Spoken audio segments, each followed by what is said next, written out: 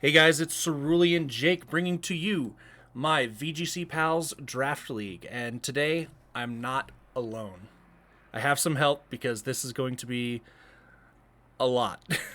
So go ahead and introduce yourself. Hey, this is Nick. I'm here to help. Nick, and he's here to help. All right, Nick. So we got the Draft League here. I put everything into a nice condensed little PowerPoint. I've went ahead and I gave you the doc so we all have context of what's going on here, but we're going to be nice and secretive. We're not going to spoil anything. So you're ready to get the draft underway that already happened? Let's do it. All right. So, pick number 1 would just so happen to be yours truly. I was first pick, and I grabbed me the Chien Pao. Man, oh man, was I excited to get this. Chien Pao For is good reason. absolutely yes. It's such a power pick. It's one of those Pokemon that has so many other Pokemon that can synergize with it that it just immediately becomes one of the best possible picks in draft. I mean, if you look at its ability, it just immediately synergizes with any physical attackers. hmm Uh, I think there's always a big stress in a draft like this if you are the first pick to pick a pick that is really going to be game changing because you're not going to get another pick for a long time down the list.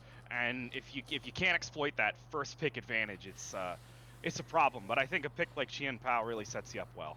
Absolutely, yeah. And I mean, the typing is also really nice. Obviously, we have that dark to lock out any prankster users. And then ice is just a very powerful offensive typing paired with Chen Pao's speed tier. I want to say it's like 120, 125, something like that. It's insane That's pretty pickup. fast. Very excited to have this one. Um, and before we move on to pick number 2, I just got to tell you that I spoke to this man in Discord. I asked him what was his thought process behind his picks. And we have but one word: vibes. So say hello to the number 1 pick of the Golden Go Warriors. We have Entei as the very first pickup. And, you know, vibes is a great way to describe it, I would say. The Um, best players win by winning with their favorites. oh, yeah. Well, I'm going to be continuing this on my own from now on. Okay. All right. Well, but for real though, yeah, it's Entei is not a bad pickup. It's definitely a head scratcher for first pick. Um, I guess there's the argument of it is such a good pickup that it since he's second pick, it very well could have gone in the what is it, like 29 picks that had to go by before he got another pick. Mhm. I just I don't know that I agree with first. What's your take on Yeah, that? maybe second or third. I mean, I had a similar issue with this.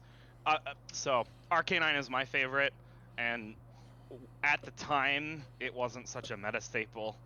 Um, I had a similar conflict of this was a draft league that I wasn't taking too seriously. It was just one I was doing at college with a few friends.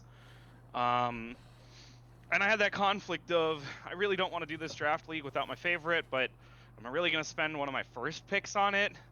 Um, I think you could probably delay it a pick. I think there's too many things up for contention, but I understand not wanting to take that risk, and maybe his thought process was, if I didn't get Entei, I don't want to play this. I can understand that. True. There is one quick little correction I want to make to this video, not a correction to what we've said.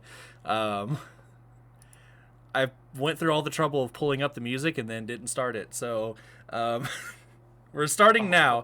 okay. Wait, I didn't know if I could find any Pokemon music that wasn't going to be distracting, so we have a nice long night in Xenoblade. Beautiful.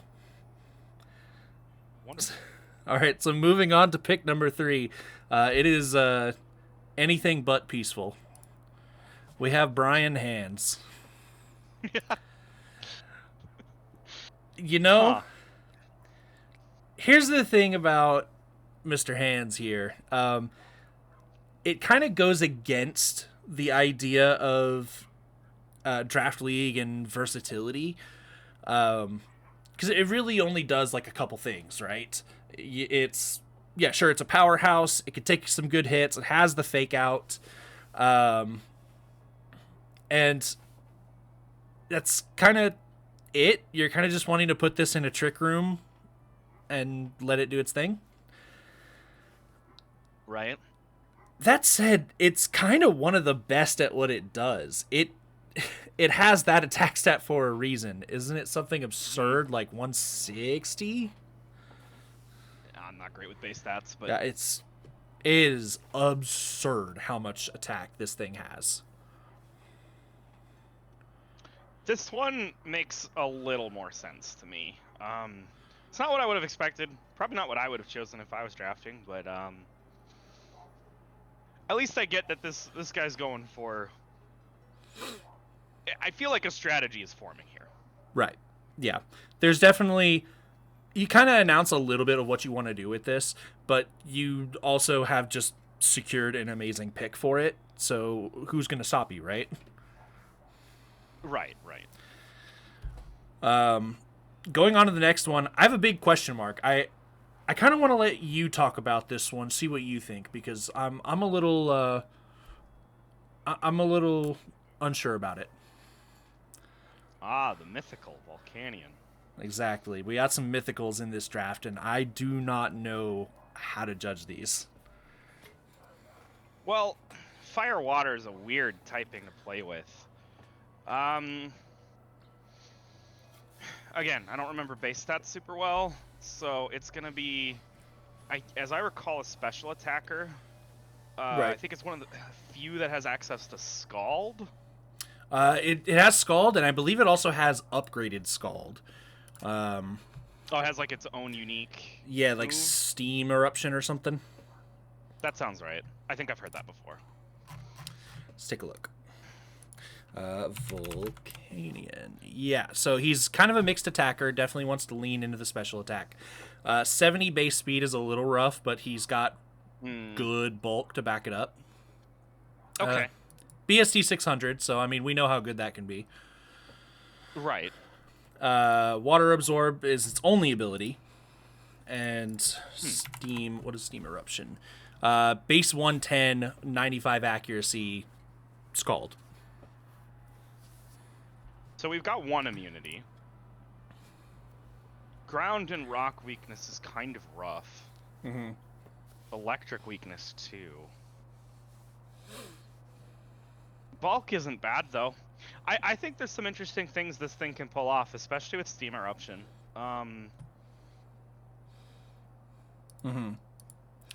Yeah, But again, I don't know about first pick. Yeah, it's rather expensive. I can see, like, you know, it's sort of that trap where you look at the board and it's like, okay, Volcanion's 19 points, so everyone's going to be going after it, right? I don't know. Maybe people are going after it. It's truly one of those picks where it's like, I am interested to see where this is going to go because I do not know enough about this Pokemon. I don't want to claim that I know that much about it either. Offensively, it's interesting. Water's one of the few types that hits a very large chunk of everything with less immunities. I mean, that's why people used to do things like Crocoon. You know, Calm Mind up a bulky water user and just spam water attacks. So anyway, we got that, and then fire typing is not usually a typing that these bulky waters can use. So that's interesting. I don't know where that goes. Um, but grass types probably have to fear that on a switch in if you're trying to hit the bulky water that way. Yeah. Yeah, it's going to be interesting. I look forward to seeing it, but let's go ahead and get the next round one pick. This one, I mean, pretty much everything I just said about my first pick can be reapplied right here. Yeah. Yeah, Chi-Yu is a great round one pickup. Obviously, we know what we're going to be seeing from this thing. We know that we're going to be seeing some amazing special attacks out of it, as well as a lot of special attacking partners. Itself, it has like a pretty good speed tier. If I remember right, I think it's slower than Chen Pao. It might be the same speed tier. But regardless, it is pretty quick, and it does actually have a reasonable special defense stat. So it's got a lot going for it, and fire is, like, you definitely want a good fire to fall back on. A lot of power that this thing can output. 100 speed, by the way. 100, yeah, I think that's slower, but 100's still good. That's a very good speed tier. Mm-hmm.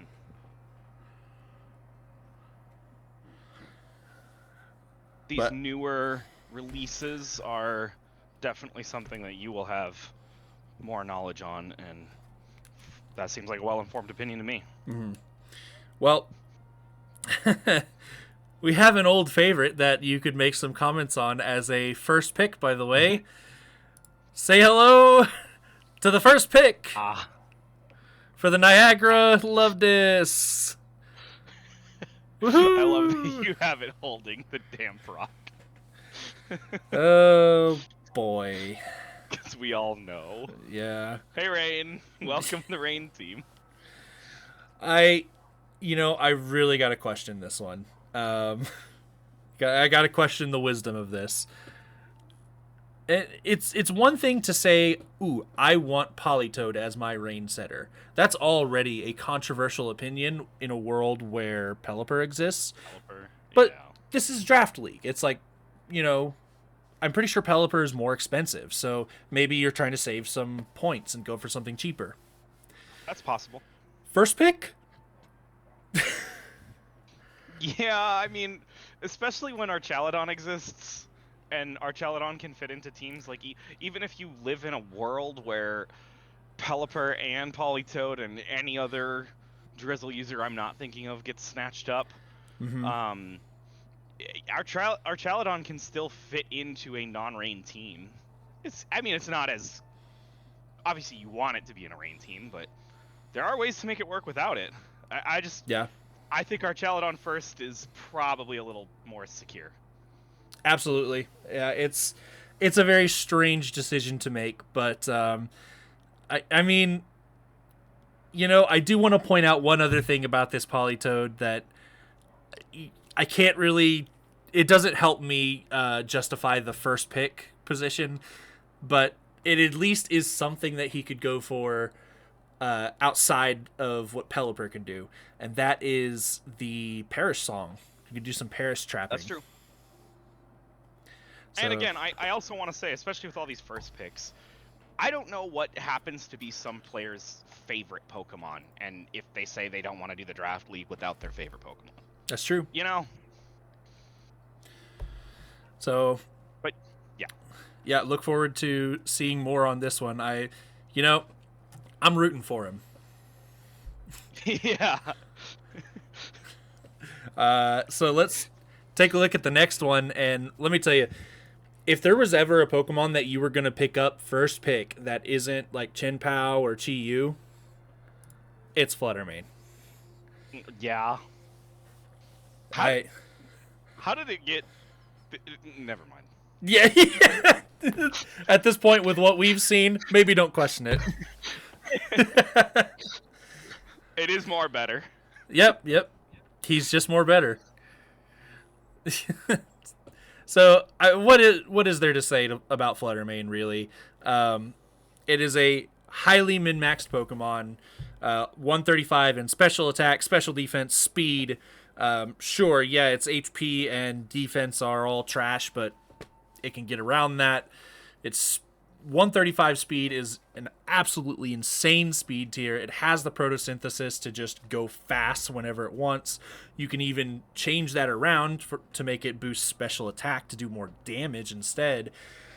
And I mean, how can you argue with Stab Fairy Ghost? Like, is there really anything else to say about Flutter? It blasts. Yeah, it blasts. Like there's a number of things that this thing can do. It does get access to Trick Room, so if you want to be sneaky, you can run the Trick Room. Oh, does it? Yep. I didn't know that. It gets the Parish song, so you can be a jerk with that too.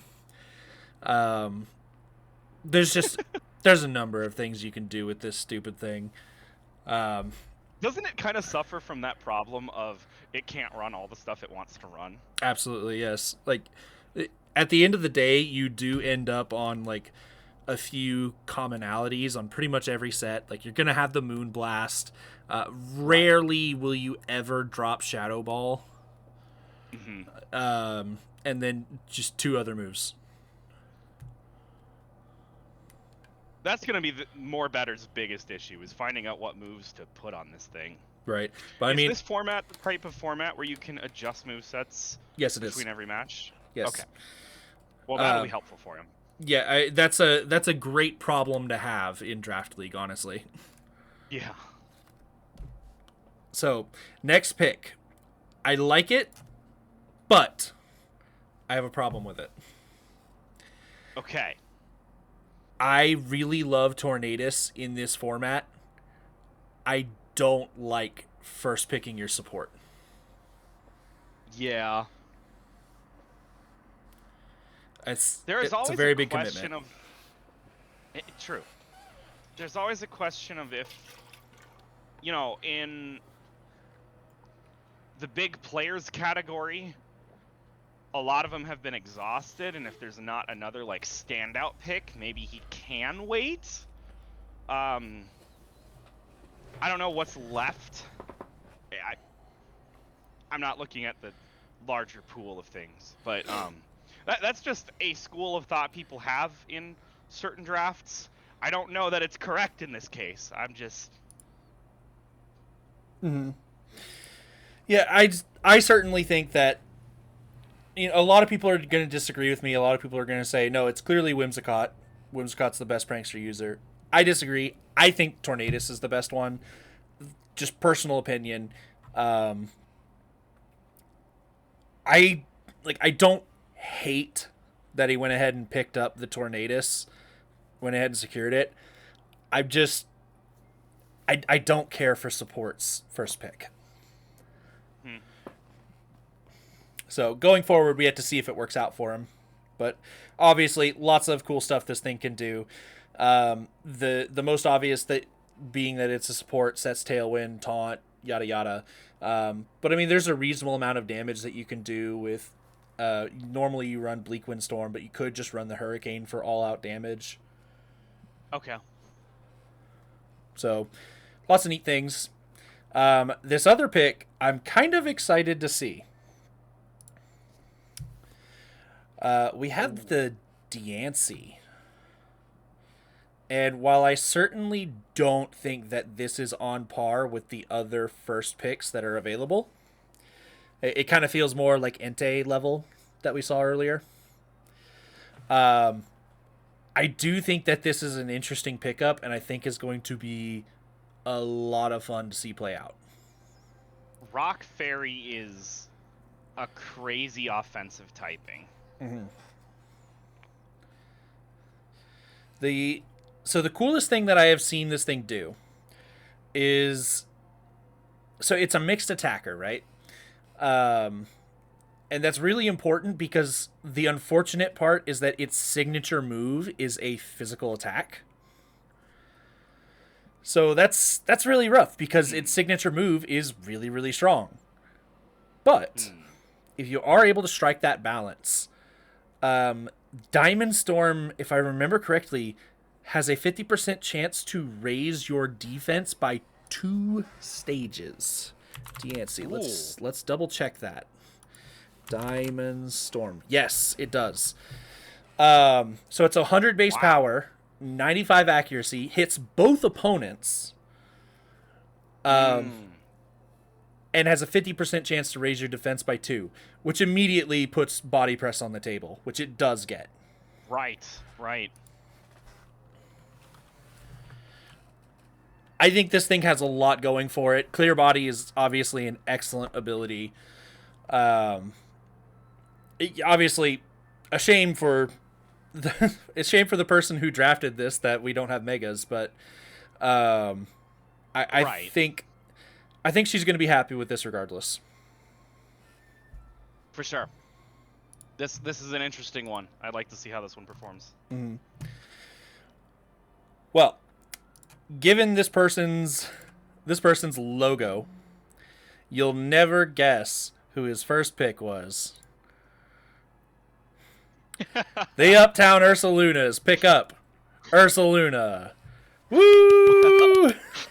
I'm happy for him. Yeah. I mean, this time I don't have to guess whether it's his favorite, but I also, if he was not the Uptown Ursalunas, I wouldn't hate on him for this pick either. Mm-hmm. So there is one thing I want to mention about this. I actually did talk to a bunch of the people regarding their picks. And they had a few things that they wanted me to say regarding why they picked certain things. And while the reasoning behind why you pick Ursaluna is pretty clear, we don't need to discuss that. It's Ursaluna. Any more discussion needed? Hits like a truck. The major thing that I want to look at going forward is that he said that he centered his entire draft entirely around Ursaluna, which is a very big risk because that basically means shut down Ursaluna, shut down the team. But if it works out, then Ursaluna can absolutely be a star. It is one of the Pokemon that is capable of running away with games. And if you set it up correctly, then shutting down Ursaluna is going to be a lot harder than it's made out to be. Right. Correct. So looking forward to the rest of the Uptown Ursaluna's picks. But before we get to those, we gotta take a look at the rest of these picks. And I mean, sometimes life is just funnier than it needs to be. Because the next pick we have Ursaluna Blood Moon. If you can't have one, take the other. Back to back. This is another one where, we talked about Ursaluna being an amazing pick. Ursaluna Blood Moon, just statistically speaking, is better. So we already said, do we really need to discuss why Ursaluna is a good pickup? Same thing goes here. Do we really need to discuss this? I mean, it's meta. It's meta for a reason. Absolutely. Yeah. Yeah, I believe who was the I think I got some messages from this guy too. Let me read through these. Okay, so he did give me a little bit on this, but it's with a specific pairing with a Pokemon later, so we'll come back to that. Okay. Yeah, there's not a lot to say here. It's just amazing pickup, deals ridiculous damage, unreasonably bulky. Yeah, the speed is bad, but that's kind of the point. Next pickup.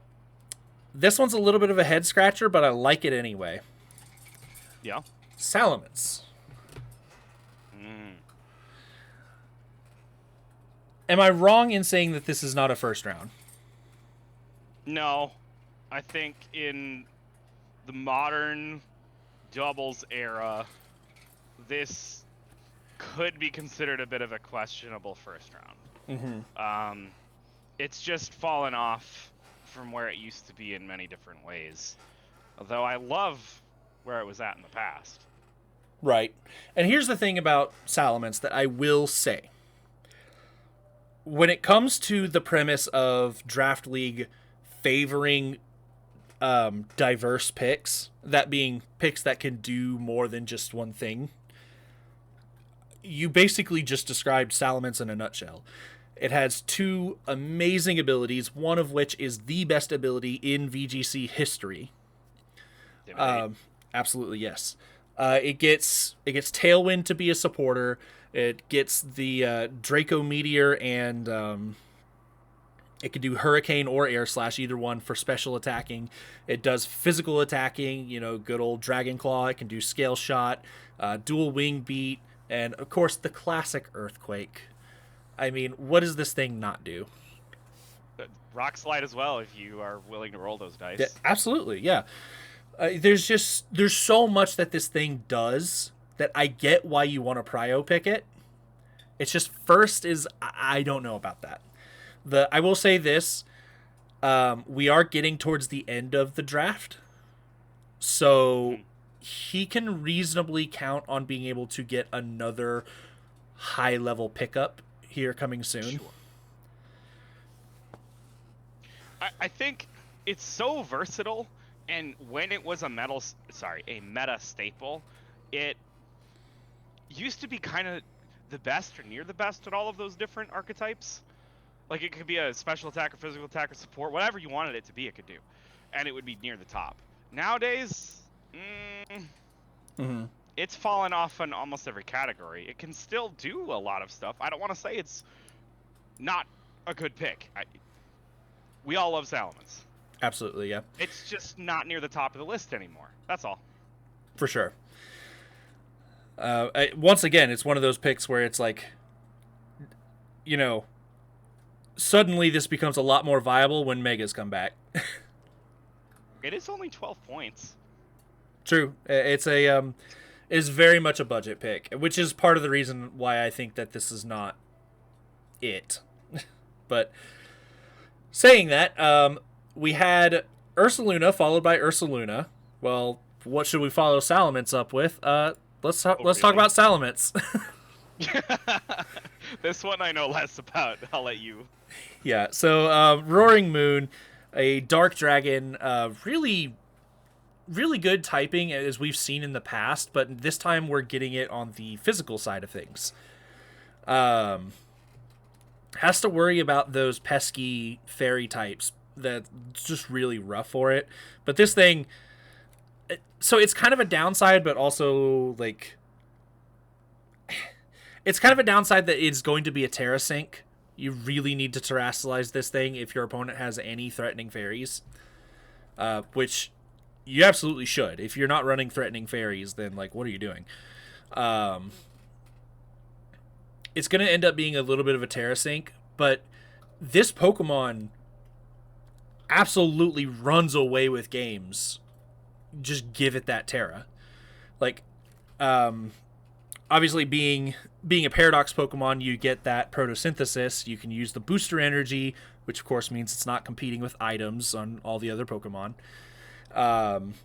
So you give it the Booster Energy, it consumes the item, you Terra Flying Acrobatics, and you're just off to the races. To deal with those fairies, you could go Terra Steel, Iron Head. If you just want to do some good stab damage, I'm pretty sure it got Scale Shot. It gets Throat Chop. I'm pretty sure this thing gets Jaw Lock, which is like you attack something and it stays in. Like, it has to stay in. Oh, switch block. Okay. Yeah. So it has a lot of interesting things it can do. I want to say it's not like it's not tanky, but it's not frail either. You're correct about those moves, by the way. Yeah. It's I say that this is a reasonable first pick. I don't hate it. I think you can build a good team around a sweeper like that. Yeah, absolutely. I do think that it's a little more limited in what it's attempting to do than, say, Salamence is, but it has the power that Salamence is lacking. Speaking of a powerhouse, just in a very different way, it had to happen, right? Oh boy. Like, there it is. There it is. Somebody was gonna pick up the Incineroar. True. I mean, it is probably the most valuable support or competing for it. Mm-hmm.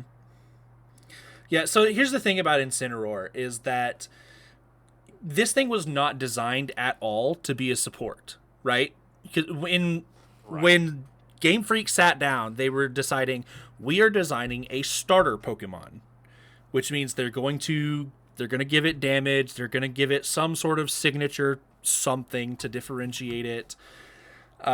They wanted to make this thing an attacking powerhouse, and they gave it the downside of having low speed but good bulk.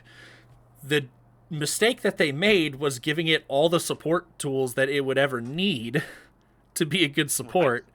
So now it does all the supporting you would ever want from a good support Pokemon while also nailing you with, like, what is it, 120, 130 base power? Flare Blitz. Flare Blitz. Yeah. Yeah, 120, I think. Unless they changed it in modern gens. No, I'm talking about Incineroar's 115 base attack. Oh, his base stat, sorry. Yeah. It's just, I mean, 115 is still very impressive. It's, wow. Yeah. You gave this thing everything. Support, no kidding. Dark type, Intimidate, Parting Shot. Ugh. Oh, and that's another thing. I know it has more. It's a fire type, and that cannot be understated. In a world where fairies are dominating the meta, not only do you get to be a dark type that shuts down all the prankster shenanigans, you also just don't have to be weak to fairies. Crazy. It's stupid. I don't understand. I don't understand why they have consistently every single generation buffed this Pokemon. The community largely agrees with you. Yeah, but I mean, here we are. So, like I said, I'm not the hugest fan of picking up supports turn 1, but if there is going to be a support that you pick up priority, I mean, this is probably it. Yeah, I think this is a fine pick by Haven's Angels there. Yep. Another absolute power pick that we are going to see go first round. Not surprising whatsoever. Annihilate. Oh, wow. Yeah. It is honestly kind of astonishing that it went this far in the draft. Because this thing, not only is it a powerhouse in and of itself, you really can just sit it on the battlefield and let it do the one thing that it wants to do. But it is still diverse. It still gets all the elemental punches. It gets poison jab to deal with the fairies. If you don't want it to be a setup sweeper with Rage Fist, you can just throw Final Gambit on it. Just insane amount of things that it can do. One thing I've noticed with this particular pick is whenever it is brought by somebody in these 2v2s, or like doubles Pokemon games, the amount of thought that gets dedicated to this Pokemon specifically from both sides is kind of crazy to me. It's like all eyes are on this, and that just creates a different environment for how you think about how you're gonna play the game. Absolutely. I like that you worded it that way, because I haven't thought about it that way, but it is really true that this thing just monopolizes all attention, because obviously from the person who's playing, like, it's your carry. You're wanting it to just sweep the game. In most cases, other times you're just going to Final Gambit and let it die. But as the opponent, you're looking at this thing and you know that if I touch this thing even once, it gets a base 100 stab powerhouse move. Right. And if you don't touch it, then there's bulk up to consider. They could just beat up their own Pokemon with literally beat up. Right. It just, wow. Unbelievable Pokemon. Absolutely not surprised to see this thing go first pick. Not much else needs to be said about it. Mm-hmm.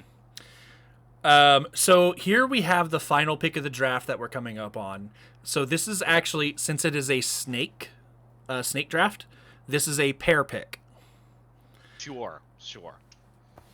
So first, we have Hoopa Unbound.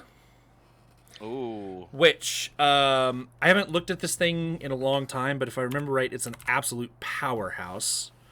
Base 170 special attack and 160 physical. Jeez. And you have to be hitting it from the physical side because it's base 130 special defense. I see. Yeah. It does have the downside of not being very fast at all. But its this typing is a little weird too. This is a legendary Pokemon. Like, period, end of story. You're right. Correct. But here's the thing.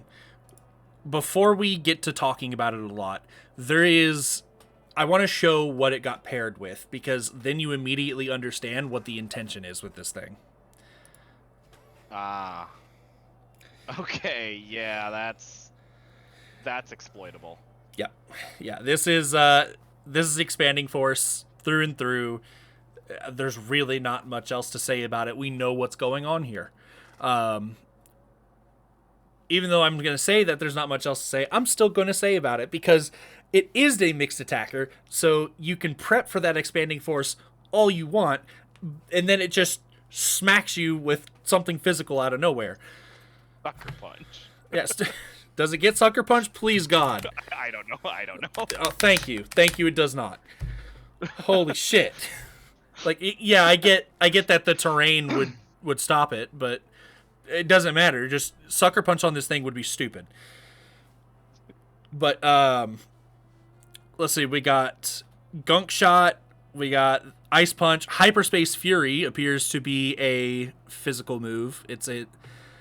Oh my god. 100 base power. It ignores accuracy checks and it breaks Protect. Oh, so Protect blocks it, but like you lose the Protect for the rest of the turn. Is that? No, I'm pretty sure it's Urshifu. Oh, it just goes right through. Okay. Yeah. But it lowers the user's defense stage by 1. Oh no! Nobody cared about that in Gen 4 with close combat. Come on. So moving right along. Yeah. We can sit here talking about Hoopa Unbound all day. It's a powerhouse through and through. What I want to talk about is this Indeedee female. Truly one of the emerging supports in Gen 9. I understand that this thing came out in Gen 8, but I think you didn't really see it that much. Maybe I'm just forgetting. Gen 9, it has really been a staple. On the level of Incineroar, Rillaboom, those guys. And yeah, I'm not at all surprised.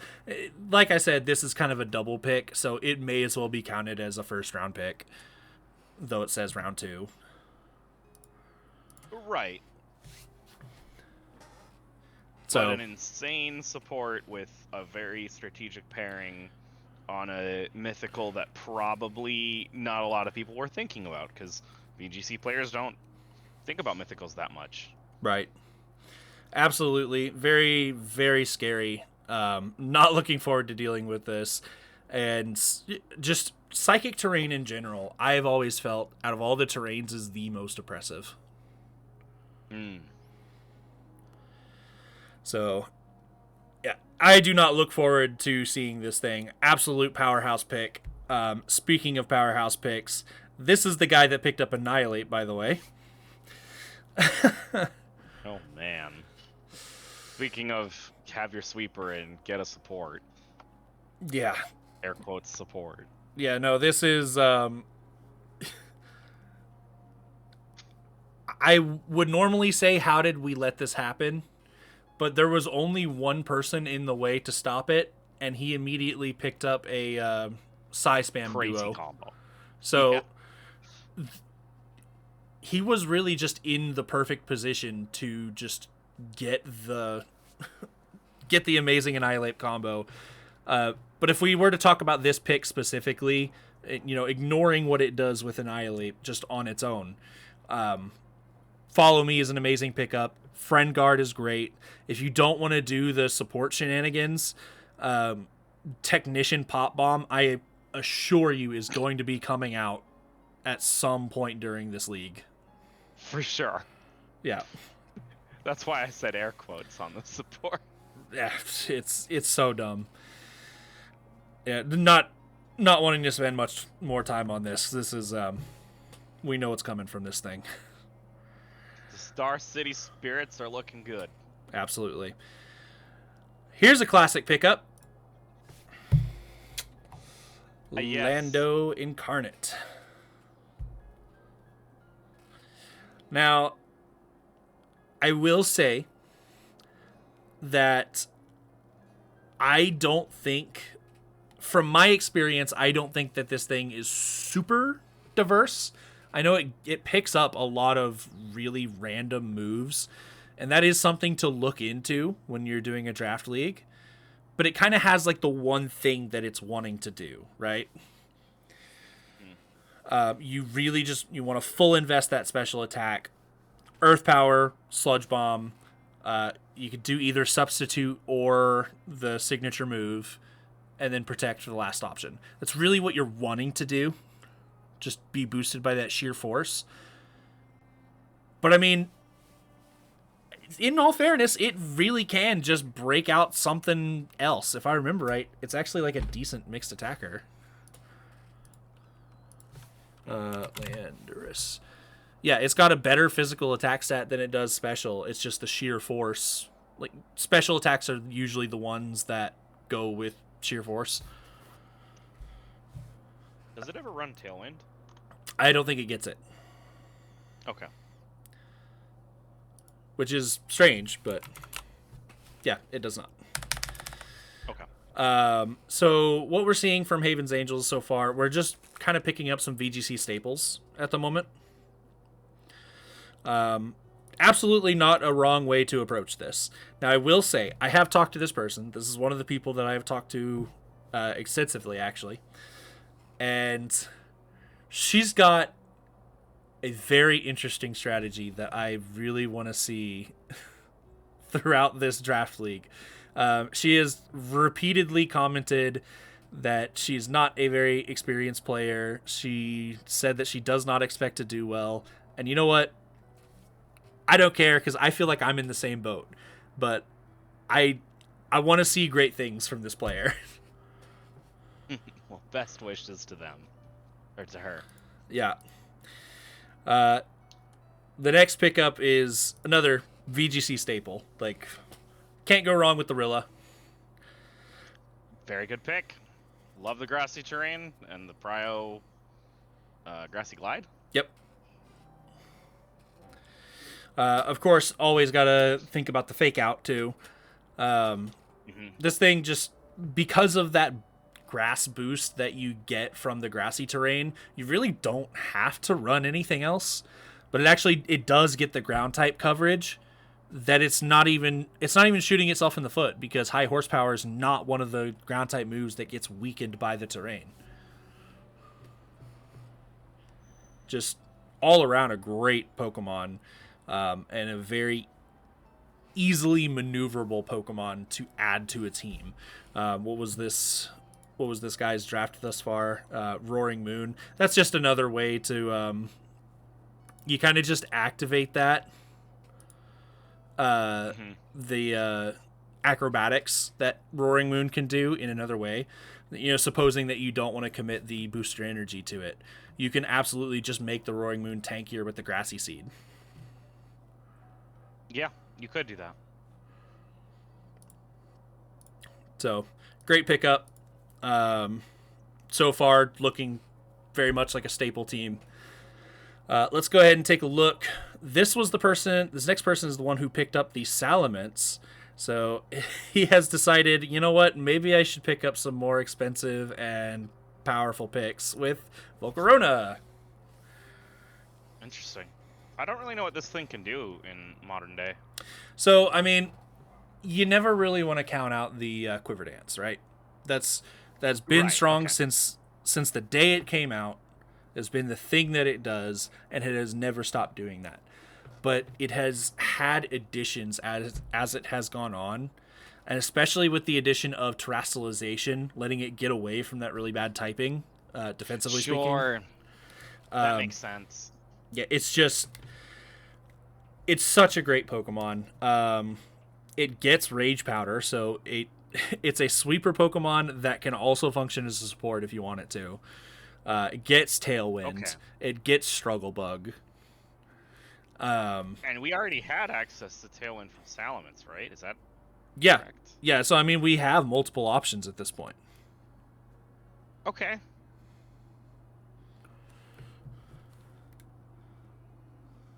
This seems... Okay.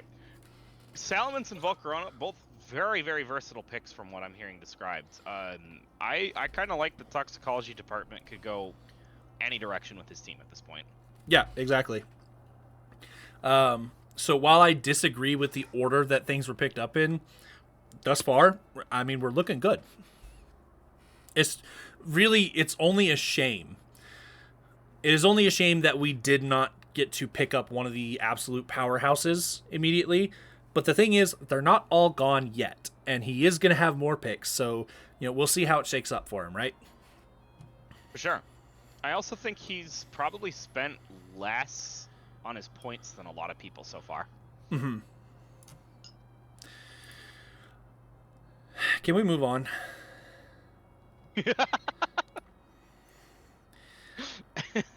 Smeargle.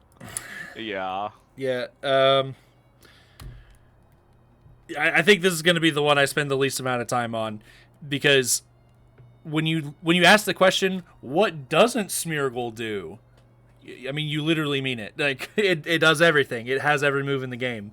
Yeah, its attacking stats are bad, but there are ways that you can get around that. It gets Population Bomb. Like, it can make it work. Moody is also really annoying. At least they removed the evasion out of all that. But that's good. Even so, just increasing one stat by 2, lowering one, it's stupid. I hate this thing. I hate that you get to bring a Pokemon and just roll the dice to see if you win the game. Mm-hmm.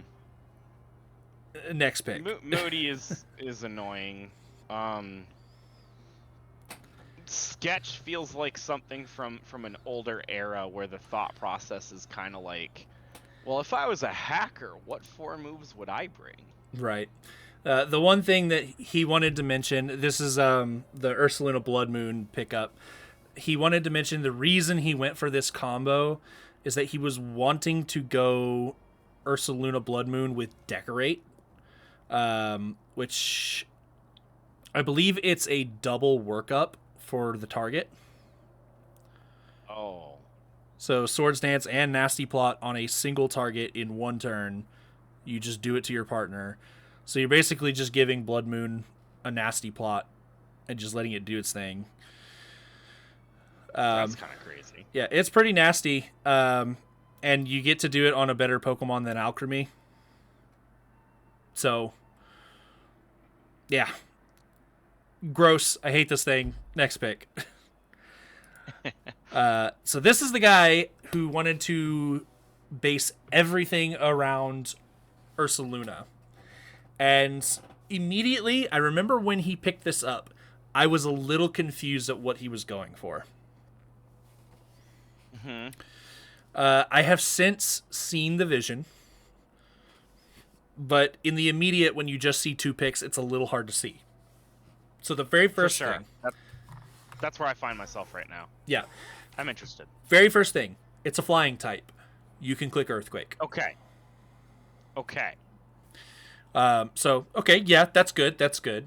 What else does it bring to the table? Because every other flying type also does that. Well, this thing threatens Intimidates. Because obviously, you can't stop Ursaluna with Burn. Because it's always going to be running Guts, right? So you have to Intimidate it. But this thing gets Defiant. So if you pair these two, you cannot intimidate Ursaluna without immediately signing your own death warrant. That makes some sense. So I see the vision now. Do I feel like it needed to go second pick? Maybe not. I don't hate it as a second pick. But I do think, funnily enough, not mentioning what it is, but I feel like the Pokemon that he ends up picking up third is actually a better second pick for him. I see. Well, I'm glad it worked out for him. Yeah. Regardless, very interesting. Look forward to seeing this. I gotta ask you a question, Nick. Yes. How did this make it to round 2? There's a lot of picks that seem to be high value, and I really think mythicals are mythicals and favorite picks are just really saturating the first round picks in a way that it feels like meta picks are like a third of the picks, or maybe a little more than that.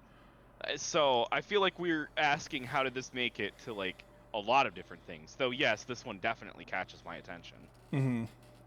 Yeah, I am an Ogerpon lover. I will always want to see this thing do well, other than when it's going against me. So I'm a huge fan of this pickup. Do not know how you managed to get it second, but it goes well with the Diancie. You're able to draw away that water weakness with the Follow Me Water Absorb. So honestly, a really good pairing. I think that this is a very good pickup for the Pittsburgh Pachirisus. And Ogerpon, I'm just going to get this out of the way now. Spoilers, we're going to see more Ogerpon on this list. And all of them have great coverage. It has its signature move with Ivy Cudgel, 100 base power, 100 accuracy, has a high crit chance, and doesn't make contact. Oh, wow.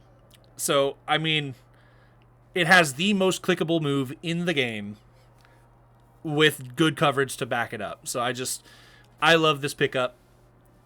I do not know how it got this far. But yeah, I think that this is going to be great for her. Diancie Ogerpon, that seems pretty scary. Yeah. Hey Nick, allow me to give you some flashbacks to what I literally just said. How did this make it to round 2?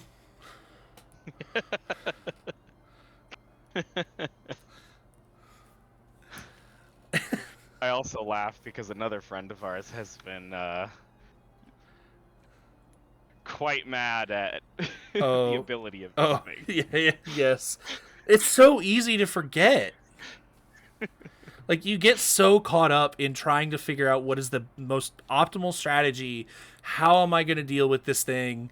How can I craft the perfect turn to predict what they're going to do while also advancing my board state? And that often incorporates the move Protect. But never mind, you're just dead. What's Protect? Urshifu doesn't know. Yeah. Rapid Strike is the water variant? Correct, yes. It is the water variant. Which the water one, for those who remember back in Generation 8, it was the dark type variant that was the all-encompassing Urshifu that everyone picked up. It has since switched to this one. I think a lot of that probably has something to do with the fact that Wicked Blow got nerfed, whereas Surging Strikes did not. But also just having a water Pokemon that is this much of a powerhouse when you're having all these Fire, Water, Grass cores running around, it's kind of hard to argue. I also think perhaps the meta back then might have favored dark type because Prankster might have been a bigger deal. Potentially. All around, amazing Pokemon. It gets a little bit of coverage. It's not like a coverage monster. But I mean, it gets like Poison Jab to cover the fairies. It gets a couple things. I can't remember off the top of my head. Mm-hmm. So, this absolute powerhouse. No, I don't look forward to seeing this thing do well. I hope it fails. Well, it's got to turn out a support, so that's nothing. That's gonna be nothing at all to do with the coach. I just get the hell off my screen. It's like. Next up, another really good Pokemon. This is at least one that I can see making it to the second round. Insane Pokemon, but it's like it kind of wants to do its one thing. It wants to stick to its electric and dragon stabs. But that's really hard to tear down when you're saying like, oh, it only uses electric and dragon moves and it does it extremely well and does a lot of damage with them and also tanks everything. Is that really an insult? I feel like with Fluttermane, we've got a very high focused fantasy core going on here. Yes, this is the guy that got Fluttermane, and this is kind of crazy because these are both 20-point picks, if I'm recalling. You're correct. Yeah. This guy is high rolling. And yes, you are correct. This is the beginnings of the most broken fantasy core we've ever seen in Draft League. More better. Just more better. But yeah, it's got some other things it can do. It's not like trying to do them all the time. I think it gets Earth Power, though it typically doesn't use it. Obviously, Terra Blast is going to give it whatever coverage it needs. It gets Snarl to shut down those special attackers. And in and of itself is just an extremely bulky Pokemon. And if you want to deal with speed, then it has just Thunderclap.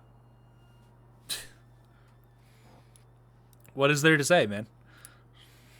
It's just a good Pokemon. It's hard. So the next pickup, I feel like this was very generous that it went this far in the draft and we just allowed this pairing to happen. Yeah. Mr. Politoed gets Archaludon. I mean, I'm glad it worked out for him, I guess. Yeah, good on you, but that was a risk and a half picking up Politoed and not having the best rain sweeper in the game at the moment. But from this point on, he's looking quite solid with these two. Yeah, I mean, even if you just take these two, you don't necessarily have to get any other Pokemon that are specifically good in rain. Like, you can just take water Pokemon, or you could just take good Pokemon. These two in and of themselves just cover rain pretty good. And something else I used to see a lot is steel types or grass types that don't want to deal with fire. Like, I think back in the day, I would always see Ferrothorns in rain, back when that was really popular in singles. Mm-hmm. So perhaps we'll see more steel types down the... Yeah, I mean, it's a good thing to point out because, like, yeah, we could see more steel types, and we could just even this thing alone is it's part steel, so that kind of just puts it at a neutral to fire. The rain kind of puts it back where it was. Being a dragon type, you really want to be able to resist that fire. For sure. So, yeah, glad it worked out for you, but wow, you're really rolling the dice on that one, buddy. So for this next one, we're going to take the fish out of the bowl and we're going to put in the penguin. Okay. I really don't know anything about this one. So Iron Bundle is it's an interesting story. You see, come Generation 9, they decided that they wanted to create a brand new speed tier that is like the elite speed tier. Obviously you'll have, say, specific crazy speedsters like Regieleki that has insane speeds, but Regieleki's also not like a powerhouse, right? We're talking speedsters that also have good speed tiers. And this speed tier that they created, that is the new elite speed tier, is base 135. Iron Bundle is base 136. That's really the biggest thing that kind of rocketed this thing into orbit of meta. Just being able to outspeed all of the primary speed tiers that are out there, but also being a water and ice type. This thing does not get coverage. Let's just put it to you that way. The only coverage you are getting is Terra Blast. And oftentimes it'll elect to snub that to just spam Terra Ice Blizzards. You get the Blizzard, you get the Freeze Dry. It's a little unfortunate for water stabs because it really just gets Hydro Pump. You don't get the Surf option, you don't get Scald option. So it's a little rough, but I mean, it's the fastest special attacking ice type in the game at the moment. With a lot of good ice stabs to spam off of a base 124. And then its physical defense is also just weirdly good. So overall, this thing is just a very, very powerful mon that I'm not surprised to see this paired with GU. I'll say that. All right. Well, thank you for all the detailed input on that. Mm-hmm. Yeah, I think that pretty well covers what we're looking to say on that. I'm sure you have. Let me just set you up for the next one. I'll let you go. Nothing has changed. Here you go. Oh, Tyranitar. Tell us about this. Well, so Rock Dark, and shockingly crazy move coverage. I mean, you obviously have from the start access to the rock ground combo that hits almost everything neutrally. I think that's still true to this day. So obviously a strong physical offensive combo. You've got some dark type moves in there. I think Pursuit has changed. I don't think that's a thing anymore. Yeah, Pursuit is gone. But I mean, it has knockoff. So I mean, so you still have some strong, some slightly supportive options. It's bulky. It's not the fastest in the world, but I mean, if you want to set it up, it has setup moves. I don't think that's the strongest way of being used. It's got a lot of supportive stuff. I mean, Stealth Rock, it's had, I think, since forever. Mm-hmm. Okay. It would be one thing if we're saying all of these versatile things about a Pokemon, and we just leave it there, but this is your Pelipper for a Sand team. This is your, like, it doesn't have to be good, I'm just setting Sand, except it's also good. Exactly. I mean, pseudo-legendary stats. Yeah, that's great. And then, like, to go even further beyond, the thing that, like, I think a lot of people miss is the Sand special defense bonus if you happen to be specifically a rock type.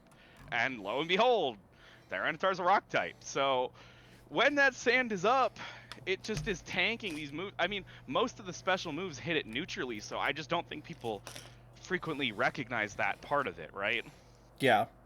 And then I've randomly seen people running that special attacking moves on Tyranitar too, like really versatile, powerful Sand setter that has no business being that good as a Sand setter. For real. Yeah. I I mean, the one thing that it does do to a draft that you could kind of say is negative is it kind of screams to everyone, "Hey, you know what I'm doing." Right. But I mean, really, so long as you get what you're looking for, is that so wrong? Well, if we look at the drafts of many people here, no. No, it's not wrong. Yeah, absolutely. Um, Amazing pickup. It's kind of strange because Tyranitar really had a fall from grace until suddenly it was back. Tyranitar has been an absolute monster lately, and I don't know where it came from because for the longest time, barring Gudra, which was, I'm sorry, I see your, I see your logo. Um, Barring Gudra, which was like, okay,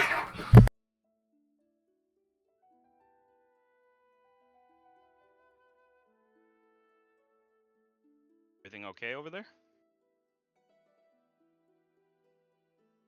Ah, um, well, so we were talking mostly about Tyranitar, and the thought that occurred to me was that I think terrestrialization has really helped it. I think that as good as that rock dark type is for all the things we've described, and of course, dark type with Prankster, um, it really suffers from that like super fighting type weakness. Back when I was playing and all the way up till now, I think most people just really get that like inkling of, oh, Tyranitar, just fighting type, it's dead. Doesn't matter all those other things that we talked about. And terrestrialization really flips that on its head, because now you could just go like, I don't know, ghost and just really troll people. And that has other uses as well. I'm not saying that's the best one. I'm not the best with the current modern metagames, but you're definitely have a whole lot of options that are no longer 4 times weak to fighting. And when you can flip that on its head and just rely a lot more on Tyranitar's base stats, I think that's part of why we're seeing a resurgence, because it's always been offensively and supportively strong, able to exploit those stats in the sand. But now we can remove that weakness. I think that's pretty key. yeah. Just all around an amazing pick. It it has no problem being like the centerpiece of a team, and just really rolling with it. I do I do foresee this thing having a lot of good results. But I think it's time to move on to the next pickup.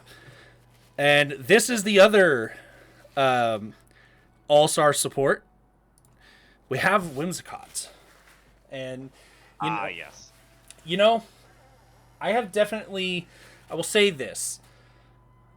I have definitely come to respect it a lot more because I already knew that it was a good support, and I never doubted that.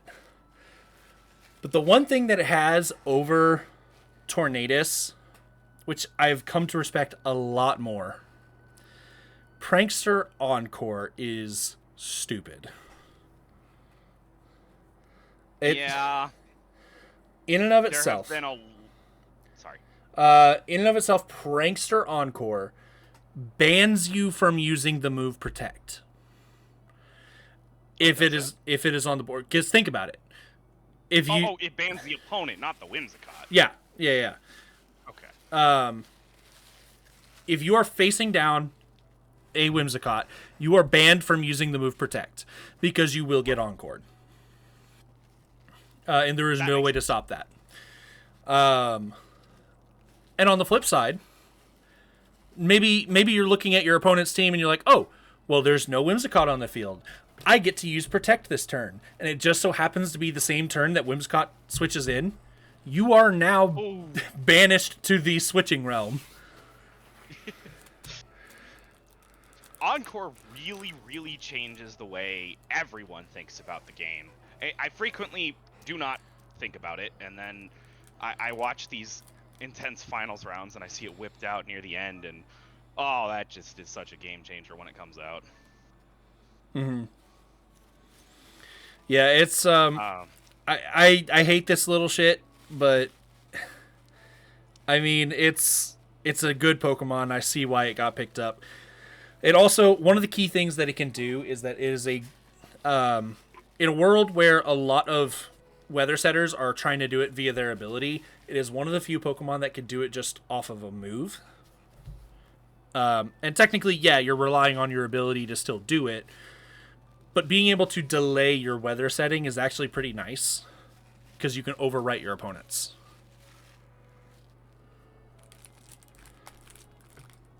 So I look forward to seeing what this guy can do for the Eureka Espeons.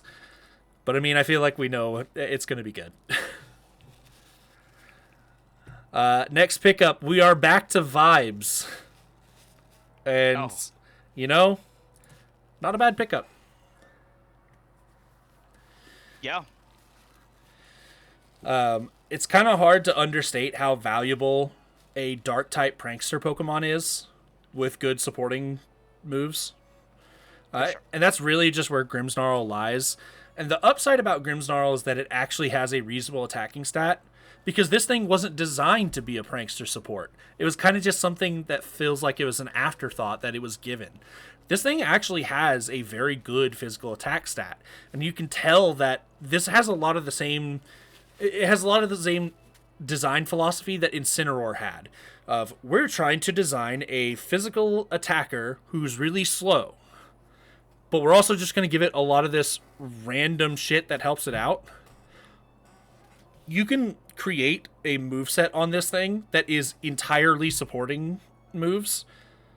And it's one of the few Pokemon where it's like, it might be kind of viable.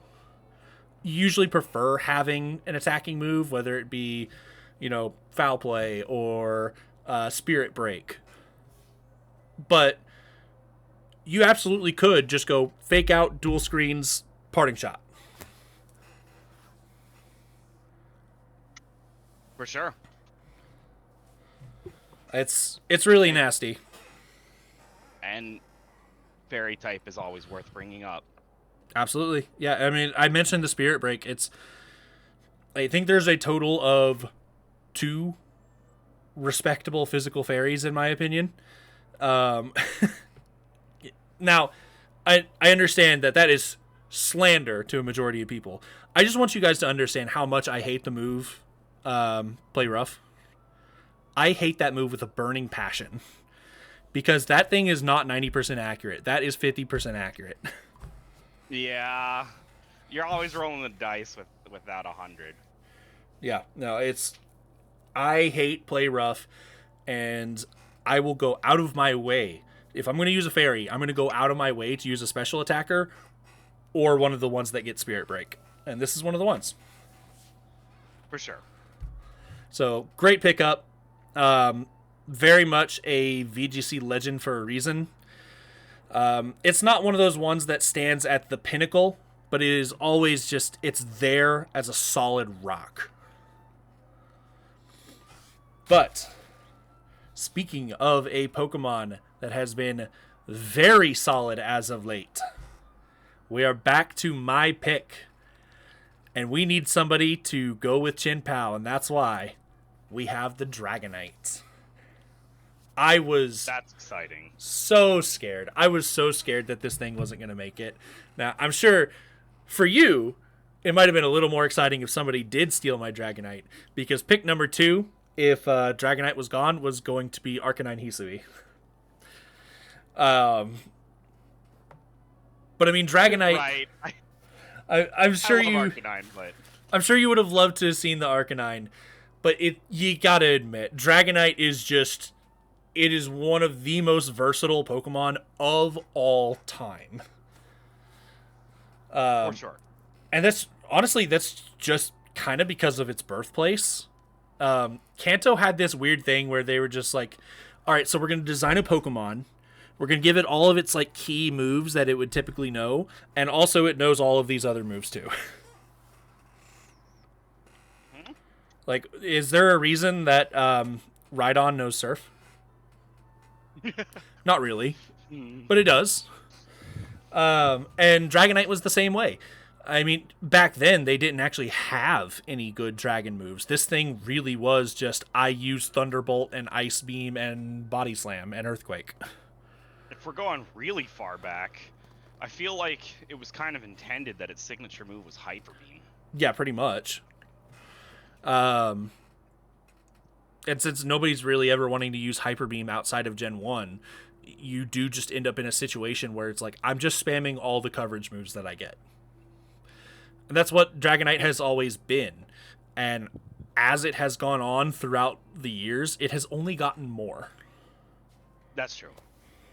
And then it got that ability, I don't know if it's what we run anymore, probably not, but the half damage reducing one, I feel like that opened up a lot of options back in the day. So, it's kind of weird. For a long time, Inner Focus was kind of the play because you don't get flinched and you don't get intimidated. Yeah, yeah. I mean, that's pretty crazy in VGC. You kind of just described the world of VGC, and you're immune to it. Like, what the hell? And yet, very recently, multiscale has kind of just been the play. So you're really bringing up a very important point in that Dragonite has two very good abilities, and you'll never know which one I'm running until we get into the battle. And that's another reason why I wanted to pick this thing up. But, I mean, the number one reason, we all know it. We need a good extreme speed user sitting next to Chen Pao. Like... Right. I could try to hide that. I could be like, I have a secret strategy that I'm not going to tell anybody about that everyone already knows. I mean, I feel like telegraphed builds are quite common right now. Yeah. So, I mean, that pretty well covers what Dragonite does. But my next pick, I did sort of signal what I am wanting to pick here by what I was talking about earlier, is that I don't really respect a lot of fairy types. I respect fairy the typing.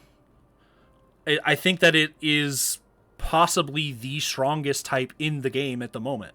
However, the Pokemon that represent said type often just aren't it. Like, you have the few standouts, but it's kind of few and far between, which is why I wanted to secure myself. I knew I needed a good fairy type, so I wanted to secure a good fairy that is going to cover all of my fairy needs, and to me, that's Primarina. No play rough. No play rough. We get Moonblast, thank God. I mean, another thing this thing does is it immediately adds some water to my team, and you can never say no to a nice bulky water. For sure.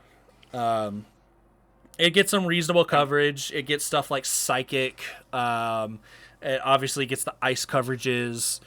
There's a lot of really cool things that Primarina can do on top of a very good special attack. Yes, a haze. Very nice. Just so much good stuff. Not to mention, the signature ability of this thing is just... It's kind of hard to argue that water power Hyper Voice is just does so much damage.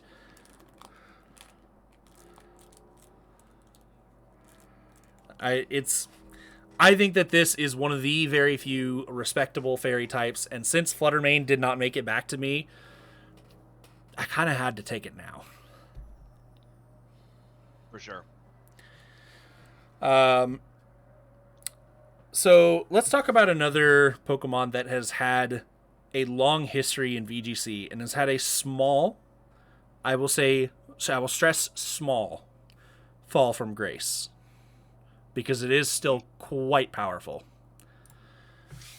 Talk to me about Lando T.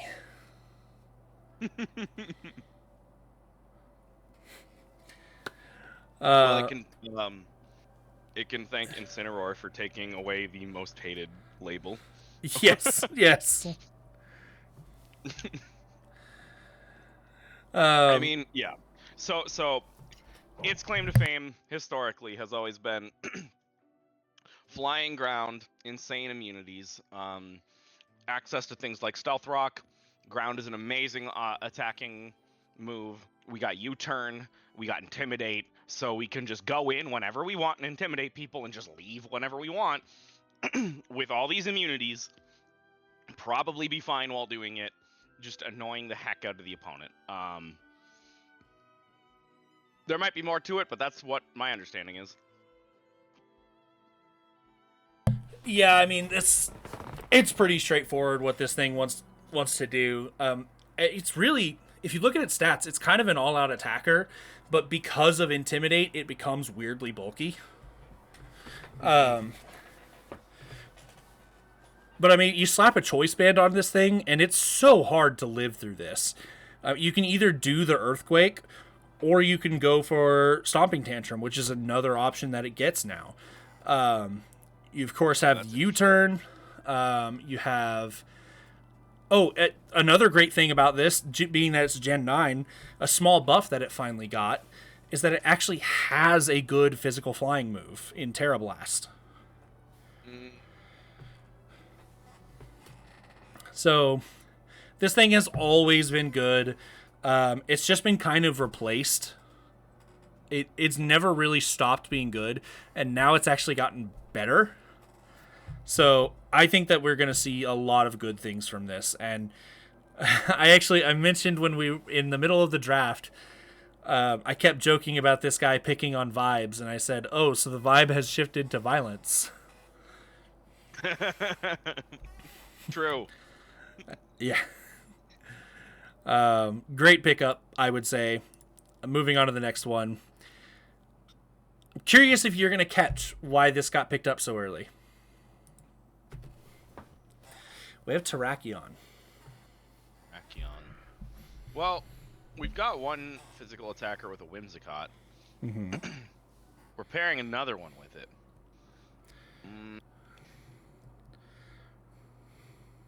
That's interesting. I feel like I'm missing something, though. Let me give it to you. Its ability. It gets I don't remember its ability. It is justified. So, okay. As I recall, Terrakion, justified. After getting hit with a dark type move, it raises its attack by 1 stage. I know beat up is a dark type attack. Yes, sir, it is. And that is the Whimsicott special. I see. So not only do you get to put a Tailwind behind this thing, but you get to set it up in the same Pokemon.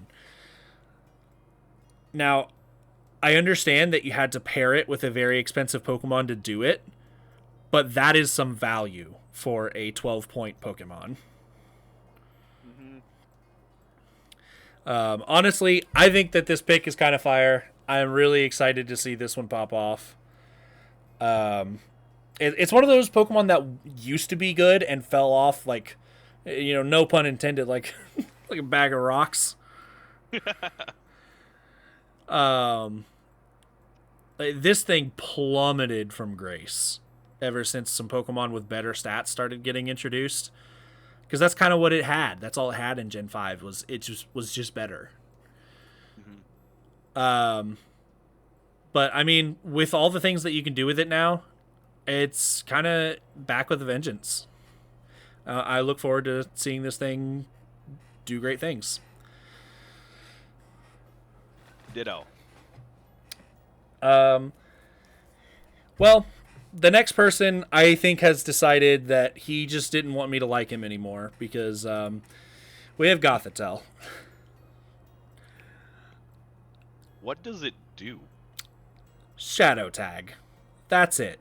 Oh God. That's all you need to know about this, is that it gets Shadow Tag, and that's what it is going to be doing. That's its entire purpose. It also gets Fake Out, so it can stall a turn of what I'm sure is going to become a Perish Trap team. Does it get Trick Runes or any sort of terrain? I believe it does. So it does probably get Psychic Terrain, but it's not going to be a setter, because it doesn't have Prankster to set it quickly. all you're trying to do with this thing is you're trying to trap people in and force them to have a bad matchup. And like I said, Perish Song has become a widely distributed move. Not widely, but fairly well distributed move. We'll surely see this thing turned into a Perish trap team. So another pick chooses violence. Yeah.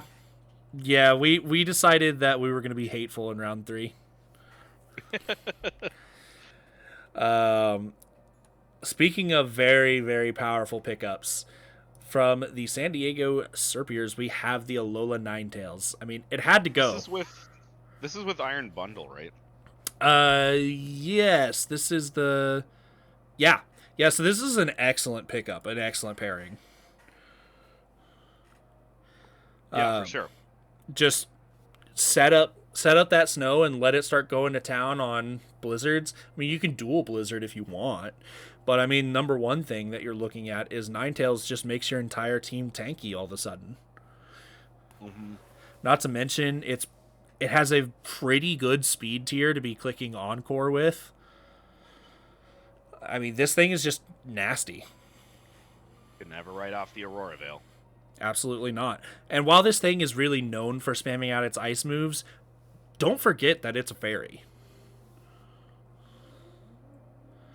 Crazy offensive potential. Absolutely. It's gonna whip out either a D-Gleam or a Moonblast, and you're dead.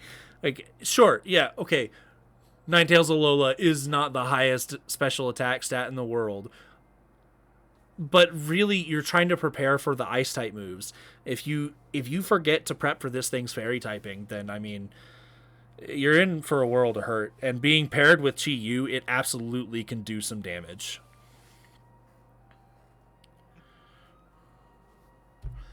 Overall, great supportive pickup. I really like to see this for this team. But the next pick, I think, is pretty sick. You sort of identified exactly what that rain team was needing. We're just going to pick up more steel types. Wait, we're in round 3, right? We are in round 3. Oh. Huh. And Golden Joe has only finally gone.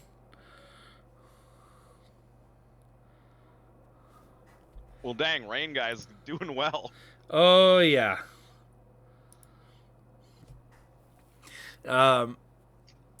So, I mean, here's the thing that you need to mention about Golden Go. I think we're getting to a point where picks are getting... We're starting to see things are coming together a little more, so we don't have to talk about what could be.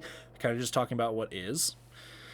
We're seeing what's happening here. This thing is no longer too scared of fire types because it's in the rain. We're obviously going to be spamming out Make It Rains. And then we're going to have a lot of reasonable coverage. We get D-Gleam, we get Thunderbolt, we get Power Gem. There's just so much you can do with this guy. On top of that broken ability is just... This thing is a very good pickup. And shocking it made it to round 3. That's Golden Go is so influential from the things that I've seen. Now again, I don't know how many of those had mythicals involved. That it makes me like, when I see it pop up this late, it makes me think, how many people passed up this and what did they pick instead of this? You know what I mean? Yeah. Like, I'm not actually trying to do that analysis, but that's the thought in my head when I see this thing. Mm-hmm. Yeah, no, there was definitely some interesting decisions made. Like, people definitely had some very specific plans in mind to want to skip Golden Go. For sure. And I'm not discrediting that. I see Golden Go round 3, I go, oh, wow. Yeah. Our next pickup here is another classic VGC staple. It's round 3, so we are still getting all the staples out of the way. Oh, yeah. Okay. We know what we're in for, right? And he needed a support too, right? Because Flutter Mane Raging Bolt, yeah, that makes sense. Yeah. Yeah, we already have the powerhouses that we need. We just pick up the support, and we just kind of let Flutter and Raging Bolt do their thing.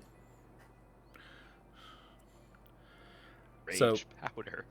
Yeah, absolutely. And I will say, in terms of things that I would kind of like to see come out of this thing, you have the old reliable of, Pollen Puff, Spore, Rage Powder, Protects. Right? Right. This thing does get Sludge Bomb and Leaf Storm. So, I mean, Ooh. you can just catch someone unsuspecting and just rip out some damage. You better not lose that Primarina to that. That's not the plan. For this next pick, I mean, I said we were going to see it, and here it is. I will say, it is a little scary that this got put on the same team as Urshifu Rapid Strike. Okay. Because, this guy is basically just building a VGC world's quality team. We have Tornadus. We have Urshifu Rapid Strike. We have Ogerpon Hearthflame. This just is, VGC.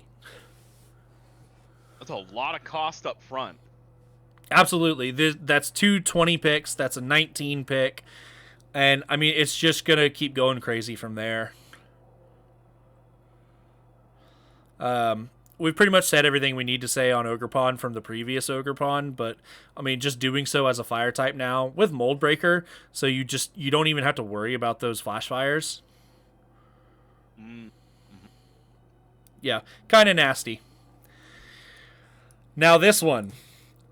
I think that this pick is hilarious because, in my opinion, I think that this is probably the first snipe of the entire draft. Yeah? Cresselia. Is this sniping from Expanding Force Guy? No. This was one pick away from being Ursaluna's Trick Room setter. Ah, okay. That is a tragedy.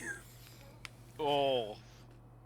Now, I will say Cresselia on this team specifically, I mean, it has a role sitting next to Diancie, because Diancie doesn't have the greatest speed tier in the world, so being able to set up Trick Room is very nice, and it's kind of Cresselia's thing, but it does have more that it can do than just that.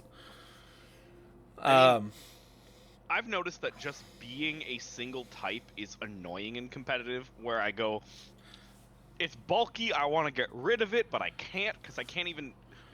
there's no possible world where I get 4 times on it, so I'm just like, ugh, what do I do? Well, yeah, even being... Psychic has kind of devolved into one of the worst defensive typings in the game at this point, but it just doesn't matter. Cresselia has always just been this unbreakable wall, and to this day, even with all the great wall breakers that we have, just, with the power creep getting higher and higher and higher, it's still hard to kill this thing. Absolutely. And if you want to talk about other things that it can do, I mean, this thing gets Icy Wind for other terms of speed control. It has all the new signature moves it got from PLA. Mm-hmm. So it's got plenty that it can do aside from just set Trick Room and then sit there and do nothing. But yeah, I think we can move on to the next one here. We have what I feel was definitely a better second pick for the Uptown Ursalunas. I think King Gambit should have been pick number 2. But he did at least get away with it. Yeah. Yeah, I think that's a fair comment. Zapdos Galar, or Galar.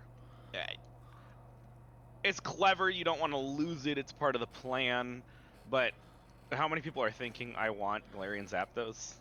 Right. Versus King Gambit. Right. But, I mean, like I said, it's kind of hard to fault the guy when he got it right. He got them both. For sure. So, the one thing that I can say about King Gambit is, while I think that this fails to do exactly what he was saying in the sense that it supports Ursaluna. What it does do is it kind of lifts a little bit of a weight off of Ursaluna's shoulders, that if it does go down, there's at least another sweeper in the back that does abuse the Trick Room. Which is a form of support in and of itself. Right. Yeah, it's always good to have multiple forms of damage, because if you only have one piece that you're playing around and you blunder it, it's just over. Too much pressure. Yeah. So, now I don't think that King Gambit gets the most insane amount of coverage, so we'll pretty much be seeing the same thing out of King Gambit upon multiple occasions. But the one thing I do want to mention is that while this thing will almost always be running Defiant, I am really interested to see if there's ever a game where he breaks out the Supreme Overlord. I think that could be really cool. I look forward to seeing that. For sure. Our next pickup. Let's grab the dice, baby, because we're winning Vegas. Oh, okay. So we got Ursaluna Blood Moon, we got Smeargle. Yes. Now we have And our now Trick Room Setter. Porygon. Okay.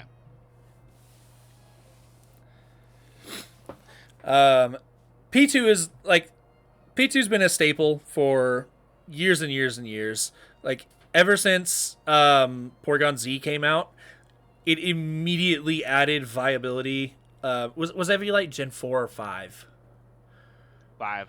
5. So ever since Gen 5, even in singles, Porygon 2 has just become a staple because of what it does.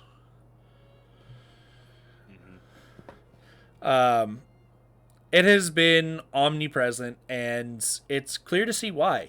It's just impossible to bring down. It has a good special attack stat it can just immediately abuse. And then just being a Trick Room Setter is highly valuable. There's not...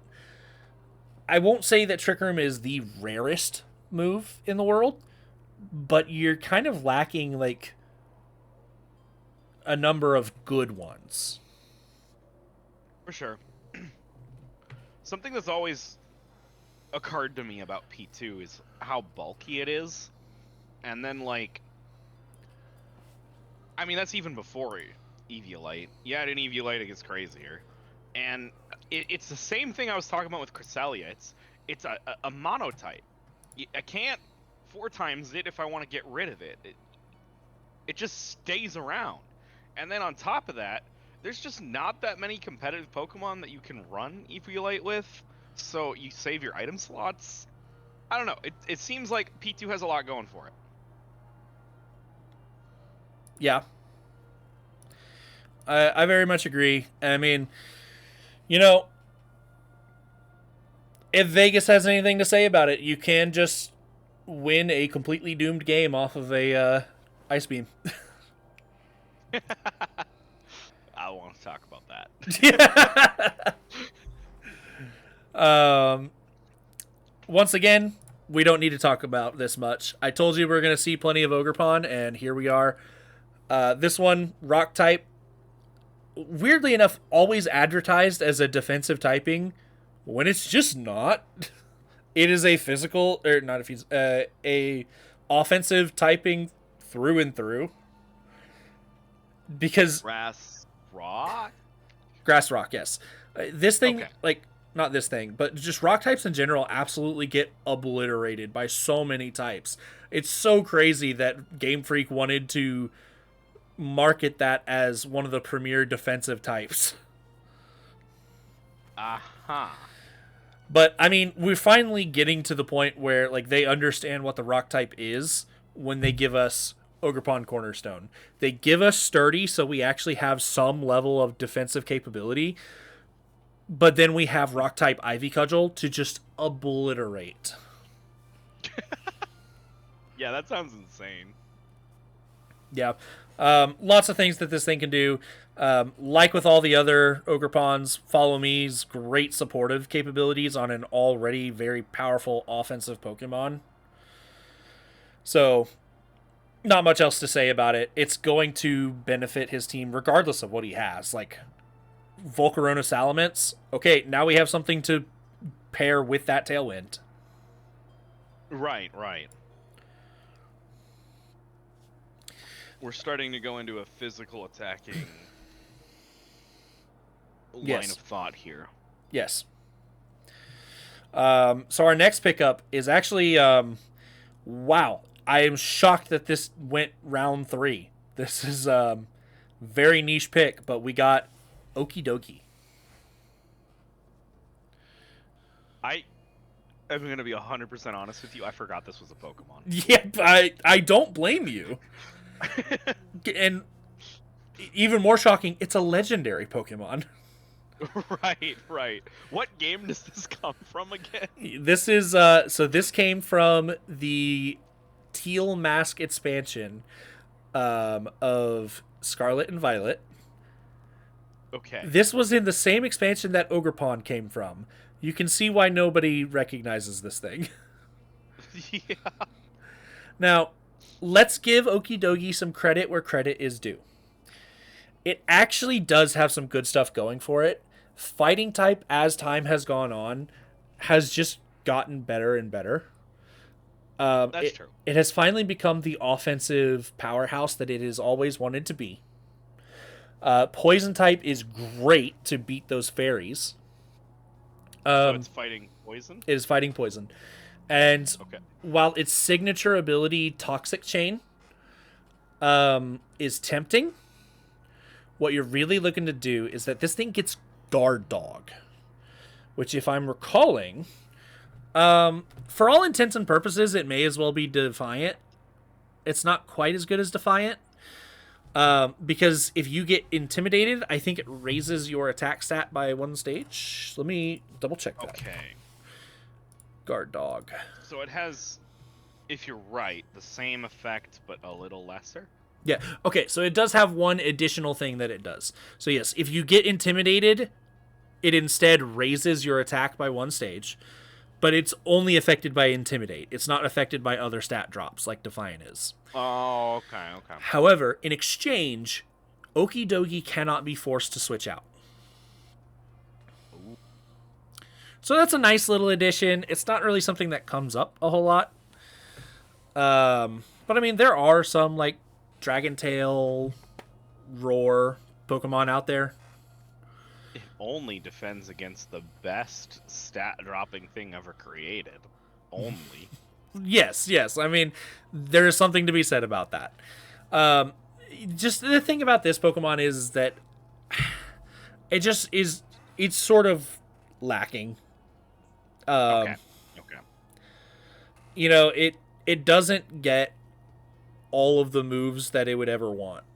But I mean, basically, the way that I would compare this thing is I would say, what if you took Iron Hands, lowered its stats, and gave it a probably worse typing? Okay. Now, can you remind me the typing of Roaring Moon? Dark Dragon. Right. So, having a strong poison type to maybe deal with some of those fairies seems like a good investment. Yeah. I definitely don't think that Okidogi is the worst Pokemon in the world. I've just never felt it. I get you. So our next pickup, now this is a Pokemon I do highly respect. Heatran. I mean, we're kind of going the same angle that we with Haven's Angels. We're kind of going the same direction that we have been going. Is we're kind of just picking up a lot of really strong Pokemon that are left on the board. And it's kind of hard to see where this is all coming together, right? Yeah.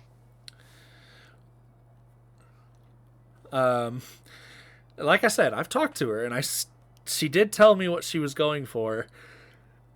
I I promise you, I think you're gonna be as shocked as I was. Um, but man, am I really wanting it to work out. Right. So my stance on what I'm seeing in this draft so far is some very staple, historically proven picks that, but I'm not really seeing a win condition thus far. Mm-hmm. Um, and that might just be because I don't know where this is going, and I'm trying not to look too far ahead in the picks Yeah, to spoil it for myself. Um, but this what we've picked up can certainly very strongly and stably switch in on almost anything and can support a vision. We can definitely support a vision. We've got yeah, that. yeah. I don't know what the vision is yet. I'm waiting with bated breath to see where we go with that. I promise you, you're gonna be holding your breath for a long time. Well, oh, I mean that's fine though, because if you hold on to some of your points until some of the later rounds, I think that is definitely a strategy that you could be employing, right? So I don't know. We'll see. The grin on my face, if only you could see it. Next pickup. This is again one of those slots. This is the Annihilate Mousehold fellow. Um, Right. Okay. this when you pick up something like Annihilate Mousehold, one of the things that you're sort of advertising to everyone is, hey, I want to do pairs because there is a common build in VGC that is it's called 222. You take a good pairing, a good pairing, and a good pairing. And we can kind of see that this is where it's going when we pick up Iron Crown, a premier Psy spammer. We also like we also know that the only person who can possibly stop him from getting the desired partner for Iron Crown already has Indeedee female. Right. So that makes sense. Um, not to completely ruin my Pokemon credibility, but I think this is the first time I'm seeing the art of Iron Crown. I mean it's one of those Pokemon that kind of just got like quietly dropped. So Was if it you dropped in an event? Did I miss that? so it wasn't an event, but you have to Okay, basically okay. 100% the DLC. That's up my alley. I don't need to get into that. That's not the point of this video. Yeah. But thank you.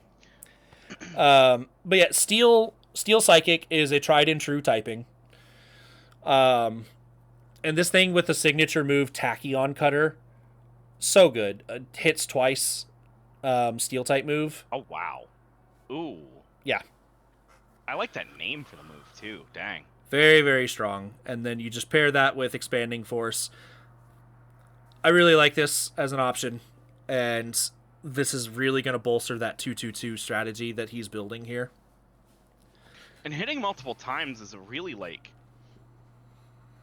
valuable thing to do when we have things like sturdy and substitute and etc. Correct. Yes.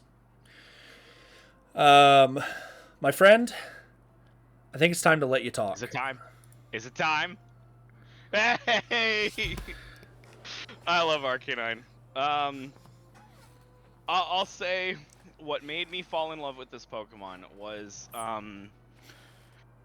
back in Gen 5, I remember playing, and just the move versatility that opened up between Gen 4 and Gen 5 really astonished me. I remember thinking, okay, it's an Arcanine, right? Like, what could it possibly do? It's fire. And then I switch in my Tyranitar, and it close combats me, and I lose it. I'm like, okay, didn't know got that. What do I do now? Okay, we'll switch in a bulky water type, we're fine. Wild Charge, I'm dead. Huh.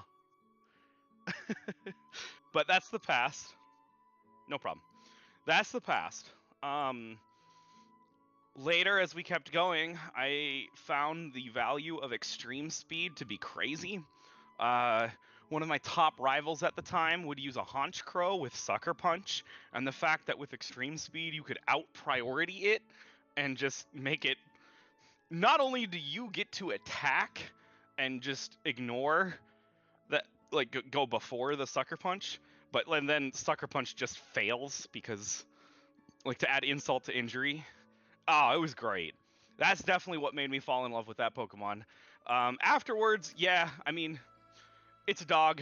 I like dogs. It's a very photogenic Pokemon. Um, so that's why Arcanine is my favorite. But moving on to more relevant to this discussion, we got Hisuian Arcanine in the more modern years. And in VGC, Arcanine has always been a bit more of a support. That's just kind of the nature of 2v2s, whereas the Arcanines I was talking about were like singles choice band users. But this is a little closer to that. Not choice band per se, but this thing is a monster for attacking with stab rock moves. Oof, there's a lot of options there for some really damaging moves. Yeah. Obviously, you've got the rock slide. Stab rock slide hitting both of them and having a chance to flinch. Like, oh, that rock type is a very strong offensive type for a lot of reasons. And I mean, I already said the other parts. That's crazy. Fire type is crazy with that fairy resistance. Does this thing keep Intimidate? I haven't really used Hisui that much. It does. Well, The only thing that it trades in abilities is you don't get Justified anymore. You get Rockhead. Right. Okay. Which, of course, has its own uses. I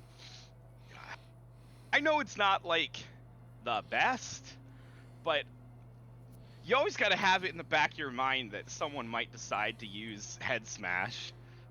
Yeah. Just completely annihilate one Pokemon. Yeah, no, this Pokemon is genuinely, for at least Regulation F, this is genuinely a meta-defining Pokemon. Such a strong attacking type. And then Intimidate, Fairy Resistance. Quite good. And, I mean, 90-ish speed? Maybe 95? Right? It got lowered. So it got more. Right. It got more attack, and it got lowered in the speed. Okay. But I mean, like, somewhere in the 80s is like that's still like a reasonable speed stat. For sure. It's not like your desired speed tier, but this is like, okay, if I'm going into all speedsters, then I can function in Trick Room, or I can function in Tailwind. Which, if you don't mind, we can continue talking about Arcanine, but I want to talk about it in tandem. So we've sort of already seen all the best like premier Tailwind prankster users gone. Mm-hmm. So next up, you're just wanting Tailwind users that are fast, and we are getting that with Shaman Sky. Mm. Pairing that with the Arcanine is actually one of the things he wanted me to talk about. Oh, he double picks. That's right. Yes. So not only do we get all of the upsides of what you just talked about with Arcanine, and specifically Arcanine Hisui, but we also get the fast Tailwind. We also get Seed Flare, which is like, isn't that like 100 base physical, or not physical? 100. I think it's special. 120 grass. Shaman. Could be 100. Hey, Shaman, tell me what you do. Seed, Flare, 120 special attack, 85 accuracy. So, I mean, we're basically dealing with Grass-type Fire Blast. Yeah. But, I mean, but with specifically a Grass-type move, a lot of times what you're looking for with that is to hit a bulky water. And of all the cases I would ever trade a little more power for some accuracy, Yeah, no, I mean, that's the thing. Like, sure, a lot of people will just talking about what we're more familiar with the flamethrower fire blast debate. A lot of people will often opt in for flamethrower because it's more consistent. That doesn't mean fire blast sees no play. Fire blast is a good move. For sure. In the same vein here, Seed Flare is doing the exact same thing. And yeah, it also has that little bit of 40% chance to lower, what was it? Special defense by 2. It's like, Wow. That's neat, but I mean, we're trying to kill with this, right? Mm-hmm. And then, I mean, is there really anything that needs to be said about Serene Grace Air Slash on 127 speed? Like, we're being a jerk. Togekiss flashbacks. Yeah, I mean, even better because it's 127 speed. Yikes. Yeah. I mean, this is a great pickup, especially with the Arcanine Hisui. I really like this combo from a if I were using it standpoint. As far as going against it, once again, you're still on my bad side. I mean, Tailwind Hoop Unbound. Yeah. This is just becoming nastier and nastier as it goes on. And he's starting to lean into Fire Water Grass Core. Yep. Next up, we knew this was coming, the Indeed email. Right. This one is the more offensive of the two. I believe it forgoes Follow Me, which is really, really sad. However, it's still a very strong pickup. It actually can abuse its own Psychic Terrain with Expanding Force. I've used it in the past. It is a very strong Pokemon. And in terms of everything else that we've already said about Indeedee with the female version, second verse, same as the first. It's just a very powerful pickup. Annihilate probably appreciates not having to deal with, like, Soccer Punch. Yeah, I mean, regardless of it being neutral, I don't think you want to, like... You don't want to get out-prioritized and just dead before you can throw that Rage Fist. Mm-hmm. So, next pickup. Man, I really... God, I was so desperate to know where we were going with this pickup. We got Sableye. Don't get me wrong. Sableye's a good pick. Once again, Dark Prankster, high priority. It's just, it doesn't really have stats outside of that. So, like, the only attacking move you can really get out of this thing is Foul Play. Add another support to the foundation. Yeah. Yeah, I mean, it gets weather setting moves, so it can deny weather. It gets, I believe it gets Quash. So that's speed control. Another method of speed control, I'm pretty sure it gets T-Wave. It gets Will-O-Wisp. Just so much supporting moves that this thing gets. That's so versatile. Yeah. And only weakness Fairy. Yeah. Yeah, no, this thing would be an absolute beast if it had better stats. And honestly, it's kind of a little bit of a shame it didn't keep Prankster when it Mega'd. Yeah. Got Magic Bounce, though, right? Yeah, Magic Bounce is still really good, but Prankster with that bulk would have been kind of disgusting.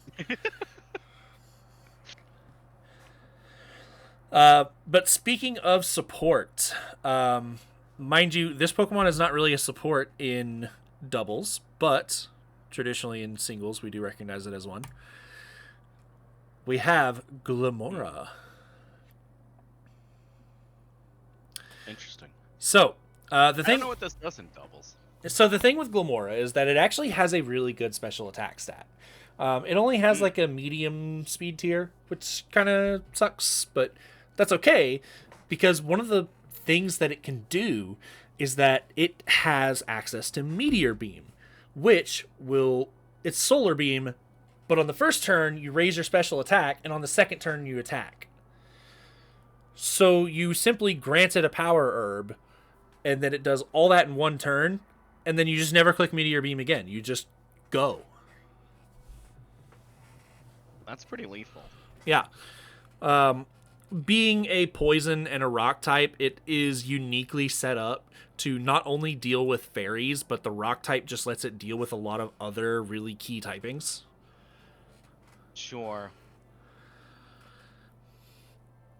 And of course, if you hit it, as the graphic shows, toxic spikes everywhere. Yes, yeah.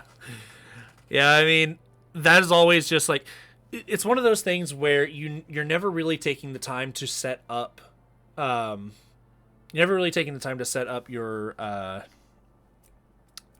entry hazards in doubles, because it just takes too much time and there's not enough switching to make them worth it. But if you just get it for free, I mean, you don't say no. We do like it when our opponents are poisoned. Yeah, it's certainly it's certainly not something that is considered a downside. There's a lot that can be said about this Pokemon. Overall, I think it's just a very solid pickup.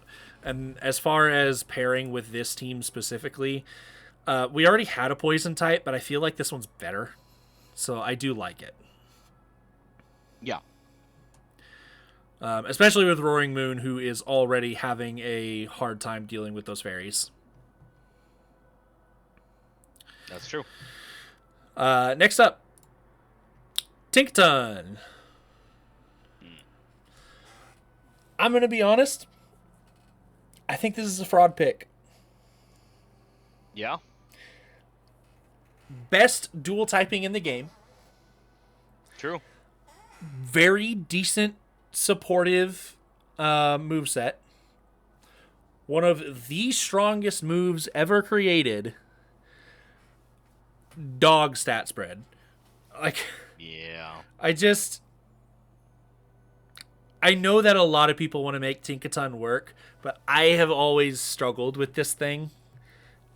It just doesn't feel like it's it to me. Mm-hmm. So Stat spread is pretty highly important. I think it will be interesting to see how well he is able to make use of this thing. Maybe it can come off of fraud alert. Maybe he can make something of it. But I would just have to see it to believe it is the thing. If there's anyone who I think can do it, it would be someone with an icon like that. I feel like we need something from the lab to make this work. Yeah. So this next pickup is actually something that ended up getting traded. So while I do want to mention it a little bit, we don't need to dwell on it. Sure. The next pickup was Conkeldurr. Now, I really hate that this got traded away because I love... Wait. Sorry, there was a trade? I'm looking at what I'm seeing and that doesn't match up. Right, exactly. So what happens is after the draft was completed, there's a 24-hour period where you can drop any of your Pokemon and switch them out for Pokemon that were still on free agency. Okay. So we no longer have Conkeldurr, and I just wanted to talk about this by saying I'm so sad to see this go because I think that this was a great pickup. Okay. We already have a Trick Room core going here, and Conkeldurr, back in Gen 5 days, so good in the Trick Room setup. That makes sense to me. But, I mean, there's not much else to say. He doesn't have it anymore. So, moving right along. Okay. Uptown Ursalunas. We needed to see some support. I'm very happy to see, up until this point, we've seen, let's take the pressure away from Ursaluna by introducing other threats that deal with the things that people are trying to do to Ursaluna. But, there is some supportive vibes, but these are ultimately other sweepers. We needed to see a real support. Yes. And Dusclops is exactly what he needed. He had to secure his Trick Room setter because we were fast approaching a world where there aren't any more good ones. So I mean, it's making me laugh. I had a little fun with these slides. Especially since Trick Room is like Tsukiyomi. But go on. But anyway, yeah, this is a very great pickup for him. He's going to be able to disable his opponents. Dusclops is very hard to remove, so he gets to stay on the field and continue being annoying. And just being able to secure that Trick Room without dying is very valuable. For sure. Next, we had a very interesting pickup, and it took me a sec to see it. We have Hippowdon. And at first... Oh, dang. See, is this the Rock? The Rock special defense boost? At first I was thinking, I don't really get where this is going. Why are we suddenly pivoting into a Sandstorm team? And then I saw it. We kind of already have a little bit of one going. Now, do I think that this is like the most galaxy brain pickup in the world? No. I mean, setting up a Sandstorm just so your rock type can be a little bulkier is... But I mean, it is funny, and I really want to see this Diancie kind of go off because of it. The other thing you got to bring up too is when you have a weather setter like that and your team isn't necessarily fully focused around it. Like, sure, you definitely have ways you can make use of sand, but it's not like your main. You're okay if sand doesn't go up. When you're in that situation, it's very, very nice to, like, you know, you're facing Rain guy over there and just like, goodbye Rain. Yep. It's gone. Yeah. I mean, Hippowdon itself, I don't think that it really does a whole lot in terms of doubles. You're really just here to set up the sand. But, I mean, it gets Yawn. It gets Roar. It has some good supportive capabilities. And I guess it can do some damage. Yeah, it's, Anyway. not my favorite pick, but I do really want to see if this Diancie will just have a game where it's unkillable. the Rock special defense. Oh, it's special defense, not physical, right? Yeah, special defense. Okay, never mind. But I mean, it's the same thing with Tyranitar, where Tyranitar just wears the assault vest on top of having the Sandstorm active. Oh no. Just slap assault vest on Diancie. Like, you don't have to do iron defense to set up your body presses. You're doing an attack to set up your body presses. So, I mean, I look forward to it. I really want to see this. This sounds fun. Hey, so you remember when I said this guy was just making a VGC team? Another really high cost one, too. Yeah, this guy, he's a big spender. And, I mean, it's coming together. Honestly, when I look at this guy's team, I would be very surprised if the top 4 Pokemon don't come to, like, pretty much every game. Yeah. That makes sense. And as a reminder, since I'm not showing them on the screen, we're looking at Tornadus, Urshifu Rapid Strike, Ogerpon Hearthflame, Gouging Fire. All of these are just super powerhouse picks. I mean, Tornadus is more of a powerhouse in the sense that it's a support. But I mean, we're getting Tailwind. Now we're getting Gouging Fire acts as not only a powerful Pokemon in and of itself, but also Howl support. So being able to give that Urshifu Rapid Strike or that Ogerpon Hearthflame a +1 attack while also boosting its own attack. Like, that's pretty powerful. While ignoring Protect with Tailwind. Yeah. And we also, I will note that not only is the Urshifu ignoring Protect on the opponent's team, but he himself, with the Hearthflame and the Gouging Fire, has 2 unique forms of Protect that are just better. So you can't Protect, but I can, and my Protects are better than normal Protects. Yeah, that's a very intimidating setup, but we'll see how this evens out when we aren't allowed to spend as much in the Right. later parts of the draft. Yeah, we definitely got to focus on those budget picks. See how they shake up. Now we're back to more better, and we're just picking up another special attacker. Honestly, at this juncture, I get really worried. Because I'm seeing Fluttermane, I'm seeing Raging Bolt, I'm seeing Keldeo. I'm seeing an Assault Vest in your future, and you just can't break them. Like, what are you hoping to do here? So I mean, obviously, you hit somebody enough times, it doesn't matter how bulky they are, they'll go down eventually. But man, you're really kind of just setting yourself up when you're picking all special attackers and you don't have Chi-Yu. Right. That said, if we had to go this route, I'm glad it's special and not physical, but Right. I mean, that doesn't negate your point. I'm just saying. Yeah.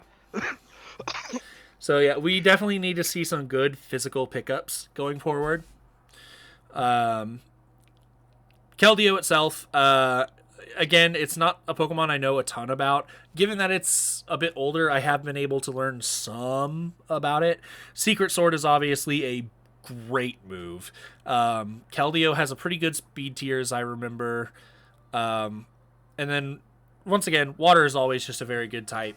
You feel like you kind of have to have water on everything just to, feel good, feel grounded, sort of. We are still missing Steel from the Fantasy Core on this team. Yes, we are needing to see a good Steel type coming up.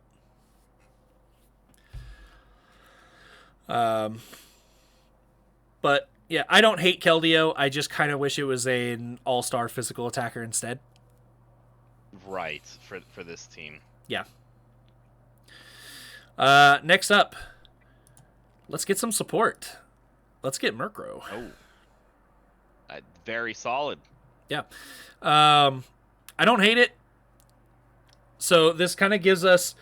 So we decided to go Politoed instead of Pelipper, right? So Right. if we're ever wanting to activate a Tailwind ever, well, we need a way to do that. And that's what we get from Murkrow. We now have a Tailwind option. We have further speed control with Quash. We have a Haze user, a Prankster Haze user. Prankster Taunt is another one. Once again, Prankster on a dark type is very high priority. Just a lot of really cool things that Murkrow can do. And since it wants to hold the Eviolite, it's also not stealing an item away from your other Pokemon. Mm-hmm.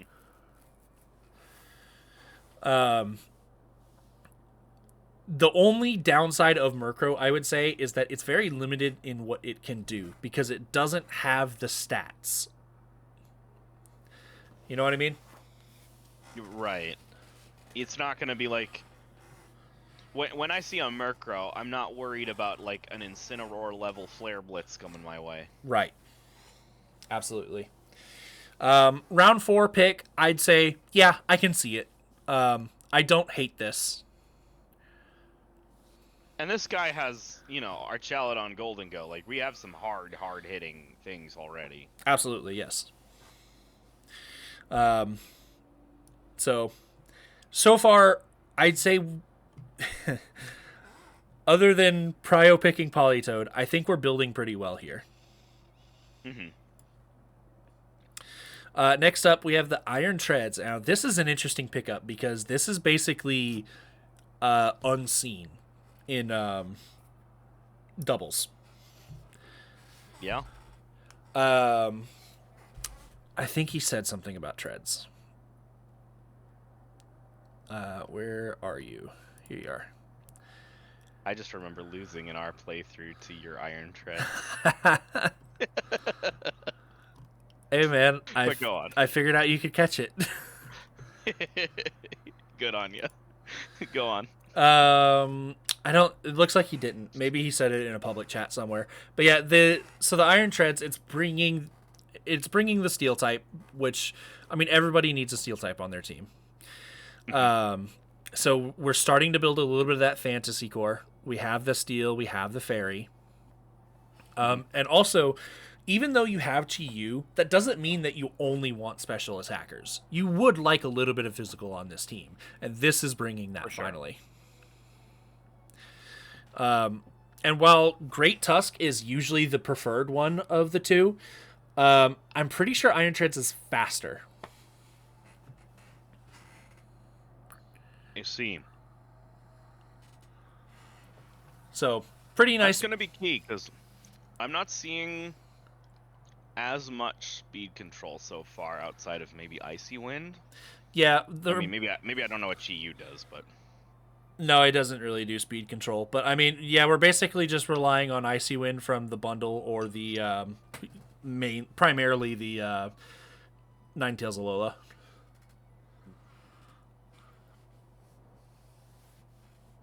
So, yeah, that seems like what we're looking for here. Is we were looking for a good steel-type attacker, and we get a pretty good one here, I'd say. And faster seems nice for what we have so far. Yeah. Also, another thing, I know that Iron Bundle is in competition for the boosted energy, but Iron Bundle is perfectly happy to go specs because it doesn't have as many good moves that it's wanting to spam anyway. Sure. So this is a very easy just booster energy sync for your team. It's good to have options. Yeah. Next pickup. Well, once again, still on my shit list. Right. So we're clicking Perish Song and we're just immune to it, huh? Oh, I see. Right, because it has immune to sound moves or something, right? Soundproof. Yeah, I've really just wanted to get on my shit list here, and you're succeeding. But so that's probably not the main intention with Komodo here. One of the things that Komodo does really well is that it is a very versatile Pokemon. It is a pseudo legendary, and it has that going for it, and it is a mixed attacker. So Dragon fighting is a great offensive typing because Dragon, nothing resists that. There's only one immunity. But there's Steel, I think, resists it. But yeah, it's just like neutral into pretty much everything. And then you have fighting, which that in and of itself covers that steel type. It does have like 4 times fairy weakness, but you could burn Terrastal to you go Terra against that. You go Terra Steel Iron Head, which is something that it gets. So you can go the physical route. You can go the special attacking route because it has a whole bunch of special attacking shenanigans that it can do with its signature moves that it has. And then another route that I've seen, special attack also invested into defense. And then your stab fighting type is body press.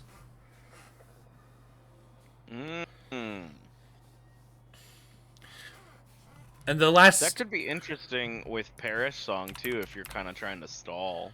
Yep. And the last thing to mention about this is that this thing just does not have a bad ability. And you're never going to know which one it is until you run into its immunity. So it has bulletproof, so it's immune to bullet moves. Stuff like Shadow Ball, stuff like, I think, Flash Cannon. It has soundproof. So... obviously the Perish Song itself, but you're also just ignoring hyper voices. You're ignoring, if we have Boom Burst, that's even more threatening. True. You're ignoring that. And then with the omnipresent fungi that exists in VGC, you have Overcoat to just be immune to all the powder moves. That's pretty crucial.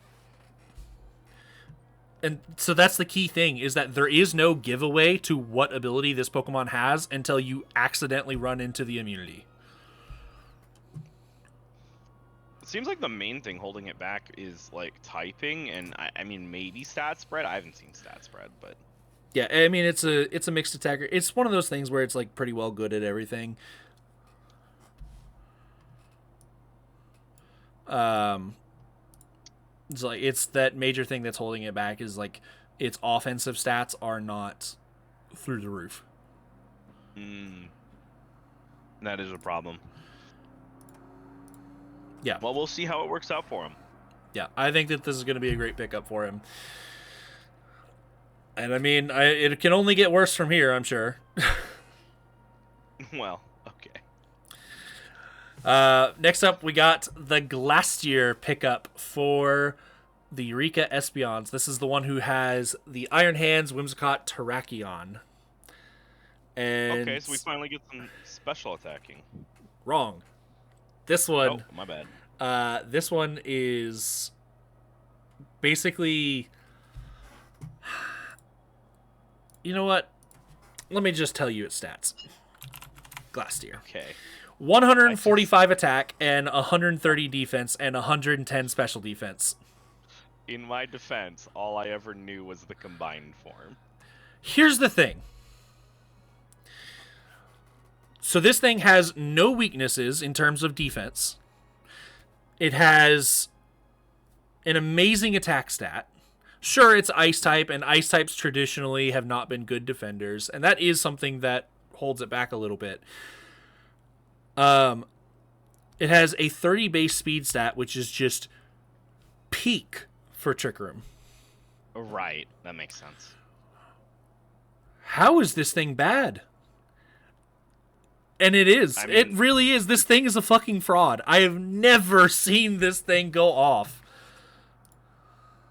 But, okay, hold on. It's a monotype ice? It is a mono ice. So, like, there the- are weaknesses, but it's not like 4 times weaknesses. Correct. The major thing holding it back is that pretty much the only good coverage it gets is high horsepower. But it's like, oh, well, you can just terrestrialize and you'll have not only another coverage, but you get to terrestrialize away from being an ice type. Which you want to do anyway. And it also has essentially Moxie for its ability. Oh, jeez. So, why isn't this thing 20 points? Well, I don't know, but it's always been a fraud. Well, 4th round with 10 points? I don't know. Go for it. Why not? Yeah, we'll see. We will see how this one works out for him. So, but we now have 3 physical attackers and a Whimsicott. I'm interested to see how that turns out. Yeah, we're gonna have to see where this goes. Next up, once again, making the way onto the shit list. Weezingallor. Oh no. It's such a unique concept. I like in theory, I like the idea of shutting off abilities. Mm-hmm. I do not like playing against this. Yeah, that makes sense. It's really rough. Of course, a Landotherian user would consider shutting off abilities. Sorry. Yeah, I mean, true. Like, so long as you don't lead both, it just doesn't matter. It's that's really what you're wanting to do with this thing. You could talk about a couple of the other things that it could do, but I mean, realistically, that's it. I am very interested to see if he's ever going to break out the Misty Surge. This is another one of those Pokemon that does not have a bad ability, but it has one ability that is so omnipresent that it just never takes the other ones. So, I mean, yeah, we get Levitate, we get Misty Surge, but also we're the only Pokemon in the game that gets Neutralizing Gas, so that's what we use. Mm-hmm. Mm-hmm. So, yeah, I mean, it's just a support. If you randomly had a use for it in a particular match, you could switch to the others, but Yeah, I it'll mean, probably be Neutralizing Gas. somebody who's taking Sneasler just Bring Misty Terrain. Or if you want to get rid of Psychic Terrain from expanding Force Hoopa user. Yeah, true. I look forward to seeing unique ways to use this Pokemon, not the ways that it's intended to be used. Yeah. But we have finally made it back around to me. So, Wow. last time, I made one pick that went with Chin-Pao, and then one pick that helped me cover. I'm doing much the same. One pick that goes with Chin-Pao. We have Scizor. So, Staple since forever. here's the thing. A lot of people haven't really been using Scizor, and Metagross is still on the table. So why am I prio picking Scizor? You tell me. You look at this draft and see how it's gone, and you tell me you are not terrified that one of the Pokemon you are so desperate to have on your team isn't just going to randomly go. Yeah. I felt so much pressure. I knew I had to pick up Scizor now. Not because anyone else was necessarily wanting it, but because there's just going to be some random dude that looks at the board and like, hey, Scizor looks cool. I'm going to take that. So, yeah, Scizor was really crucial to my plan. It does actually have a higher damage bullet punch than Metagross does. Thanks to Technician. And that's the primary strategy, the obvious strategy that I'm going for. But, I mean, there's plenty of stuff that Scizor can do. And I'm not going to delve super... Nice. Yeah, it is. I'm not going to delve super deep into what all I'm looking to do with Scizor. But, yeah, it's a very strong pickup, especially next to the Chin-Pao. Now, this is another Pokemon that I knew if I did not take it now, it was gone. So, I took Kilowattrel. And I was right. Because the moment I posted that I was taking this, I had minimum 3 people pissed that I took it.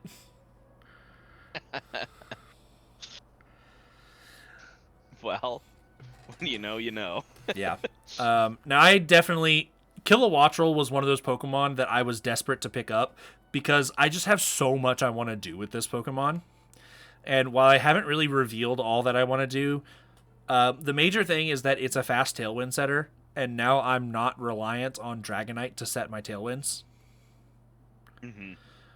But I can put myself in a situation where I can have a double Tailwind set on my team, and I don't have to bring one of them to every single battle. I can choose which one, like which mode I'm looking to take. Very useful. Yeah. Kilowattrel, honestly, while it's not been a VGC staple, absolutely a draft staple. You see this picked up in every single Scarlet and Violet draft, whether it be singles or doubles. Excellent Pokemon. Really look forward to using this. It impressed me when we were playing. Absolutely, yeah. Oh, that's another thing to say is so many good abilities. So many. Like, it's another example of it just does not have a bad ability.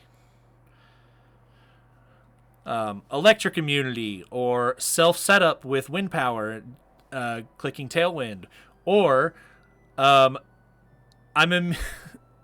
punish you for using Intimidates with Competitive.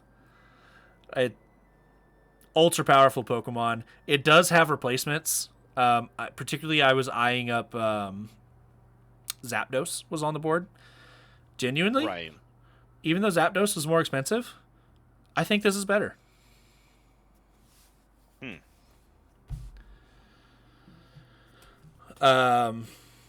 Next pickup for the Golden Go Warriors, we have the Pecharunt. Main thing that this thing does is that it surprises people. Everyone looks at this thing and it's like, oh, this is a shit tier Pokemon. Moving on. And then suddenly it just dominates your team. What the hell happened? I have seen this thing be a draft legend. And the main thing that it does in doubles, did you know that poison gas hits both of your opponents? Well, I wouldn't have if I hadn't watched Joey. Exactly. It hits both of your opponents, and thanks to its signature ability, Poison Puppeteer, you are now poisoned and you are confused, both of your opponents on the same turn. Yeah, that's crazy. Yeah. Honestly, the only thing that could have made this Pokemon any better was if they just randomly gave it Body Press, but thank God they didn't. Ooh. I think that pretty well covers it. I don't actually like that he picked this Pokemon up on the same team as Weezing, especially since he did it in like the same round after round. Right. I'm not a huge fan of that, but I mean, that's fine. The next pickup, this is one that he wanted me to talk about. We have Weird Ear. Oh. Let me just put it to you this way. Weird Ear is a 4-point pickup, and it is a 4-point pickup for a reason. Okay. However, there is a strat behind it. Well. Um, Yeah. I hope. he wanted a Trick Room setter, which, I mean, Okay. we can see that. We can see, looking at his team, that he could really use a Trick Room setter. Sure. But it also has 3 great abilities. Intimidate. Kind of hard to beat that. Yeah. But also, Sap Sipper for the grass immunity, and Frisk for the item knowledge. Okay. That's a decent set. If you want to stop Trick Room, it has Imprison.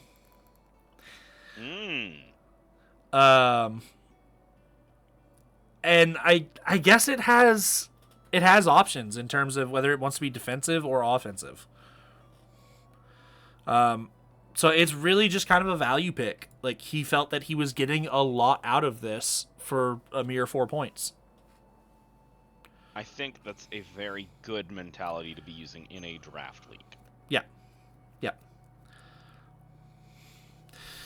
Are we ready to keep increasing the shit list? Sure. Oh boy. He got it. This is the Tyranitar guy. Tyranitar Excadrill. Yep. A tale as old as 5th gen. You guys know what this does. Sandstorm makes Excadrill go burr. If he doesn't want to bring Sandstorm for whatever reason, it does have Mold Breaker. It can function on its own. Excadrill, always been a good pickup. I don't have anything else to say. No notes? Yep. All right, no notes. Enamorous Therian. I've never seen this thing work out.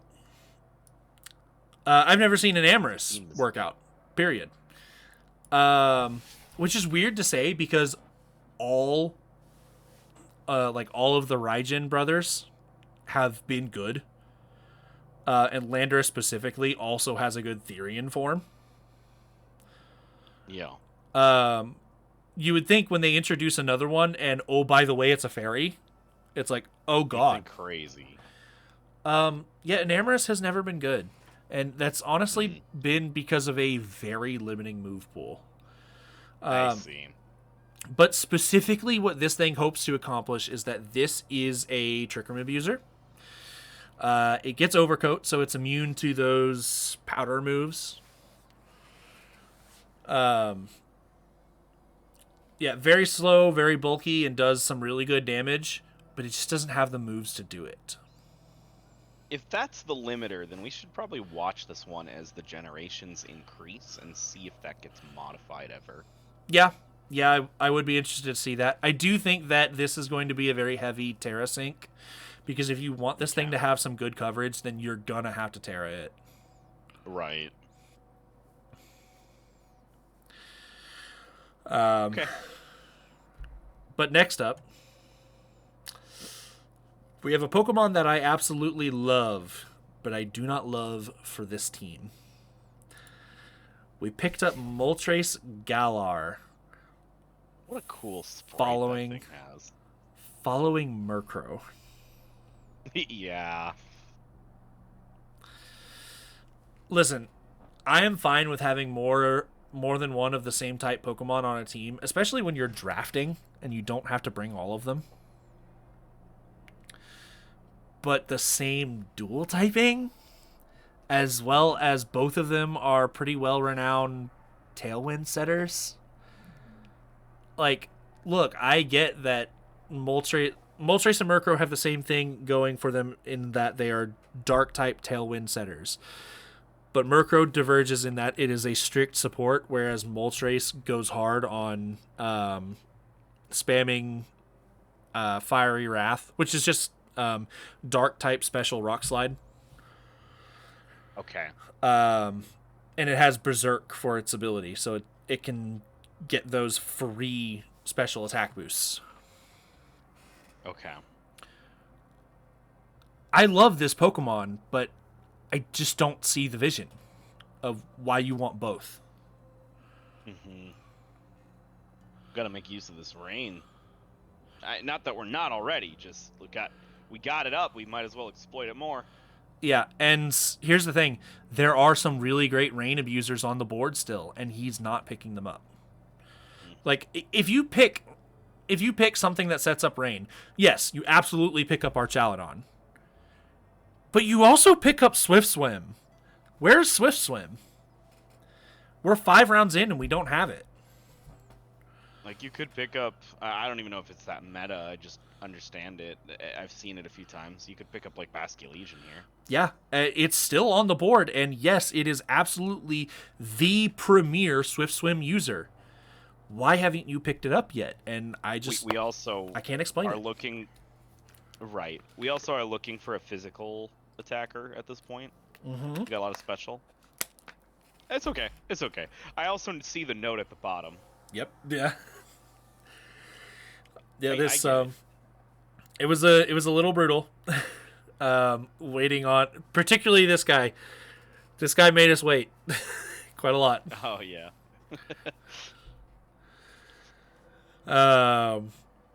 So you were asking for something earlier from More Better, and he is here to provide. We got the Corviknight. A steel type. It also gives us a physical attacker, but this isn't Boredom. like, he's not really a premier attacker, you know? It technically checks the boxes I was asking for. Not kind of how I was hoping to see. Yeah, I Does that imagine. make sense? I imagine when you were asking to like pick up a good physical attacker, you're asking for something with like 120 base at least. Right.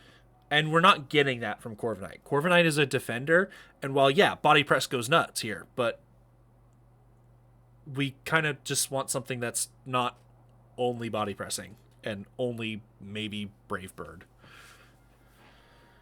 Right. Threatening with some sort of steel type moves would be nice too. Here's what I do like about Corviknight, though. Okay. Here's what I do like, is that Mirror Armor normally is meant to check the Intimidates. Let me double check. I don't want to talk out of my ass here, because I don't really use this Pokemon much. It has Mirror Armor, which is the premier ability you're looking to. If this Pokemon's stat stages would be lowered, the attackers are lowered instead. So this absolutely punishes Snarl, because this team is crippling, like is falling apart to Snarl. Okay, that's incredibly valuable. Yeah. So normally, while Mirror Armor is meant to punish Intimidate users, we already don't care about Intimidate with an all-special team. Yeah. At least it still has some use here in that you bring this in and punish those Snarl users. That typing is very good too. I mean, I've always used Skarmory. I've used this thing a little bit. Same typing. Yeah. Our next pickup that we have here for our only VGC meta team is where we sort of taper off a little bit. Not entirely, but a little bit. We have the Regidrago. So, very bulky, lots and lots of HP. Mixed attacker, so it can go either way. You're definitely just spamming dragon moves with this thing. The main claim to fame is that this thing has dragon type eruption.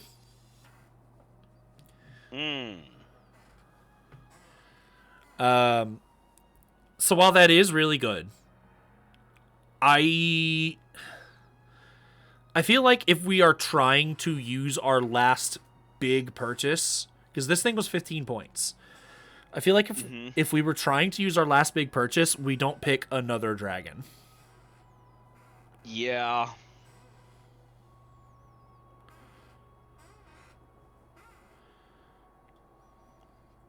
Now, I'm not really looking at the list, so I can't tell you what would have been better. What I can tell you... That's where I'm at, too. Because, like, yeah, I would love to go look at the list and scroll through it and see, like, what would be the better pick here? Where did you go wrong? This video's long enough. All I want to say is that I think that we don't need another dragon type. This is a very strong Pokemon. I do respect it. I don't think it quite goes here. But hey, we have a premier Tailwind setter to put with it, so you can Tailwind on Prankster that makes the speed tier jump immediately, and you just click Dragon Energy. So, good combo at least. And for this draft, like the actual matches, is it like bring 6, choose 4? Yes. Okay, well I could see some scenarios where it's not actually redundant because you end up only bringing 4. I don't know. We'll see. Yeah. Our next pickup. I want to say that this was another snipe.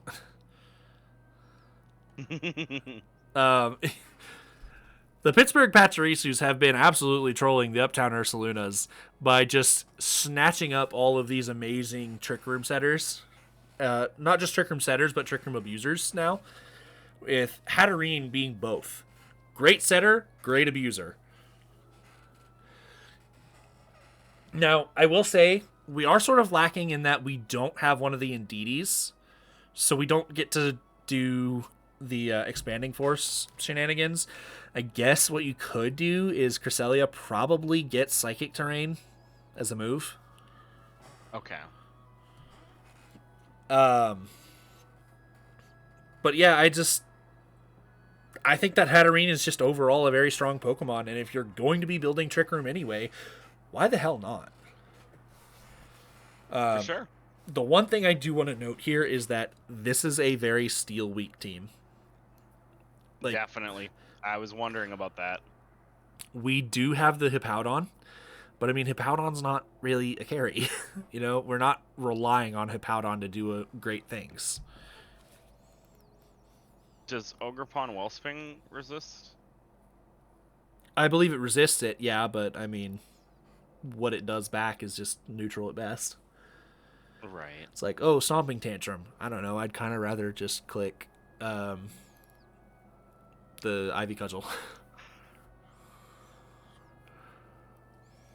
Okay. Yeah. Hatterene, really good pickup. I really like the Dazzling Gleam spam that you can do even if you don't get the Expanding Force. And of course, we're sniping it from the Uptown Ursalunas, so what are we getting in return? Well, we're going to pick up the Chandelure. You know, we always want, if we're going to go hardcore Trick Room, we are always wanting another setter. Chandelure, I believe, is said setter, but Chandelure in and of itself is actually a good user of it. So it has like a medium speed tier. It can benefit from some other versions of speed control, or it can just set up that Trick Room and start throwing heat waves. And I mean, as you know, I am a fond appreciator of the Fire Ghost type. I mean, you've seen Chandelure go hard. I mean, you can comment on it. Yeah. high special attack. Ghost type is a strong offensive type, and fire can be too. I mean, fire feels less versatile, but when it comes out, it really comes out hitting. Yeah. Those steel types need eliminating. Those grass types are oftentimes 4 times hit in some way. Like I commonly think of Ferrothorn because this thing came out in the same gen as it, and Ferrothorn was still rampant. But yeah, just very, very powerful. What I've seen is quite. When I used to see it, it would maybe be Scarfed, but that was singles. Mm-hmm. And it can't be understated how valuable the fact that this Pokemon gets a lot of coverages. Yeah. Energy Ball and Psychic, to just name a couple off the top of my head. Ooh. And we need to always, when we're looking at this team, he told us to always be looking back. What does this do for Ursaluna? You had mentioned it. This deletes those grass types. Mm-hmm. So I don't hate this That's pick. key. Ghost has some nice utility too. I won't go into that. Yeah. Another pickup I really do like is the Baxcalibur. Now, unfortunately, this doesn't really seem to be supported by any snow on this team. But Baxcalibur in general is just it's a very strong Pokemon. That's true. And as a matter of fact, the moment it got access to Scale Shot, it got banned in OU. So, I mean, this Pokemon certainly has something going for it. Now, as far as doubles go, you definitely have to invest a little more on the bulk side of things. But it does have some bulk going for it, so it's not like it's completely dead in the water. The main downside of this Pokemon is like, okay, I have Thermal Exchange, which makes me immune to getting burned. That's great because physical attackers are already at such a downside. But it's not immune to Intimidate. Right. And this thing really wants to hold loaded dice.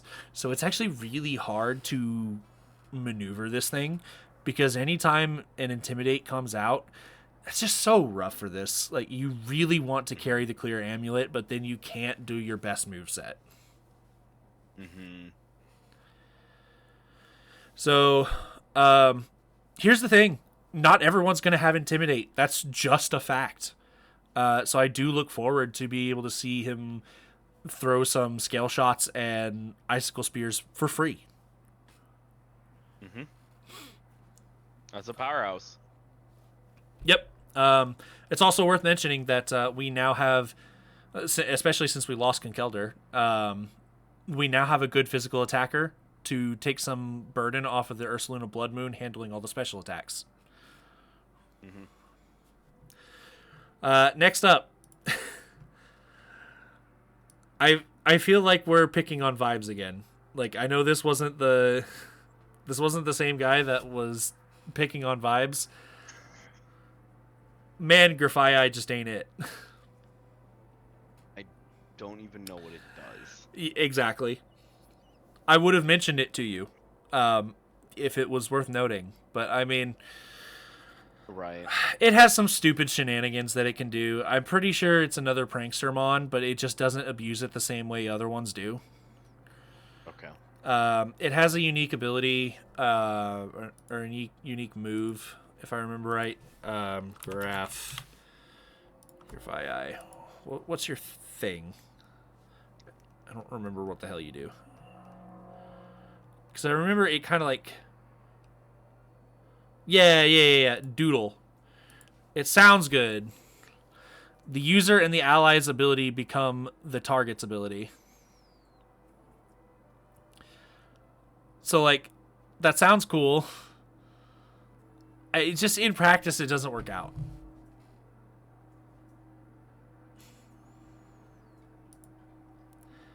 But hey, This is a draft league. This is where lesser known strategies can actually, come to fruition.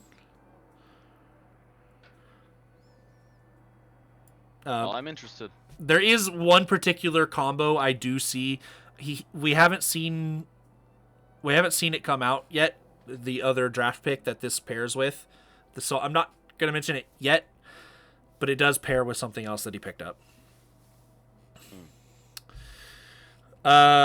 So our next pick. These guys were like just made to be good. These ruinous Pokemon, like, yeah. Unfortunately, they kind of left Wo-Chien out on the street to, out in the rain. But I mean, these guys are all good, and it's not surprising to see Ting Lu get picked up. Particularly, Ting Lu pairs well with physical attackers since he lowers all special attack on the field. And we can see that this guy has picked up a lot of physical attackers for his team. That's right.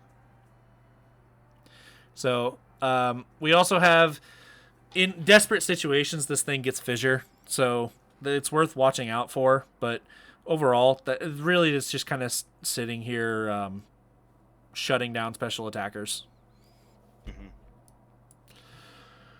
I think you're a huge fan of this one. And this is where the strategy is supposed to start coming together. However, at the time, I still didn't see it. So take a look. As a matter of fact, Clefable.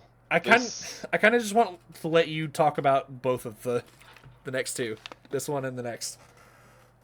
Yeah, understandable. Okay, Clefable. If I had to say it, I'd say this is almost certainly a support, but given that this is like one of the most versatile picks I have ever seen in all time.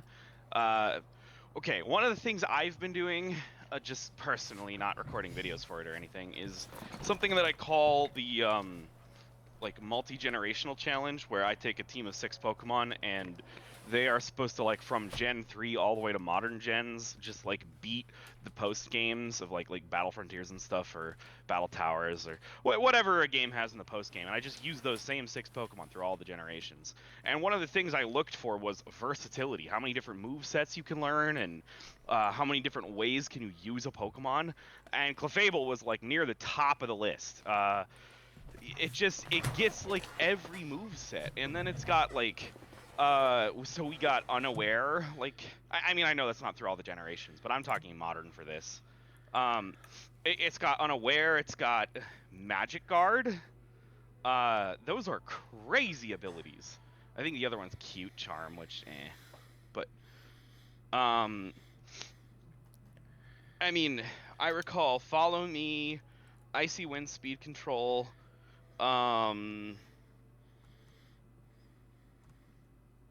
think it got Recovery. See, I'm just less versed in some of the moves of more modern day. I think it gets like Thunder Wave. I wouldn't be surprised to see that it gets Tailwind, especially with the direction that they went with more modern interpretations of it. With and the fairy typing change is quite good. Yes. Yeah, I'd say the one thing that holds this thing back a lot is the fact that it's a Gen 1 Pokemon, and they had a very specific idea of what stats should be back then versus now. Right. Though, so this thing is quite tanky as well. And in the modern gen, when it can get Stab, it can just throw out a Moonblast. I mean, It's not like the strongest thing ever, but it's definitely a lot more than something like a Murkrow can do. True, yes.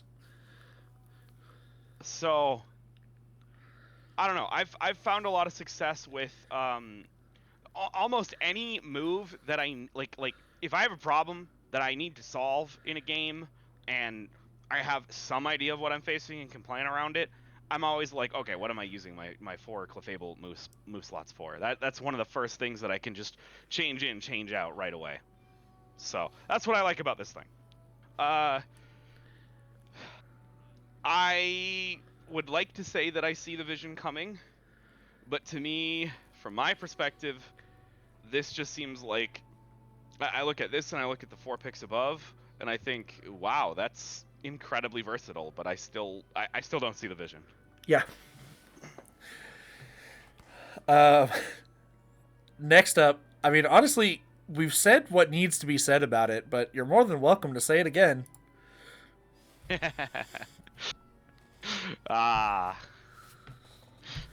Hello, my favorite. Yeah.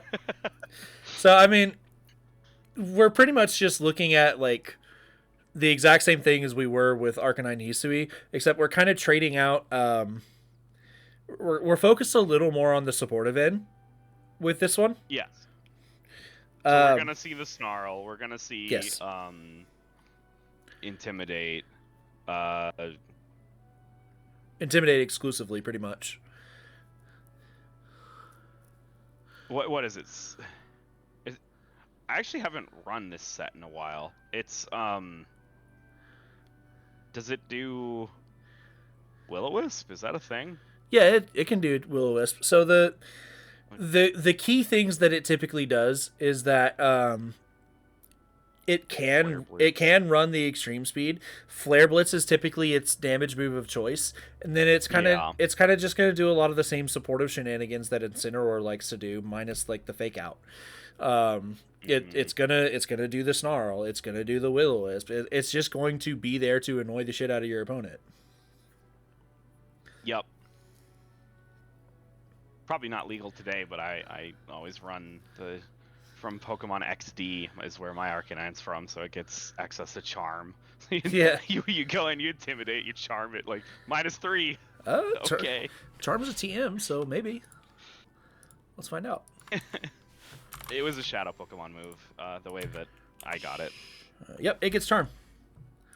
Oh, that's funny. Yeah, it's the same way that Follow Me used to be, like, it turned illegal for Magmar and Electabuzz, but it's now legal again thanks to the egg move shenanigans you can do. And I'm not saying that's, like, competitively viable. It's just a fun memory. Yeah, for sure. Our next pick. Iron Valiant is a little interesting, because while traditionally a lot of people are going to look at this thing and think like, oh god, what a power pick, how did this get here? Well, this is doubles and it's not bulky. Like, it kind of goes down to a stiff breeze. The major upside of Iron Valiant is that it's impossible to know what it's doing, because typically when you're looking at Pokemon, you have offense, defense, and support. And your Pokemon will usually specialize in one, and maybe it can kind of lean towards another. Iron Valiant is directly in the middle. It does all of them perfectly fine. It has a great physical attack stat, a great special attack stat, a very good speed stat, and it learns plenty of supporting moves. Like, you cannot know what this is doing until it does something. Hello, Mew. Yes, pretty much. Like I said, the downside is that it's just really easy to knock out.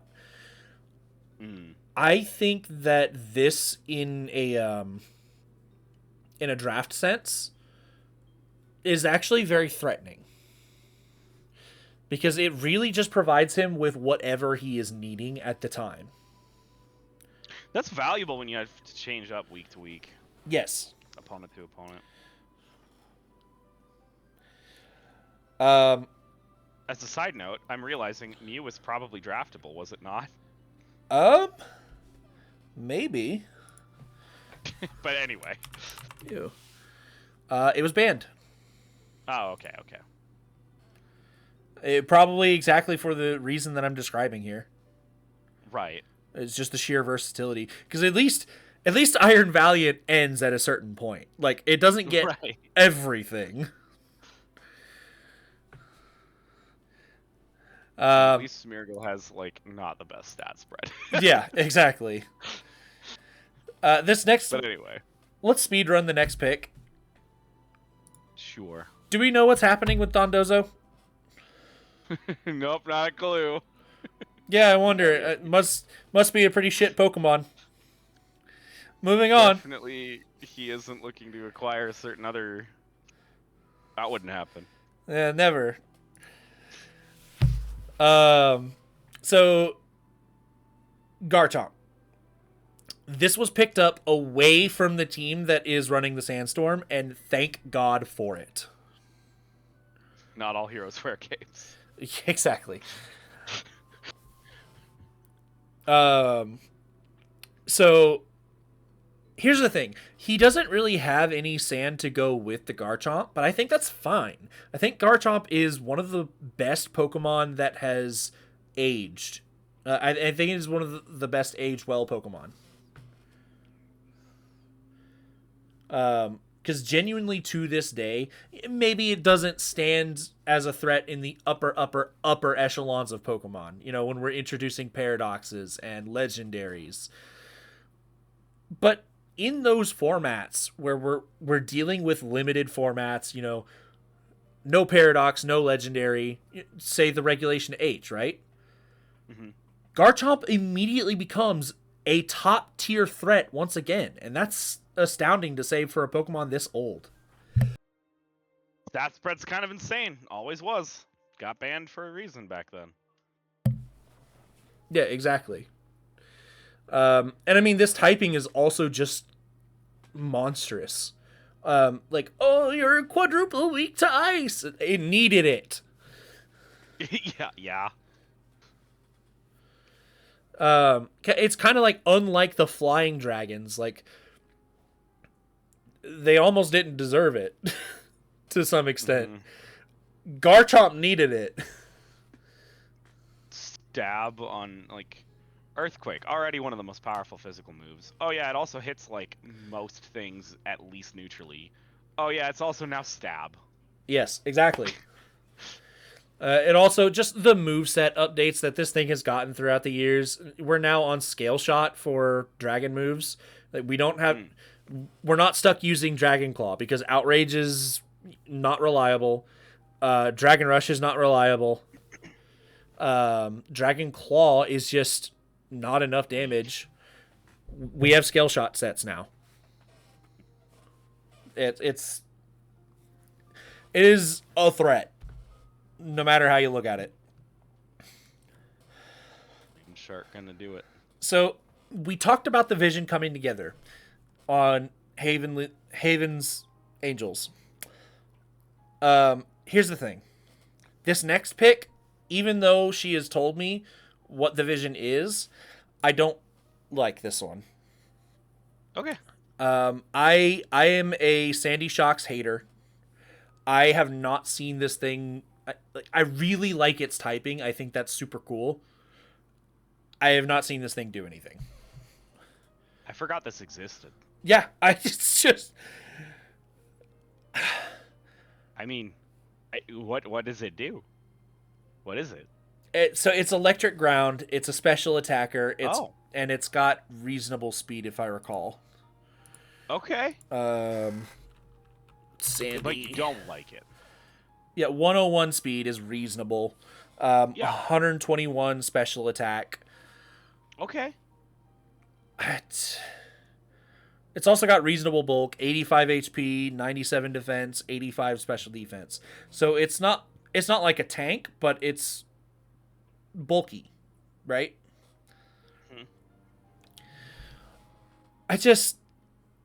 What does it do?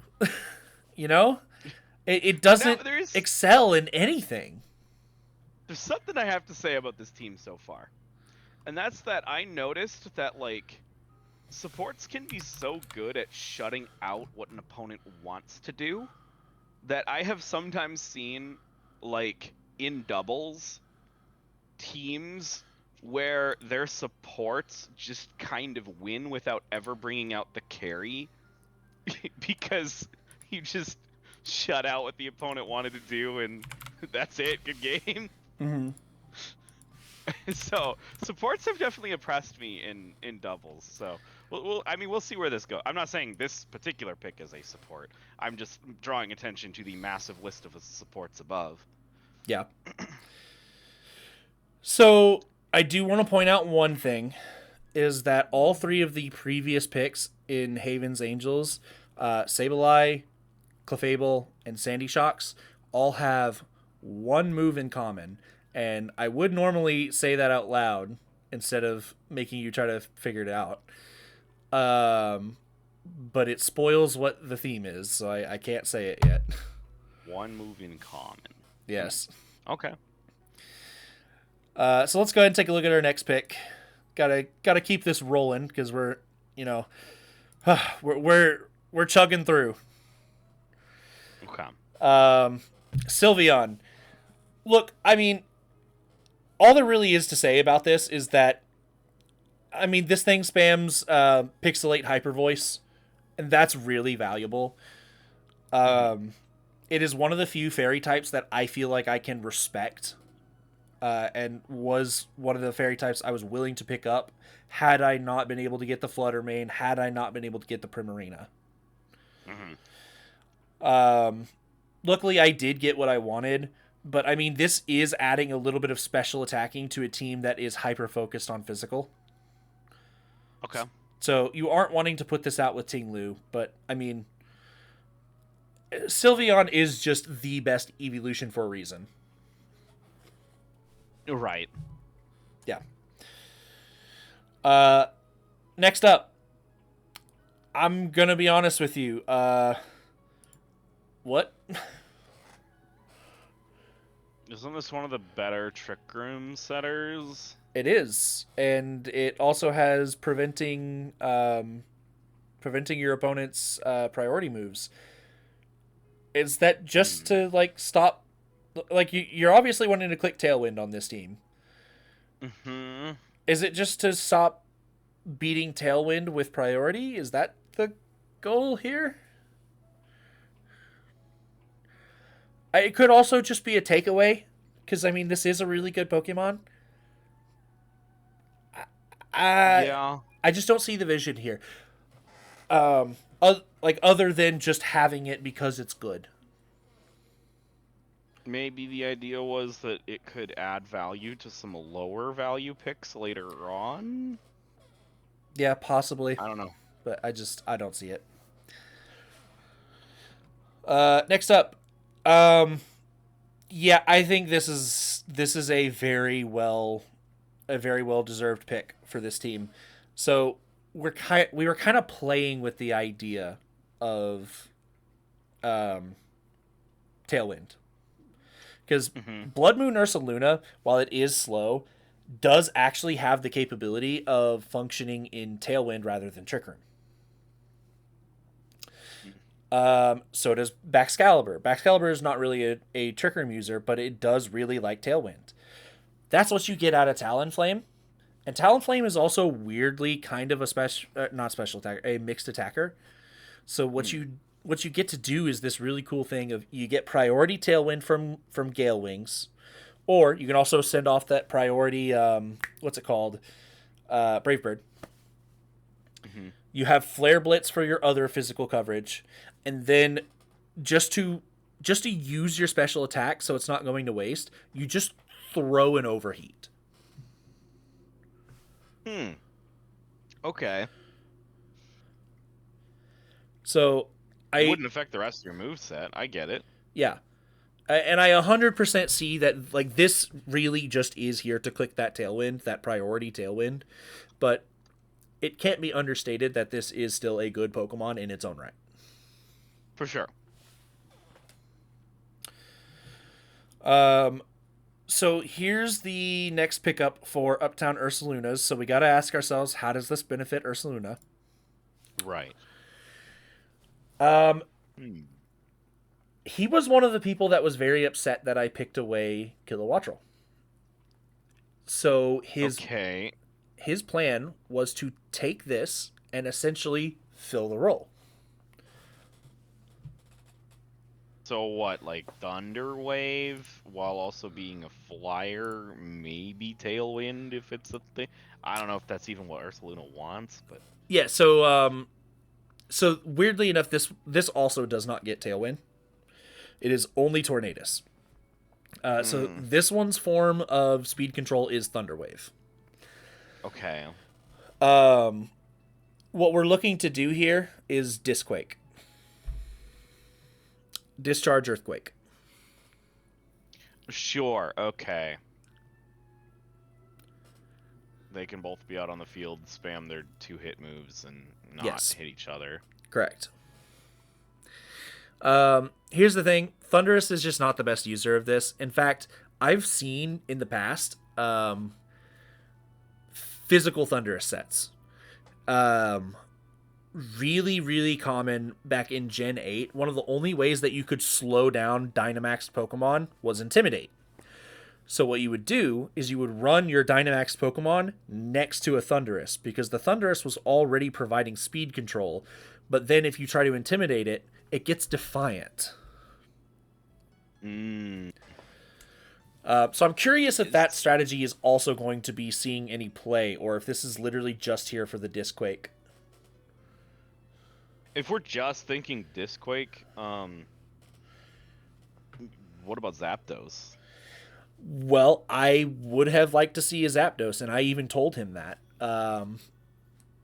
But he had some other things that he basically said that he valued the other things that Thunderous could do more. And Okay. it's fair. Like, it's kind of hard to argue with having a prankster Pokemon. That's true. Okay. Hey, if he considered it, then he probably knows better than me. I'm just... Yeah. Now, this next pick is a real head scratcher, but I am so excited to see it. This is one of the drafts that I have been most excited to see work, and I hope it does. To those of you who know doubles, you may be thinking, why is this confusing? Torkoal's a great Pokemon. Reminder, this is the same person that picked Hippowdon. Yeah. And when everyone was saying, we were trying to save her. We were typing in chat, no, you picked up Hippowdon already. And she said, no, I know. I've always intended to go double weather. No. I'm like, okay. I'm really excited now. I really want to see this team work. Dang. What kind of weather ball strat are we doing here? It's gonna be such horseshit. I cannot wait for this. Like, especially if she brings it on the same team. I don't even know if any of these Pokemon actually get weather ball. I just say that because that's the kind of vibe I get from having double weather. Like, it got widely distributed, so probably I can't confirm any of it, but probably they do. I mean, at the very least, I know that Torkoal does. Okay. Yeah, I'm interested. Now, this person cook. A common partner for Torkoal actually got immediately taken away by the next pick. We are down to some budget picks for our friend here with the Super VGC team. We are running out of points. And honestly, Typhlosion Hisui is actually a really good pickup for 7 points. That's kind of crazy. True. We do have Gouging Fire and Ogerpon Hearth Flame. I'm glad that you noticed that, because that was something I was going to bring up. Is I really do not like how much fire we have on this team. Now, granted, Gouging Fire and Ogerpon, defensively speaking, aren't all that scared of water, because they're only taking neutral. But offensively speaking, we have a lot of fire, and that's just not optimal. Yeah. But I mean, so we already said this about Regidrago of clicking Tailwind and clicking Dragon Energy. Same goes for Typhlosion Hisui and clicking Eruption. So, like, we don't have to run Scarf. We can just click Tailwind. So that actually enables specs. Maybe don't run Torkoal against this person. Maybe don't. Maybe this is the sand team.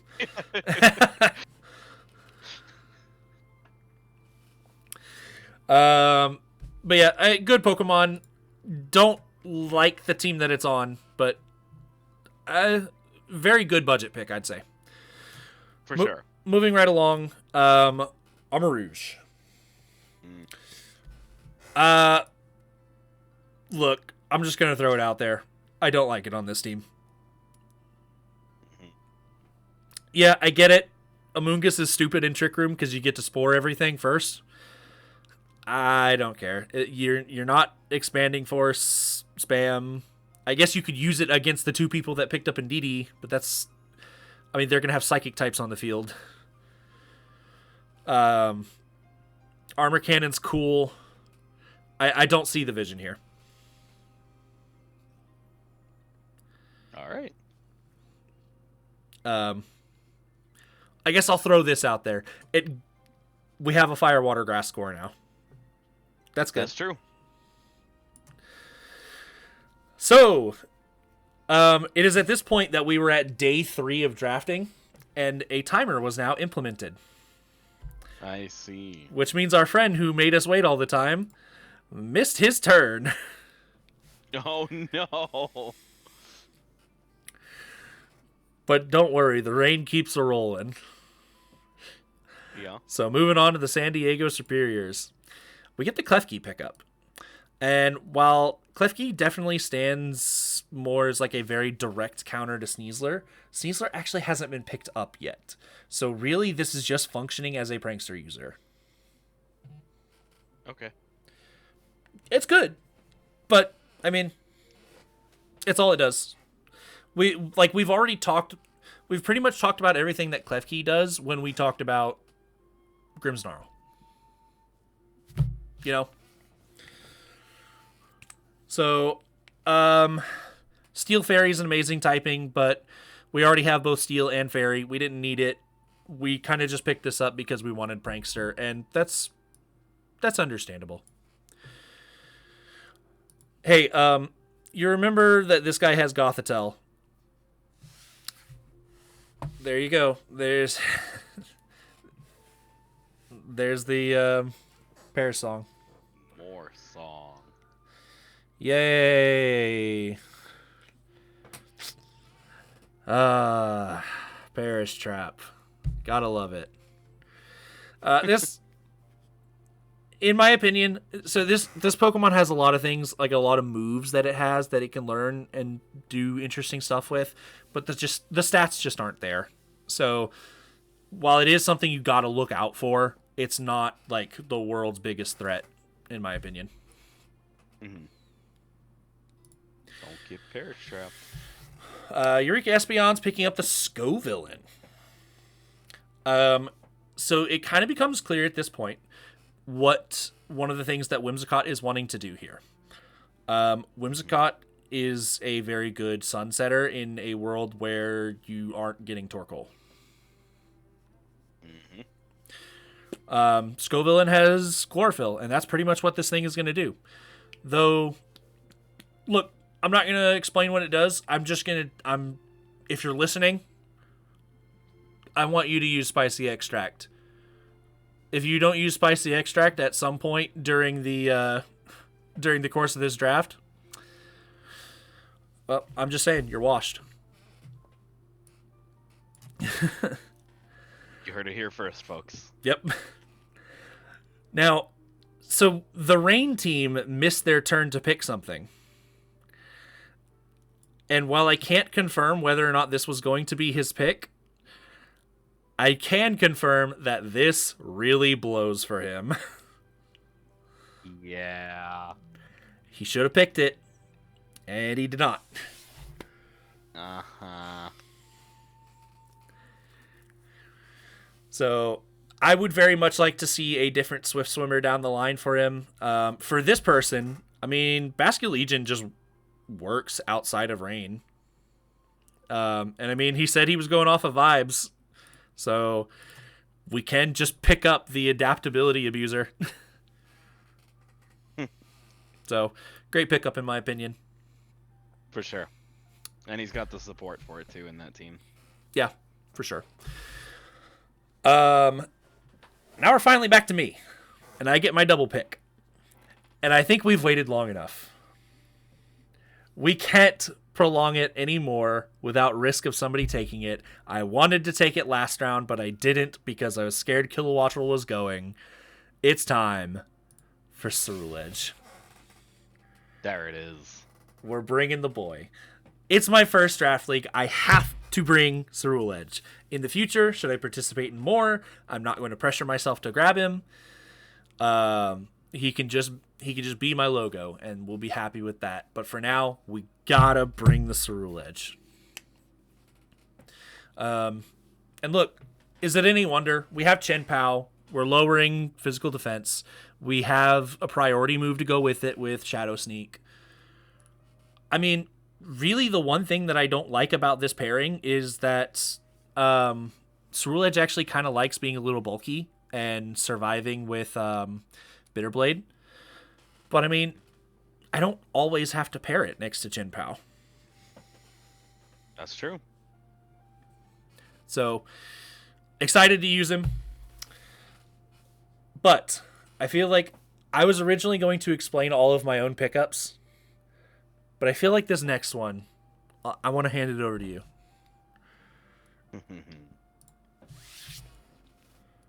Well, there's my other favorite right next to Arcanine. Swampert. Water ground. Only 4 times weak to grass.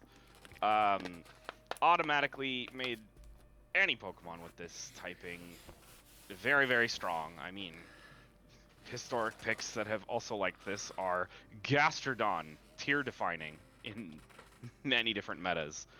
Although I understand a lot of that is Storm Drain. But anyway. Back to Swampert. The other thing that Swampert has is a good ability to run moves from both physical and special, like being able to take out dragons with Ice Beam, but also that staple of Earthquake is also Stab. Like, that's incredible. Defensive bulk is very, very strong, kind of from both sides with this one, in my experience. Again, I'm kind of going off of vibes. I don't memorize stats so much, but I know you can run stat spreads where you can take hits from both sides and then dish out that kind of versatility. You got Icy Wind, you got so a little bit of speed control there. So I wouldn't really call this a full support, but like somewhere in the middle. You could do quite a lot of things. It's very hard to remove unless you have a grass move. Yeah, quite nice. I love having this thing at my disposal. Now, the number one thing that I, of course, wanted to pick this up for was this was a great budget Earthquake spammer to go with Kilowattrel. There's a lot of great Earthquake spammers that cost a lot of points. I feel like Swampert does the job and still deals the damage I'm looking for. And one of the key things about Swampert only being weak to grass and nothing else is that makes Kilowattrel able to handle anything that's trying to out it. There you go. So I really like this combo. It's something I really wanted to do, and I was originally going to pick them up within the same breath, but I knew Kilowattrel was not making it through, so it had to be now. This thing has a very mid speed stat, very much similar to the similar to Ursaluna, where you can make Ursaluna work with Tailwind, and this thing works in Trick Room. So anyone who's trying to set up Trick Room against me, I can absolutely punish that. For sure. Next up, we have the Speed. Oh, man. Yeah, I mean, I don't really know what all exactly he was wanting to do with this, like, in terms of pairing, but I mean, Regieleki is really cool. I've always been a big fan of this, just having 200 speed and okay in everything else. What vibe does it not fit? Exactly, he's the vibe. He brings the vibe. And I do really think while he did get a nerf going from Gen 8 to Gen 9 because of his ability. What was that nerf? So Transistor, his signature ability that boosted his electric moves by 50%, went down to 30. Okay. While he did get a pretty big nerf, I do also think that he also got a really big buff in that he can now terastallize into ice to cover that ground weakness. Yeah, that is pretty huge. So I really like that. I don't see it very often, but I mean, obviously, if you want to talk about speed control, I mean, he is the speed, and he gets Electroweb. yeah, he gets Electroweb.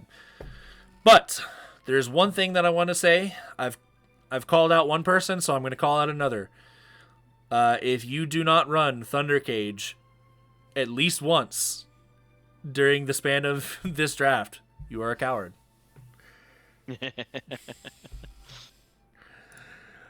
It had to happen. Somebody had to pick up Charizard, right? No. Come on, Sorry, man. Game Freak. Well, I mean, for 6 points, though, that's pretty crazy. yeah, it is a very good 6-point pickup. And we also see that he's kind of trying to build out a little bit of a sun team going here. Right. So being able to abuse that solar power, he already has a chlorophyll user, so another Pokemon that can abuse it is great. So I like the Charizard here. Again, not the most powerful pickup, but for 6 points, it really is it's really a nice pickup. Yeah, very solid. Now, my friend here on the shit list is attempting to remove himself because I don't really care about this thing. But you're not getting out of here. I'm pissed with you. I mean, we've seen how good Flying Electric can be, and while this thing is kind of limited to just attacking rather than supporting, I mean, it does do it pretty well at the very least. The big thing about the Raijin Pokemon is that they've traditionally just not gotten very good coverage. And that remains true even in Thundurus Therian's form. So we're really just going to be seeing a lot of electric moves coming out here. And I've never been a big fan.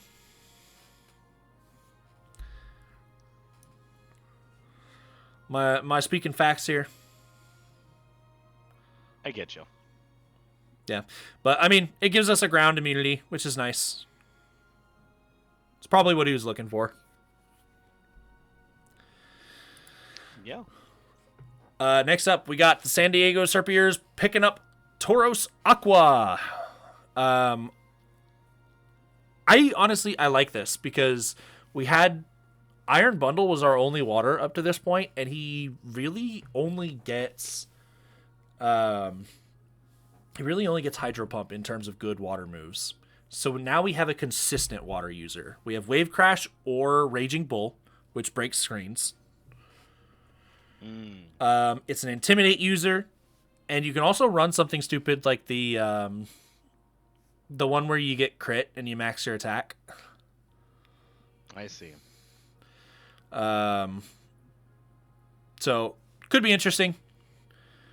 I really look forward to this thing doing big things. I think that it's also a great physical pickup on a team that's been very focused on special attacking with good reason. I think it's going to be good. Gotta mix it up. Yeah. And so now we are back to the Niagara Love Discs. And originally he had 2 hours to take a pick. This time he only had 1 hour. What's the matter, trainer? Moving right along. See. Missed another pick. Now we have the Gliscor, which, I mean, I love Gliscor. He's one of my favorite Pokemon of all time. Doubles, though? look, we know the type can work. Landorus has been successful not once but twice. So I think Gliscor's okay. It has a lot of opportunity to come in. Like, the immunities are there, but Yeah. the staying power is questionable because that type, like, if you stay out there for a while, it has very clear weaknesses. It is exploitable. Yep. The difference with Lando, though, Lando Therian usually, is like you came out for Intimidate. It was no risk because of the immunities, and you turn out or whatever you're trying to do, right? You don't expose yourself to as much risk as something that's trying to be like tanky, like a Poison Heal Gliscor. Exactly. Yeah, it's just it doesn't work out quite as well in doubles, but it does have some really cool stuff that it gets. It gets the dual wing beat. It also gets scale shot. So I mean, Oh, really? It has some fun stuff to play around with, and I'm looking forward to see if he can capitalize on the versatility of this Pokemon. As far as how well it pairs with everything else, I feel like we're kind of starting to fall apart on More Better. Like, I don't see where this is supposed to support.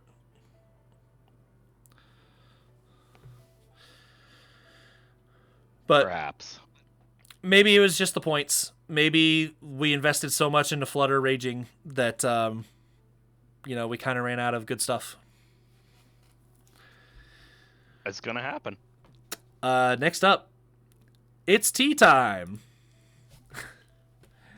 We have the Poltegeist. I mean, so this thing is very, very lacking on its own. Its main claim to fame is that it is both weak armor and Shell Smash.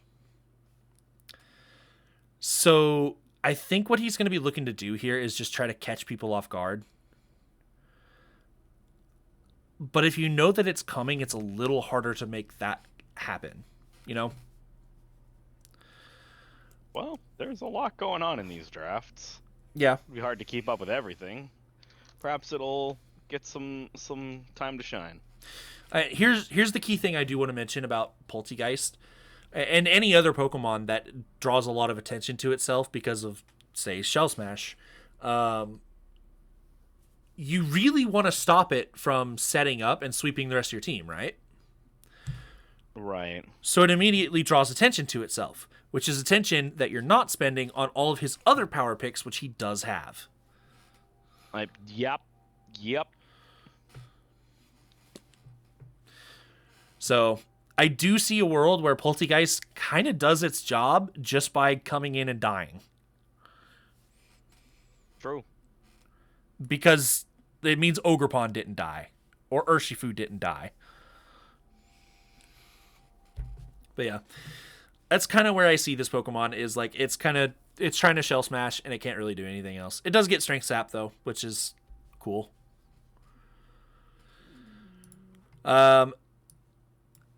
Well, we had the Sandstorm team going, and if we're going to build a Sun team, we need something for it, so here we are. I mean, we all know what Venusaur does, right? We're Chlorophyll, we're clicking Sleep Powder, we're clicking Sludge Bombs, or maybe like a Leaf Storm or an Energy Ball or something. Weather Ball. Oh, I mean, if it's a Sun team, Solar Beam.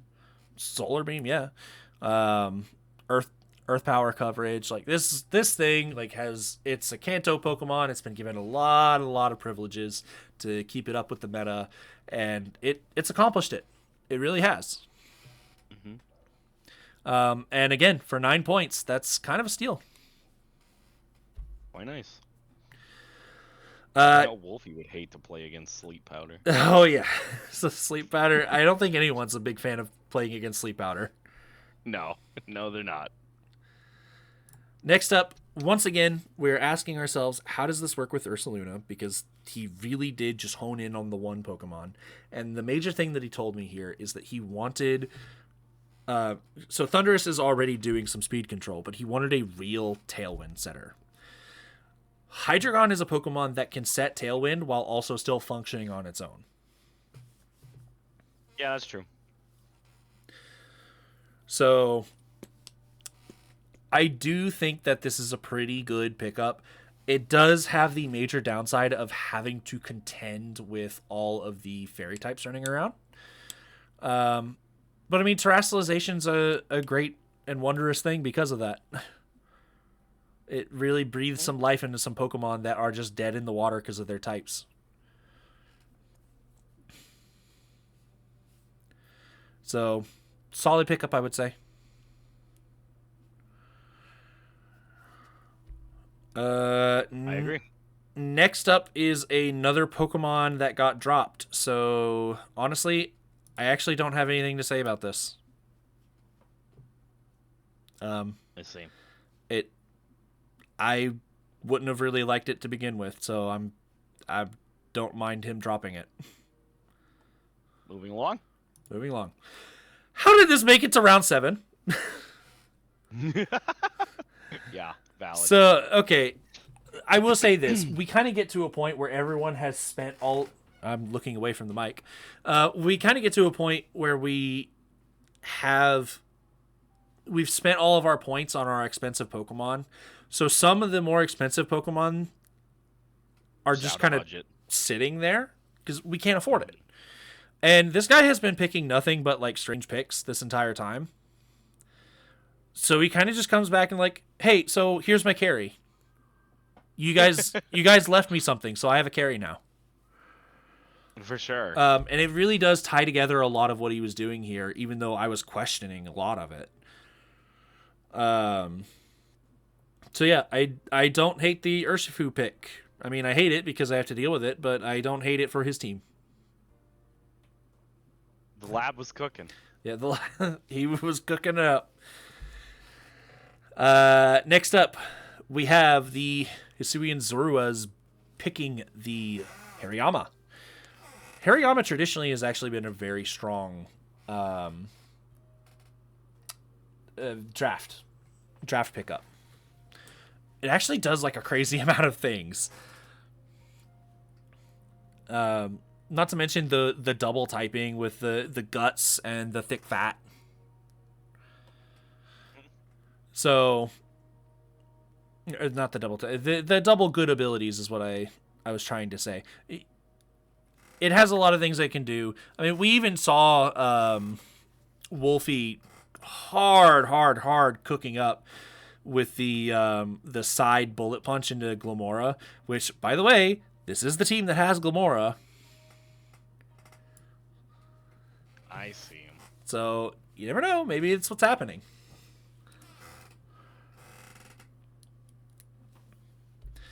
So, we'll see. I look forward to seeing this Pokemon a lot. We now have another pickup for Haven's Angels. Is it coming together for you yet? I'm going to skip past to the part where you say no. Yeah, and it's a no. Yeah. So, we finally moved away from a Pokemon that knows the move that she's looking to use. But, I mean, this is just a really good pickup. We're kind of back to the first half of the draft where she's just picking up good stuff, right? Very good. Yeah. And honestly, there's a lot of opportunity to burn on this team. We have the Heatran, we have the Incineroar, we have the Sinistcha. So, I mean, this is like physical Pokemon beware. Yep. And hard to comment when I don't know what the goal is. exactly. Yeah. I mean, we also have a little more redirection towards a more like this Pokemon is trying to eat the redirects, whereas Clefable will maybe want to attack a lot. But then, out of nowhere, the Niagara Loveness have come back. They've RKO'd the Star City Spirits, and they're back to take their picks. So that's how it works, is just the moment you get back, you are able to do any picks that got skipped. So before the Oh, I see. before the Star City Spirits were able to take their picks, he showed up and he grabbed Walking Wake and Zapdos. Yep, solid. It's a rain team. We have Walking Wake. So if someone tries to shut us down by using Sun, we throw in Walking Wake, and I'm still going. But I also work in rain because, yeah, sure, maybe my signature move doesn't get boosted because it's supposed to get boosted from Sun, but it's also a water type move, so it does get boosted.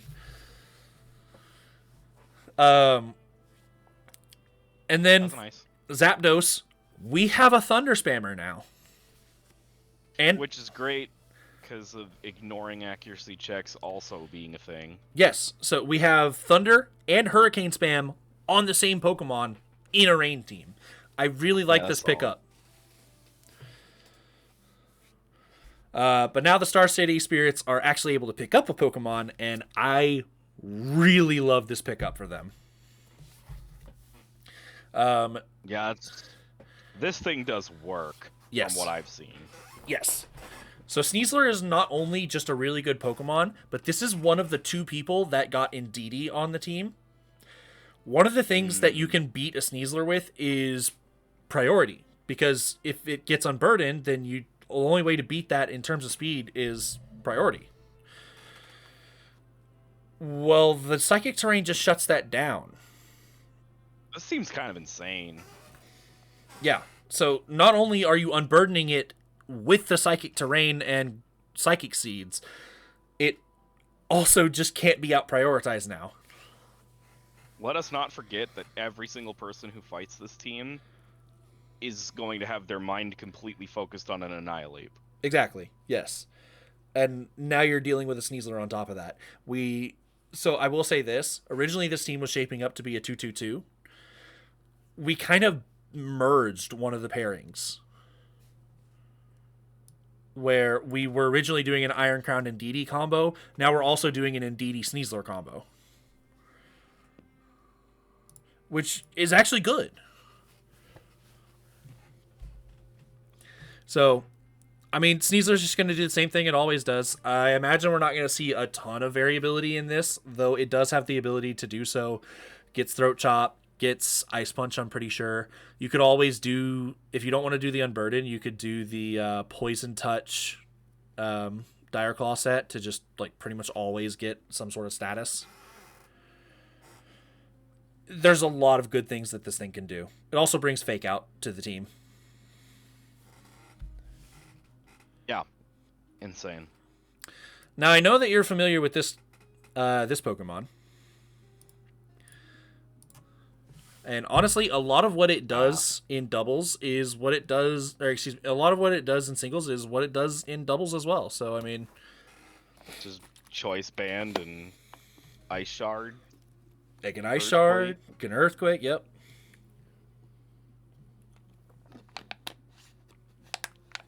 And this is also going to be a really great pairing with the Shaman Sky. Because not only are we able to spam the Earthquakes with Choice Band, but we're able to get that Tailwind set up behind it. Yeah. So I'm really liking this for it. Now, we've talked about Wolfie in the past, and what he has shown to be very good. We've seen this work, and indeed, it has been drafted once again. Venonat. Venonat, yes, sir. So, I mean, we get the powder moves, we get the redirect. It's just a nice little support.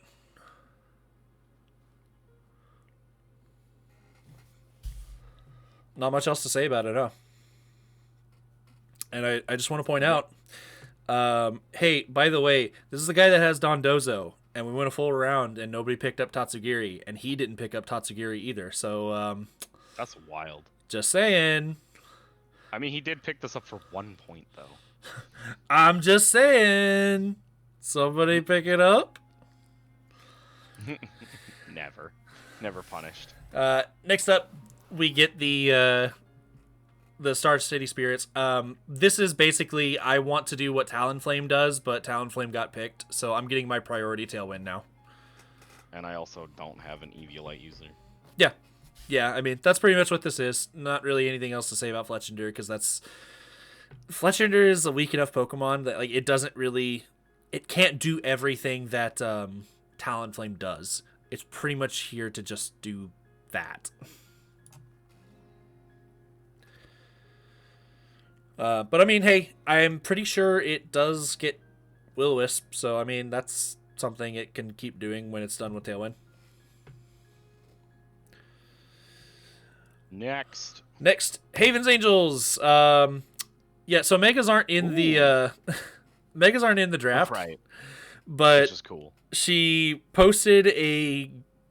We did a lot of our drafting by posting cool gifs of our Pokemon, and she posted a Mega Gallade. So she's a hacker. Yeah, so Gallade. Bring Megas back. I actually really like Gallade for this team because now we are really delving into Trick Room. Because Sinistcha gets Trick Room, Gallade gets Trick Room, and Gallade abuses Trick Room. I'm a huge fan because now Heatran can go off of that. Clefable can go off of that. We're starting to develop an identity here. We doing some sort of stall with those three? I promise. I think you're going to be just as confused as I was. Okay. But anyway... Like, they took Toxic away from most people. Yeah. So, Gallade... I just really like this Pokemon because not only can you imprison away Trick Room if you don't want to face it, but you can also just use it yourself and use Sharpness boosted all the cutting moves. It's really a great Pokemon, and for 8 points, that's value. Moving along, though, we got a Mimikyu. So, great typing. It's also a physical attacker to go with that Ting-Lu. It has survivability because it does get the one free hit where it's not taking damage. Other than that, I mean, I'm kind of looking at maybe this is Trick Room. I'm not really sure outside of that, other than just normal Mimikyu shenanigans. Okay. You can't think of anything either? Okay. You want my honest answer? I am looking through the movesets of these three on Haven's Angels. Trying to figure things out. It's okay. It's okay. I promise you're not getting it. Okay. Because there was no world where I was getting it either. Okay. I'll give you a hint. I know what the theme is, and I still don't get it. Okay. Which makes me all the more excited to see it and makes me want it to work because I want to get it. All right. I'll stop thinking about it. Moving on. Speaking of getting it, we finally see why he picked up the Grafaiai. You're right. Okay. Because we don't have neutralizing gas. Now, technically, we could have picked it up. Weezing is still on the board. Galarian's not, but Weezing is. Sure. But I feel like he's kind of banking on people not knowing what Grafaiai does. Well, maybe. We'll see. Because even the people who do keep up with this game, I did not know what Doodle did until I just looked it up just now. I knew it had a signature move that did something crazy, but nobody uses it. So I see the vision. I think there is some good potential for this to work out, but I think that Urshifu Single Strike is just like that's what we're wanting to run. I don't really Slacking's kind of the I'm making content pick, you know. Sure. Next up, we actually have a pick that the Caribbean Suns is actually deciding to keep. Halucha. Okay. Halucha is a classic Pokemon. We know what this thing does. It'll grab some seeds, or it'll grab some sort of item. It'll go unburdened, and we're off to the races. Not to mention, just the inherent stab on acrobatics is pretty great.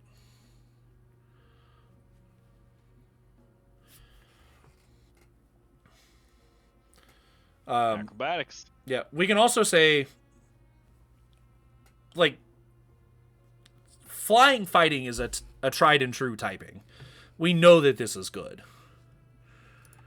It's just it's an offensive powerhouse. We're gonna see a lot of attempted sweeps from this thing, and we'll see if it works out. Flying press is maybe one of the weirdest moves I've ever seen. Absolutely, yeah. I think I finally got a handle on that thing, and it absolutely does not work out the way that I want it to. That's unfortunate, because you have to read a book to understand it. Yep. But anyway, back to Uptown Ursalunas, we have the Alchemy. Oh, man. So, he was needing to pick up... What's up? That slide is giving me collector PTSD. But go on. So, yeah, he was needing to pick up a fairy type here. Because he has the fantasy core going, if he can pick up a fairy. And he was really debating on what fairy that he wanted, and he ultimately arrived on this. And I think the main idea is that he's wanting to decorate his Ursaluna. Again, I'm not a huge fan of the sheer amount of pressure that he's putting on Ursaluna, but I think that decorate can work outside of Ursaluna. I think it's great for King Gambit because you can't intimidate that thing to stop it. So, I think that this is a decent pickup. Outside of that, I don't really see it spamming anything else. All right.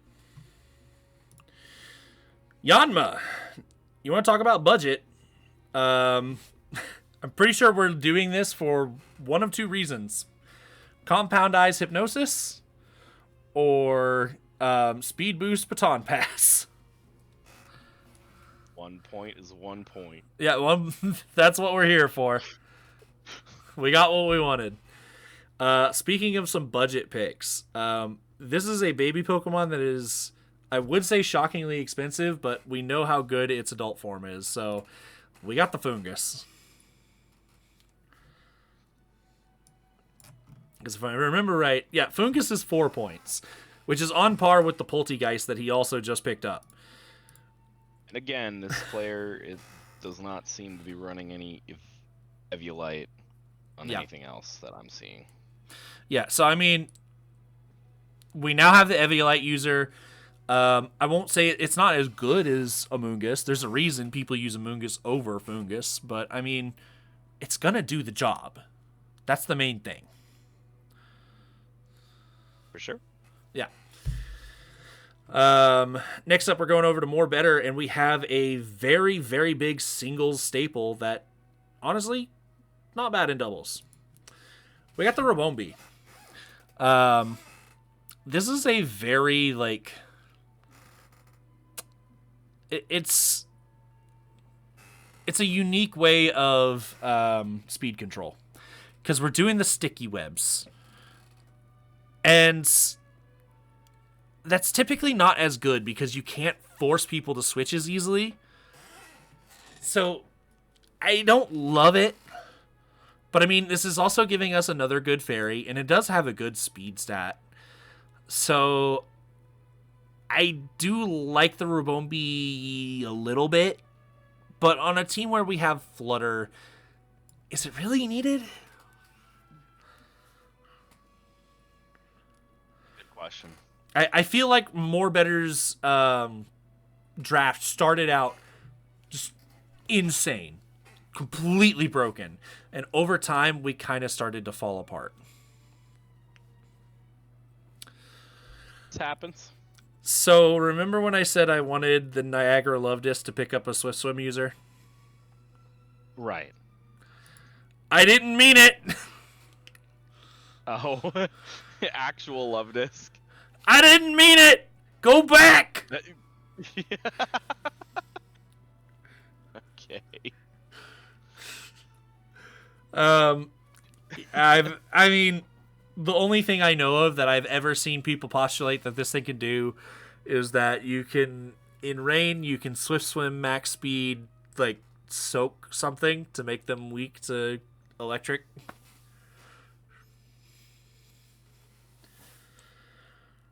I don't know, man. I heard that if you catch a lot of them, some of them have heart scales. Listen, man, this is a content pick. I will say with that one, I am pretty much just out of time. Okay. I gotcha. Well, thank you for joining me. I'm going to keep going on this, and thank you for the insight. Sure. I would be very interested to learn the point of Havenstein. All right. It's time for the reveal. Because I need you to be as confused as I am. I asked her, let's roll back. What was the most recent pick from her? There we go. I asked her, what's the theme? I'm struggling.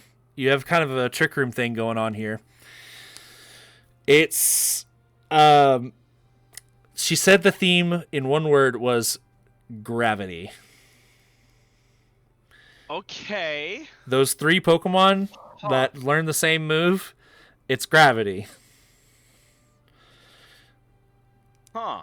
And how does that exactly help her? I mean, it increases accuracy. It grounds Pokemon. Exposes to toxic spikes even if you were flying, right? Like, we got the pecs. Yeah. She said that a lot of her team was meant to support her picking up Altaria. I'm going to be honest with you. I still don't see the vision, but I want it. I want to see Altaria pop off. I don't know how that goes with gravity, but I'm ready to see it. If that's the vision, it just makes me feel like, man, I wish you were playing in an era with Mega Altaria. I loved that thing. Yeah. I want to see what exactly she had intended. How does gravity make the Altaria go crazy? I'm ready to see it. I really want to see it from you, Haven. That's all I got to say, man. I'm just saying also, anyone that faces that team is going to be like, why can't any of my Pokemon do what they want to do? True. Alright, but yeah. Alright, well, best of luck to all of these teams, but... Thank you for the help. Yeah. Thank you for having me. Alright. Have a good one. Later. So, where we left off, we were talking about the Love Disc. Yeah. There's nothing else to talk about. Why did you pick up Love Disc? It's because it was in your logo and you were peer pressured into it. So, I mean, hey man, more power to you. I'm pretty sure we battle. So, hey, I'm making content. You better bring it. Next up, we got the San Diego Superiors with the Trevenant. That is coming along with, let's see, what do we got here? So this is meant to be a Trick Room pick. It is a grass pickup, which does complete our core. We have Fire, Water, Grass now. And I'm pretty sure Klefki does get Trick Room. But I don't know, man. I feel like maybe we should have invested a little more into a better grass type. Trevenant has shown that it can be a threat in the past, but it needs a little more support around it. It feels like I mean, other than the Enamorous Therian, it feels like the Trick Room was kind of an afterthought. And I'm not even sure. Let's check it now, live. Klefki. Do you get the trick? You do get Trick Room. That's what I thought. So, yeah, I want it to work. I really do. I just don't 100% see it. It is a really fire pick, though. I like it. Just on a personal level, I suppose. Speaking of Pokemon that I like on a personal level, I hate that you get this Pokemon because I love Greninja and you're on my shit list. So,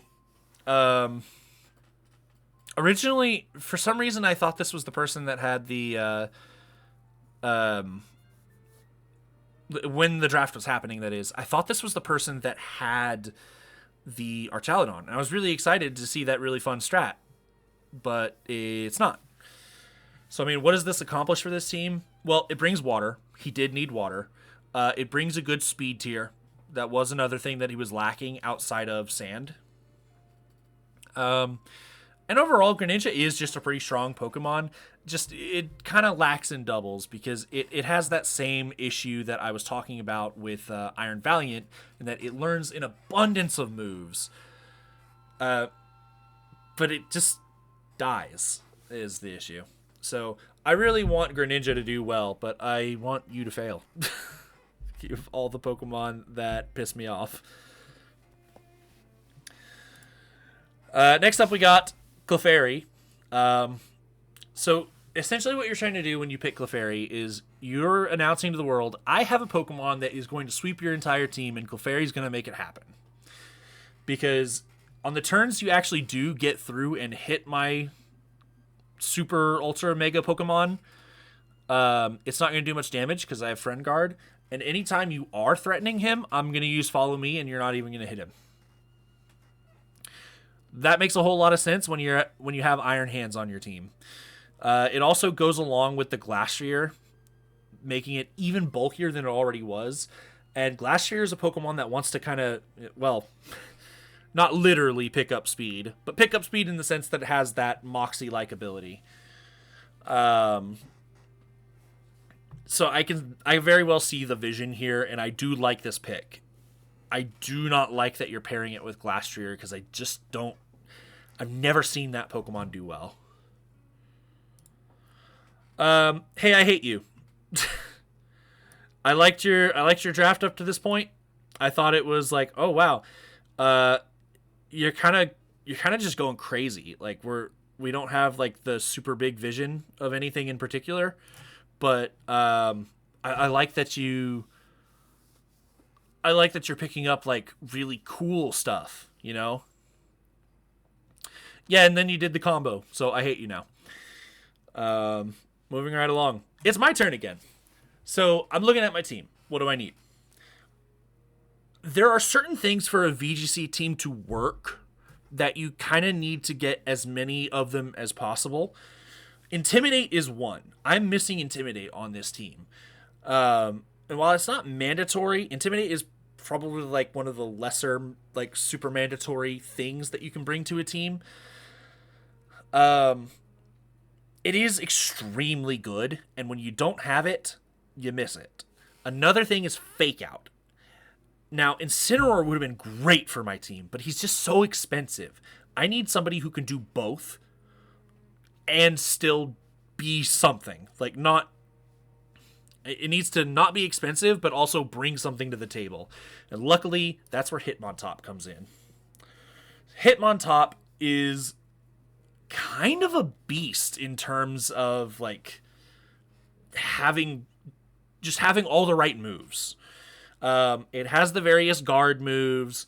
It obviously gets the Intimidate ability that I was looking for. It also gets Technician if I ever want to play around with it. But it also gets some great coverages. Close Combat, of course, makes up for its lacking attack stat.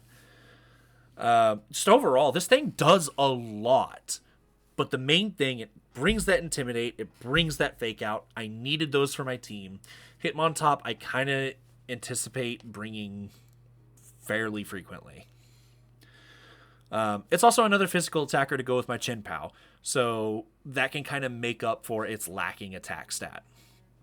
Now, speaking of roles that I need filled, I kind of already picked all the carry Pokemon that I want. I've got the Chien-Pao, I got the Dragonite, Primarina, Scizor. Kilo was kind of leaning into support, but it also does carrying. Ceruledge and Swampert. Those are the Pokemon I want to carry my team. I saved all my supporting for last. So that's what Hitmontop was for, but now I need extra support. We still need more. I need redirection, and I need it on a budget.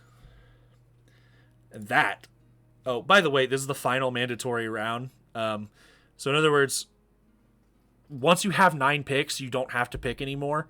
So you could just buy something, if you still have a decent amount of points left, you can buy something really expensive and we're just done. I wanted a few more picks because there's still a lot of things I'm lacking in. So I needed a budget redirection pick, and that is where Poltergeist comes in.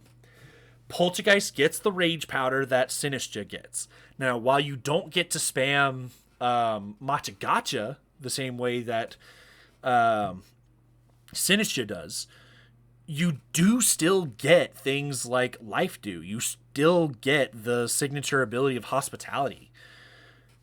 This thing does a lot for only being 2 points, and I'm really excited to use this thing. It is a great option to put my Eviolite on, or if it's ever feeling threatened where even Eviolite can't save it, that's what Focus Sash is for. So there's a lot of reasons to be able to use this thing and use it to great effect. I've also seen it do well, so I don't even need proof.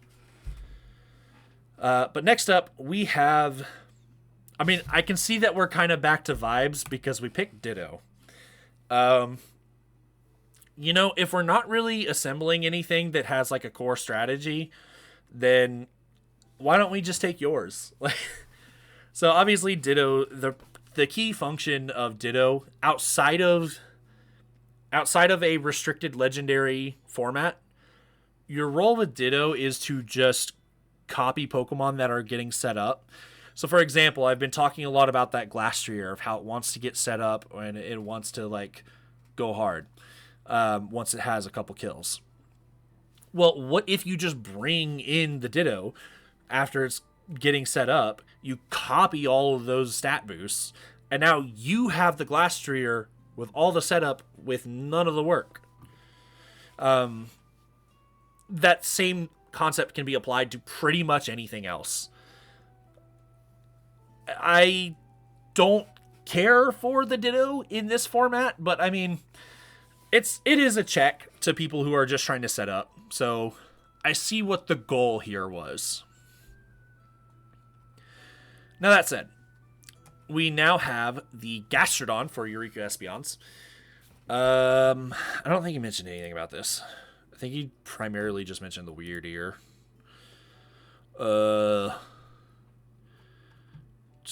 Where the hell are you? I got a lot of people that messaged me about their teams. There you are. Yeah, you just talked about the Weird Ear. So, I mean, we know what this is for. This just beats water, which, since we're kind of going into a sun team, this helps protect the Charizard, which is nice. It's also a water type that doesn't care to hit for too much damage with water. Really, you're just kind of spamming Muddy Water and you're trying to get accuracy drops. And the extra chip is nice. But this is a move that you can use even when sun is up because you're not trying to do damage. So that's the main thing about this. I don't hate this. The main thing I hate about this is that it takes it away from Havenly. And I believe that this was a great pickup that she could have had, but she did not go for it. I believe that she had a lot of water weakness with the Incineroar, with the Lando, with the Heatran. Those are going to be such huge carries. And, you know, Incineroar carrying through support is what I mean. Those are going to be such huge carries for her team that losing them to water all the time is going to suck. And Gastrodon would have been a huge pickup. So I hate to see it to go to somebody else, but I mean, going to this team is a pretty good pickup. It saves the Charizard, saves the Terrakion. It's good stuff. We do actually have a final pick for Sacramento Sliggoo, Mr. on my shit list. We have the Crabominable, and this thing actually is kind of threatening, more so than people think. People kind of look at Crabominable and think, wow, what a shit tier Pokemon. Well, actually, this is a Trick Room abuser that can't be intimidated. So, I mean, maybe you were hoping to shut down Iron Hands by intimidating him. It's like, cool, I have another Iron Hands in the back that gets Ice Stab and can't be intimidated. That's what this is for. Oh, excuse me. No. I was looking at the wrong team. This is Mr. Volcanion. So in other words, instead of having Iron Hands, he has this instead, which is budget Iron Hands. You get the Ice Stab, you get the fighting coverage, and you don't have to pay 19 points to get it. You pay 3. So I think this is a very powerful pickup for him, especially since Gothitelle can absolutely set up Trick Rooms. But that's it for his team. We have the Volcanion, Tyranitar, Gothitelle, Kommo-o, Excadrill, Screamtail, Thundurus Therian, Greninja, and Crabominable. I hope you fail miserably because your team pisses me off.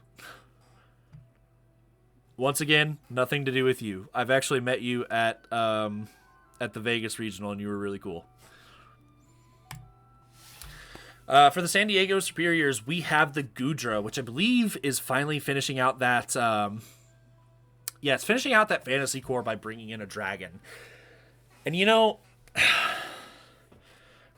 I hate to say it. I'm not a fan. I feel like there was a great dragon pickup still on the board, and you didn't get it. I do understand this. You're trying to fill out your Trick Room core. Everyone's been trying to fill out some sort of Trick Room core. Everyone wants to be able to function in it. And that's because it was so good this generation. And you're doing the exact same thing. You're trying to fill out that Trick Room core so you can function in Trick Room and even set it yourself against some good matchups. Problem. There's an amazing dragon still on the board. Let's see, you had 13 and then you paid 4 more points. How much was he? He was 16 points. Dragapult is still on the board. I think that you really would have benefited off of getting a Dragapult here. You can have it. It's so versatile, and it has an insane speed tier. You just pair that with the Chi-Yu, and you can spam out those special moves. Or alternatively, you can go the physical route. I think that you would have done a lot of good with the Dragapults, but maybe that's just some favoritism for me. Moving right along, we have this is an amazing pickup for the Niagara Love Disc. Absolutely a great pickup. Torracat does not have all the same stats that Incineroar does, but has the same everything else. So you put Eviolite on this thing, and it still gets Fake Out. It still gets Parting Shot. It still has Intimidate. It has everything. And it just gets to be budget Incineroar.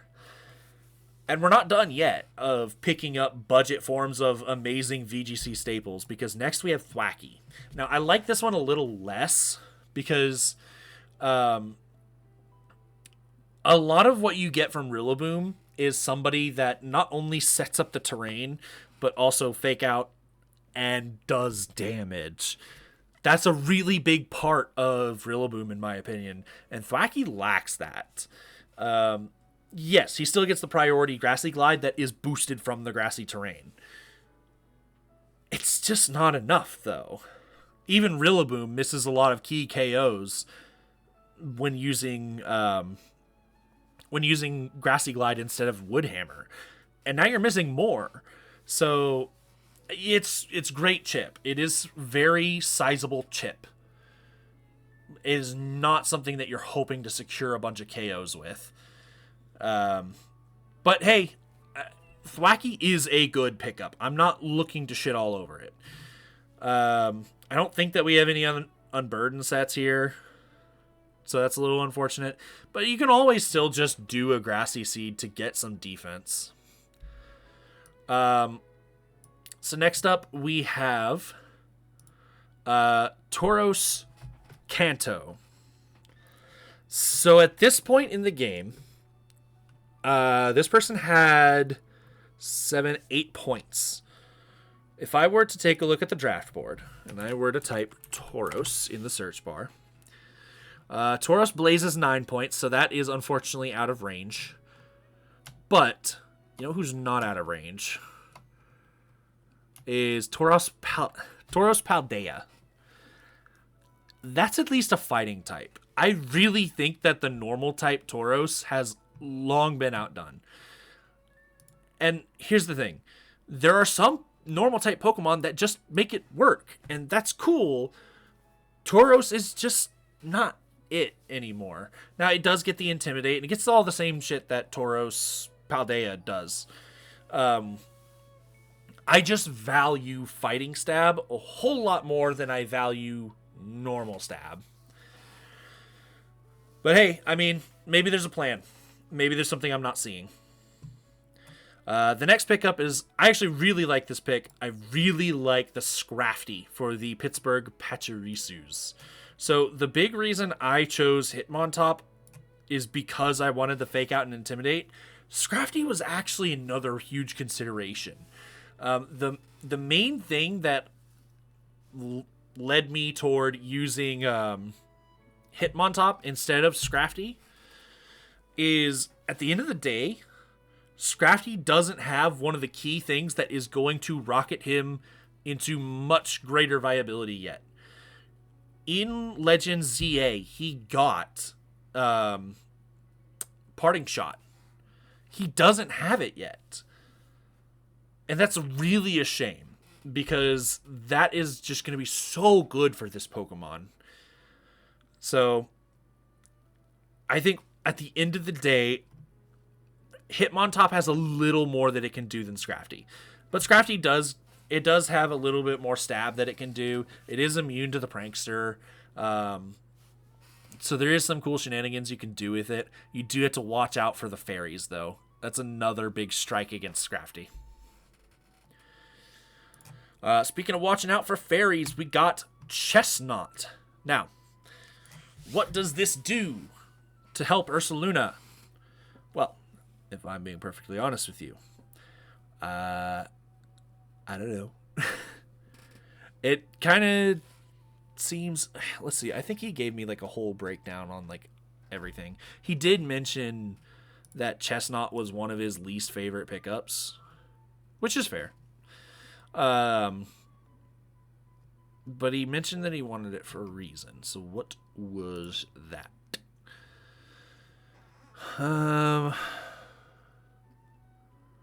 He actually does not mention Chestnut by name, other than the fact that it was just a value pick. Yeah, so I mean, I feel like this doesn't do a whole lot for Ursaluna specifically, but Chestnut on his own is actually really good. So we're getting Stab Body Press on a Pokemon whose best stat, as I'm recalling, is defense. That's awesome. I really, really like that. Now, he doesn't really do a whole lot else is the issue. You can throw some wood hammers, and yeah, they're going to hurt, but he's a little too slow to make it happen. His main claim to fame is that he does get the upgraded Protect, but at this point, especially with Ogerpon running around, Spiky Shield is something that people are prepared for. So, it's not, like, broken. Overall, I feel like Chestnut spamming the Body Press, especially if it can Terra into the fighting and just let it ride, I think that'll be pretty good. How well does it serve Ursaluna? Meh. But hey, who knows? Maybe he has Grassy Glide, and we can abuse the Thwacky and the Rillaboom users. Our next pickup, we still have this, yes, okay. Our next pickup is the Cyclozar. I don't know what to think about this Pokemon. It has a good speed tier, so it can throw out some breaking swipes, but its main thing that it does is that it has Regenerator, and Shed Tail. So it can actually Shed Tail twice in one fight. So I don't know, man. It's Shed Tail's good. It's not as good in doubles. I think there's a lot of fun things that you can do with this. But I mean, we're getting to the bottom of the barrel, so we're having to pick up something. If I'm removing my mindset from all the insane stuff that people have already picked and kind of focusing on lower tier stuff, I'd say, yeah, this is a really cool pick, and there's a lot of fun things you can do with it. So overall, I do like it. I'm not I'm not kidding about that. I do think that there's maybe better things that could have been picked up for 6. But hey, putting a Blood Moon behind a substitute is pretty nasty. So I guess there's that. Next up for the toxicology department, we have Flamigo. Now this is a good Pokemon to beat out those Intimidates. We have Scrappy. Overall, a very strong Pokemon. It does kind of lose out to the other flying and fighting Pokemon, because if you're wanting a speedster, you kind of just want to go the Unburden Hawlucha, and if you're wanting like raw damage, then you're looking to go Zapdos. Flamigo's kind of the middle ground that has a lot of things going for it, but it's not like the main star, which is kind of actually an intended joke there. It's kind of the co-star of the show here. Unfortunately, his team doesn't really have anything that's abusing that. He doesn't really have anything that is just setting up a bunch of stats and then going ham. I can see kind of a vision where maybe you get Moxie boosted on Salamence. You're really going, and then before Salamence goes down, you bring in the Flamigo. They knock out Salamence, but it's too late. I have Flamigo set up with all the Moxie boosts, and he's going, and I don't know. I feel like we're kind of in Disneyland at this point. Overall, I think it's a good value pick specifically for Scrappy.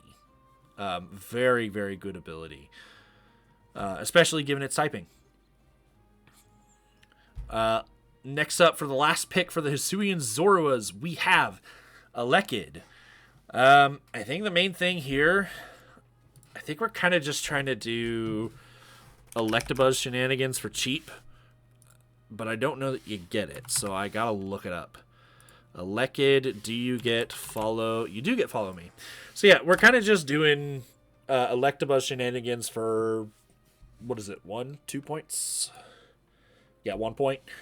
We're either throwing an Eviolite. I kind of doubt this thing lives a lot with Eviolite, so we're either doing the Eviolite or we're doing Focus Sash. Most likely the Focus Sash. But yeah, it's I'd say it's a reasonable budget pick. Follow Me is always a very nice move to have on the team, and it's something that he didn't have yet. So yeah, I don't hate it. Not my favorite in the world, but I don't hate it. Now this is something I sort of spoiled already because I wanted my buddy Nick to not have to go to bed wondering. We are back to Haven's Angels. And we are picking up the second to last pick, that being the Toxapex. So Toxapex is kind of adding a layer of stall to this team. And this is kind of what he was referring to when he was asking, are we stalling? Is that what we're doing? Yeah, we can set up some Toxic Spikes. We can set up Baneful Bunker can cause some poisons. Merciless Venoshock is like a decent combo. Overall, this thing struggles with All My Friends Are Dead syndrome, where it itself is easy to ignore. When I was mentioning earlier, you have that trifecta of things that Pokemon do. You have attackers, defenders, and supports. Here's the thing. If you are a defender, you need ways to make people pay attention to you. And that is either by dipping into the attacker or dipping into the supporter roles.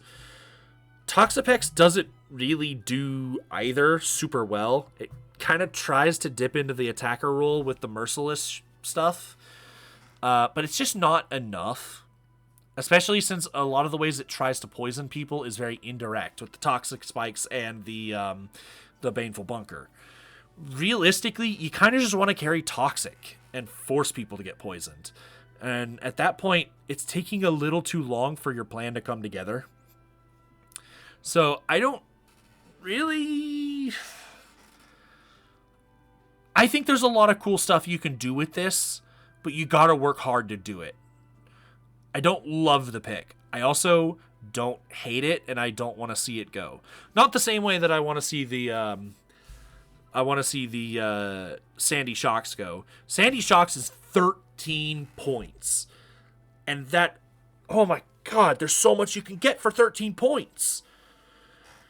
I never seen that Pokemon do anything but suck. So again, I really hope that you have some sort of plan that I don't see. But please, God, get rid of that Pokemon.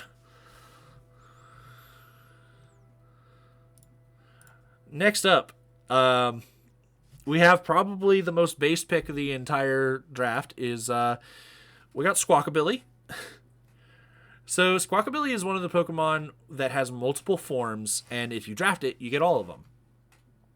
And the reason that this is important is because Squawkabilly actually has a... Hold on. Actually has a different ability depending on what color you pick. So all of them have Intimidate and Hustle. However, it is able to have a grand total of 4 abilities across them. Because green and blue get Guts, whereas white and yellow have Sheer Force. So while this Pokemon doesn't really have the stats to compete at the highest level, it has 4 really interesting abilities to play around with. And I do not hate this pickup whatsoever.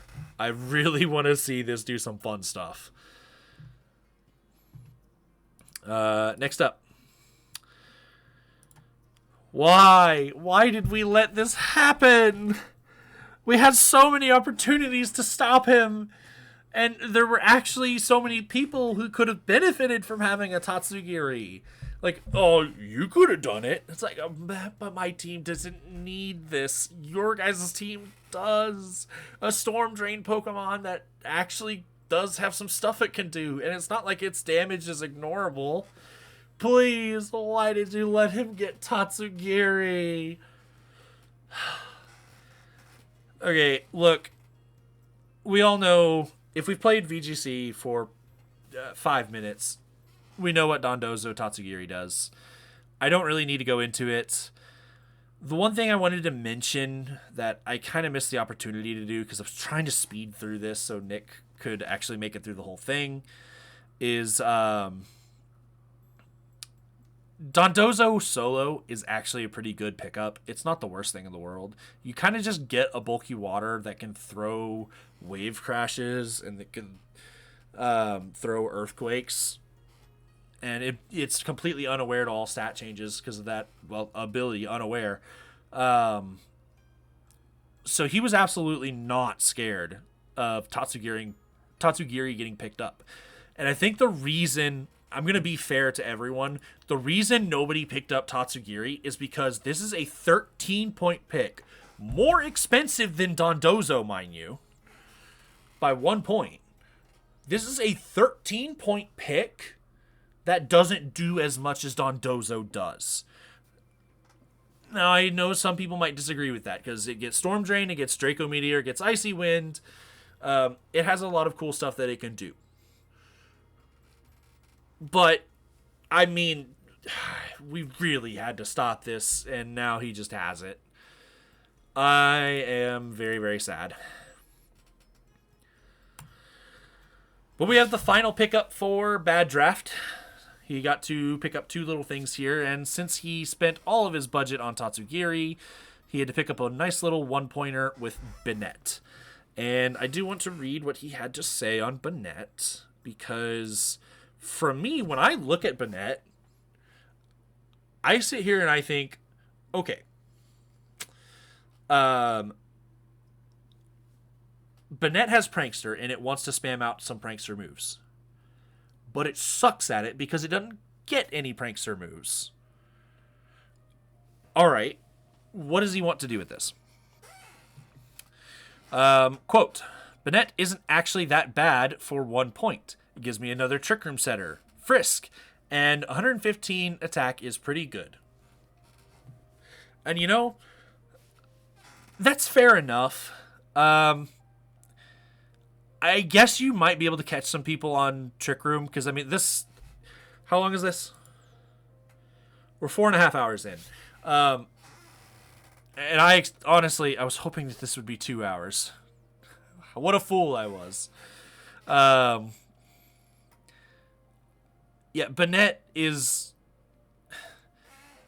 It's not a Pokemon that you traditionally associate with Trick Room, so I assume that you might be able to catch people off guard, especially since I don't know that anyone is going to watch this whole video. Even the people who were so excited to see it in the draft. I think they're going to click on it like, oh yeah, I can't wait to see what he had to say about my draft, and be like, oh shit, this is 5 hours long. I'm not watching that. I'm just going to click through. I think a lot of people aren't going to hear me talking about Bennett Trick Room, and they are not going to be expecting it. Yeah, Frisk is nice. 115 attack. I don't know, man. Not on that speed. But hey, if you're confident in it, let's see it. I'm excited to see all of these like really traditionally bad picks kind of work out. I think it'll be a lot of fun. Our last pick for the Star City Spirits is Morgrim, and I mean, we know what this does. It's we're just like, oh, Grimmsnarl got picked away. Okay, Grimmsnarl Light. That's what Morgrim is. Instead of being able to attack with Spirit Break, because Morgrim just doesn't have a good enough attack stat, instead of being able to attack, we're probably just going to load it up with utility moves and then slap a Eviolite on it and call it a day. It's probably what we're looking at. But I mean, everything that I said on Grimmsnarl still applies here, in that we just have so many good options. Like this Pokemon really suffers in not being able to fit everything it wants to do on a single moveset. So it ought to be pretty good. It'll serve its purpose for sure, especially for, what was it, 2 points? Oh no, it's 4. Do I think you maybe could have done more with like a 3-point pickup as well as a 1, or 2 2-point pickups? Maybe, but Morgrim actually does a lot. I think that this was a very, very reasonable pickup. Altaria. As I said, her plan is to make Altaria work. Look, I've seen this thing stat spread. I don't get it, and I want you to prove me wrong. Because a majority of this team, other than that little shitter that brings embarrassment to the Magneton family name, a majority of this team is based as shit. I shouldn't have said it that way, because if some of my words got cut off, it sounded like I just called this team shit. Based as hell. I hope all of that came through. I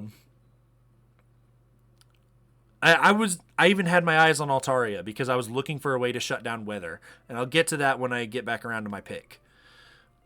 I think that there's stuff that this team can do. I don't understand what you mean by this is a gravity team, and I'm waiting for you to teach me. I've said everything that I have to say. I'm trying to repeat it because I had to say it earlier. I really like this draft, and I want to see a lot out of it. Next up is Zebstrika, and look, it's a budget pick. What else is there to say about this? It has some reasonable stats for being... how much? 2 points. Yeah, it has some reasonable stats for being 2 points. It's a speedster that doesn't hit super hard. I don't know, man. I don't know the world where it's good. But you only had 2 points to work with. So I think that maybe you find a way before the season's over. Let's see it. Let's see what we got. Charge Bug, 1-pointer. There's a reason that a lot of people pick this up and it never works out. The ability, Battery, it raises your ally's stat by, or special attack stat by 30%. Not exactly, actually. It raises your special attacks by 30%. That's better wording. I think there's a lot of good that this can do. But it's never really worked out. So I am hopeful. Well, actually, you have Ursaluna Blood Moon. I'm going to be honest with you, man. I kind of hope it doesn't work out for you. that Blood Moon is terrifying. I don't want to see that shit. But now we missed some turns. It's a Monday. People are at work. Uptown Ursaluna skips the turn. How unfortunate. Next up, Pittsburgh Pachirisus. I believe the Pittsburgh Pachirisus made a mistake. Did not realize that we were actually playing Pokemon and not Smash Bros. Melee. So I guess, we have a Puff main. This is another pick that I don't really want to talk about because on top of being kind of bad, it got traded away in the free agency stage. So, whoops. Moving along. More Better's final pick. We have Scraggy. So everything that I said about Scrafty is true here too. Except, Scraggy is actually so much more valuable. The reason, Scraggy actually... Well, I shouldn't say that, because Scrafty can actually do some damage. Scraggy can't. Here's the thing about Scraggy, though, is that throwing an Eviolite on this thing, it's actually ridiculously bulky. I don't understand why, but I mean, that's just the way the math works out. And this is actually an incredible value pick for a singular point. I genuinely believe that this is probably the best 1-point pick in the entire draft. So we're bringing the Intimidate. We're bringing the Fake Out. It adds a lot to this team that was kind of missing a lot. I still don't see how it all comes together. We just kind of have a compilation of different cores. We have the Fire, Water, Grass core. We have the Fantasy core. We don't have what seems to be like a core strategy other than abusing Fluttermane and Raging Bolt for being so good. I was kind of hoping to see him make some trades in free agency, but who knows? Maybe he's got a plan and I'm just not seeing it. That's the main thing about all these teams is I can rag on them all I want. Everyone had a vision. And it's kind of up to them to make it work. But next we are moving on to the Niagara Love Discs. And you're taking a nap. San Diego Superiors. We got the Furret. This is actually also a really great budget pick. Now, it is 3 points, so that kind of sucks that you had to pay a whole 3 points for what this does. But, I mean, it does come with the redirect. If you are unfortunate enough to get some sort of hazards on your team, or on your side of the field, it does have the ability to tidy up and get rid of them. Here's the other thing about tidy up, though, is that it gets rid of terrains, and I think it dragon dances you, doesn't it? Furret. tidy up.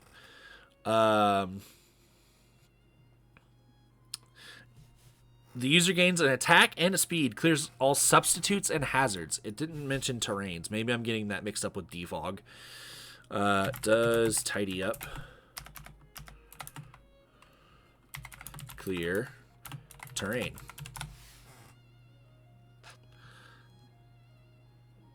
Okay, that's Google AI. Let's go for someone that actually knows what the hell they're talking about, that being the wiki. Terrain. There's no mention of terrain on the wiki at all, so no, it doesn't. It clears substitute, spikes, toxic spikes, stealth rocks, and sticky webs. That's worth holding on to. That's a good thing to have. And Dragon Dance is always like, I have Dragon Dance and more. Obviously, you're only ever giving this to shit like Furret. Pretty good value pick, I would say. I do appreciate this pick. Next up, we have the Eureka Espions with Big Salt. Yes, we have entered the corporate world with Big Salt. And I'm going to be honest with you, man. You didn't have to do that. Your team was turning out so great. I really liked this team. Like, other than the Glastrier, I don't mind you having Glastrier. If you want to try to make it work, I'm happy to see it work. But all the rest of your team, I'm a huge fan. I think this has a lot going for it. And then you bring this, and you make me hate you again. You know, you were on thin ice with the Whimsicott, and now you're just... Look, you're not at the peak of my shit list. But watch yourself. Drop the Garganackle. Be based. So the Golden Go Warriors is going to continue his streak of trying to reel me back in, only to immediately piss me off again. Gothita, we are literally only bringing this to shadow tag people in. I mean, can you let me play the game? Can you just let me play the game? You are disabling my abilities. You are confusing my Pokemon and poisoning in the same breath. You are max speed sporing me. You are shadow tagging me. It's just... And Grimmsnarl is faking me out and putting up screens. I can't do any damage. Lando T's intimidating me while also just nuking one of my Pokemon. Just let me play the game.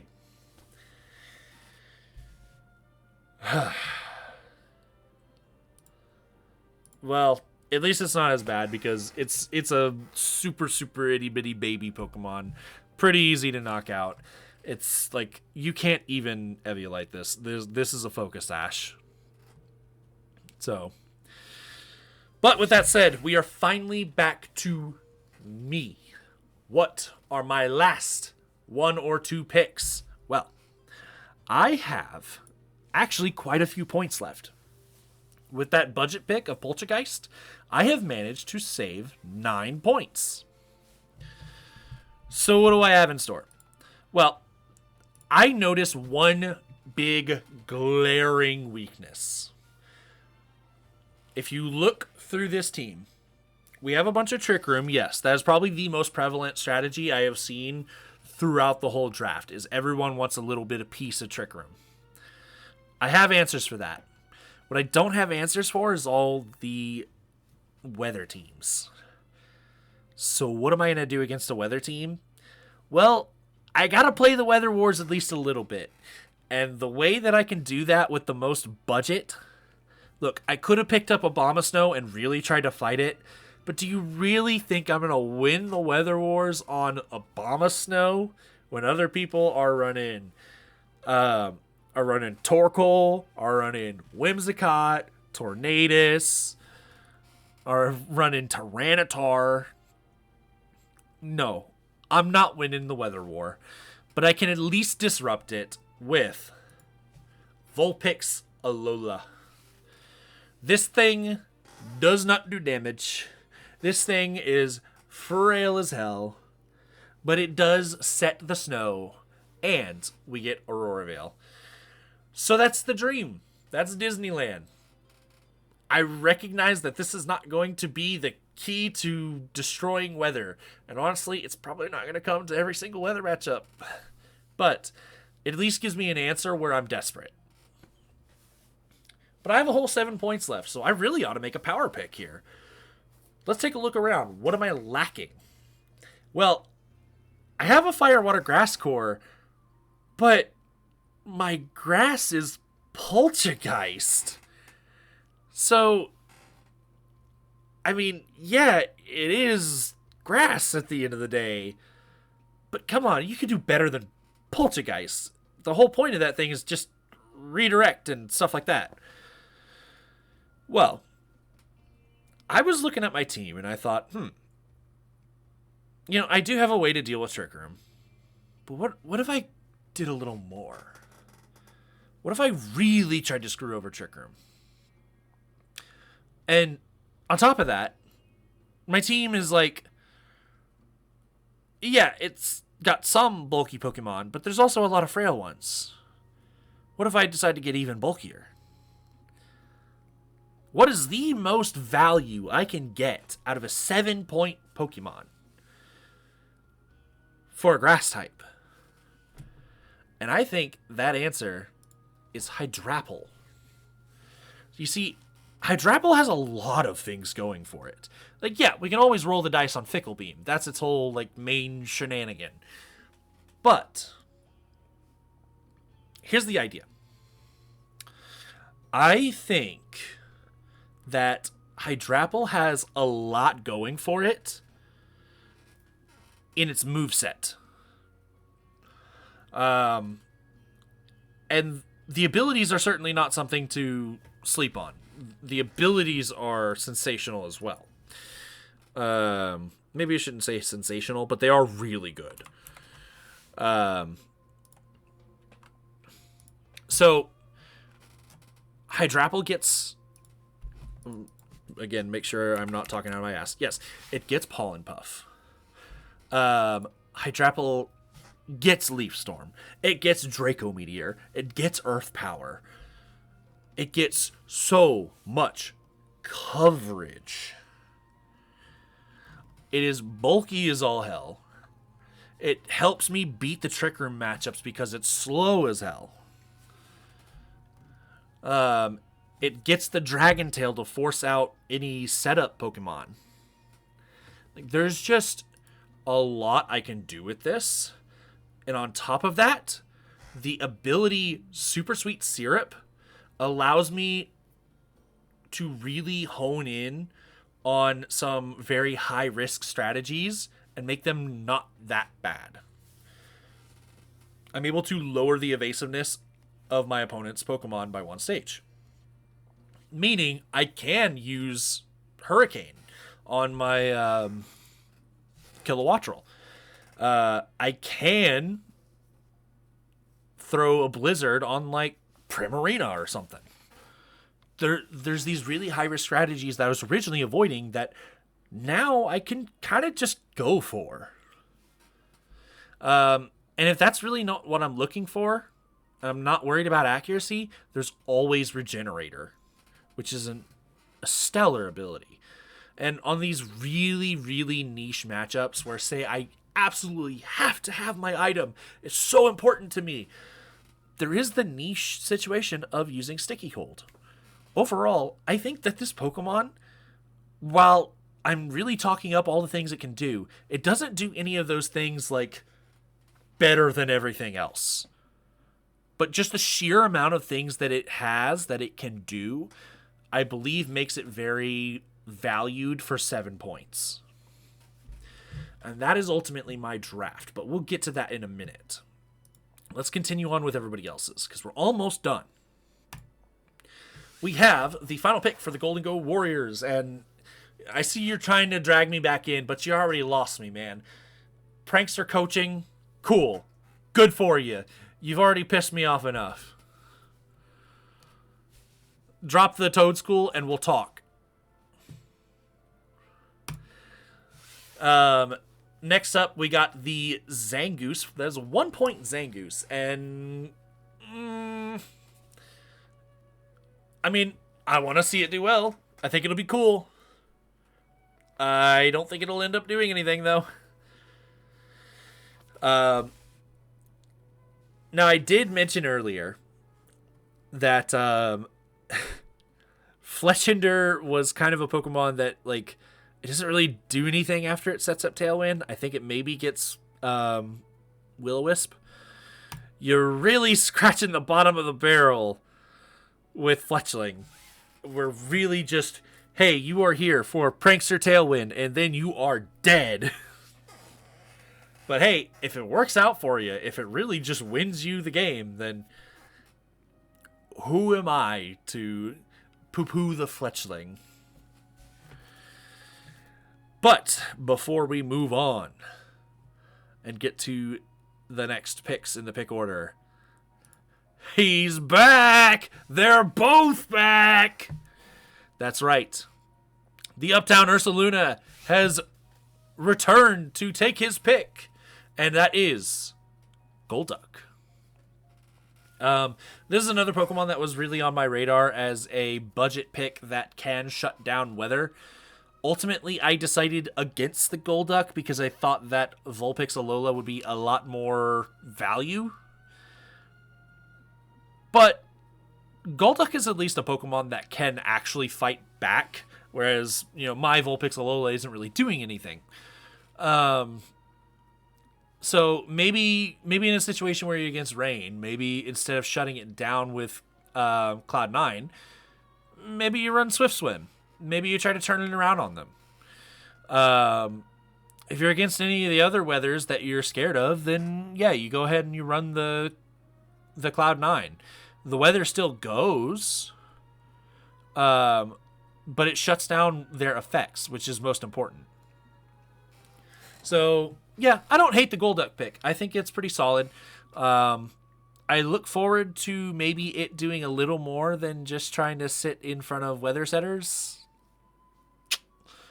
But who could say?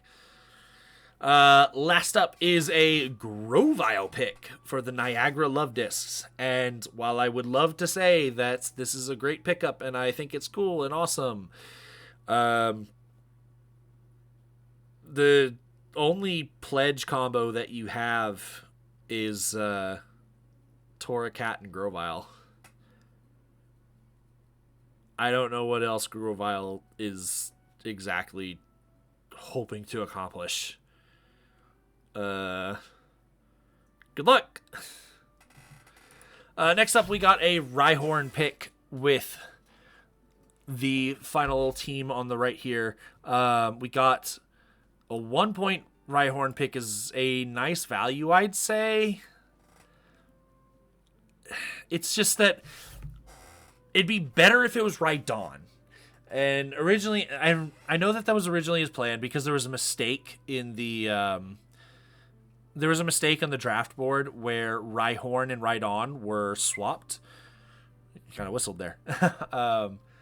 So I think that Rhydon would have been a very good pickup had the mistake remained.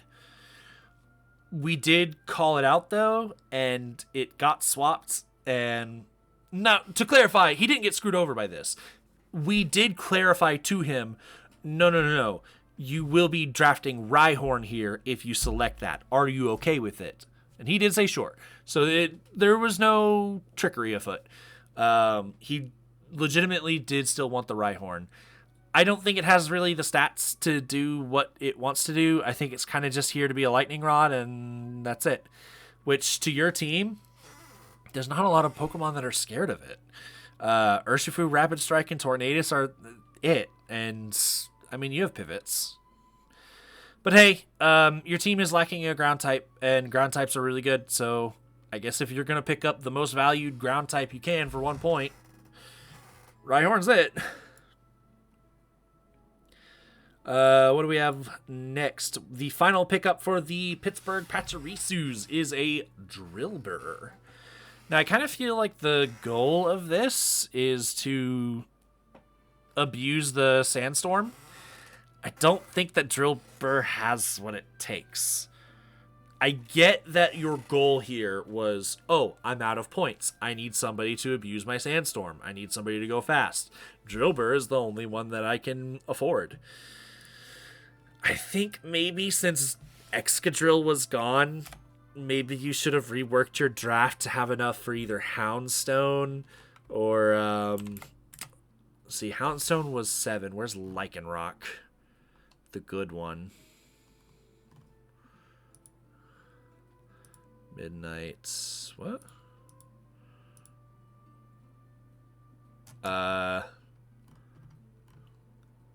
Hello? Did you LY?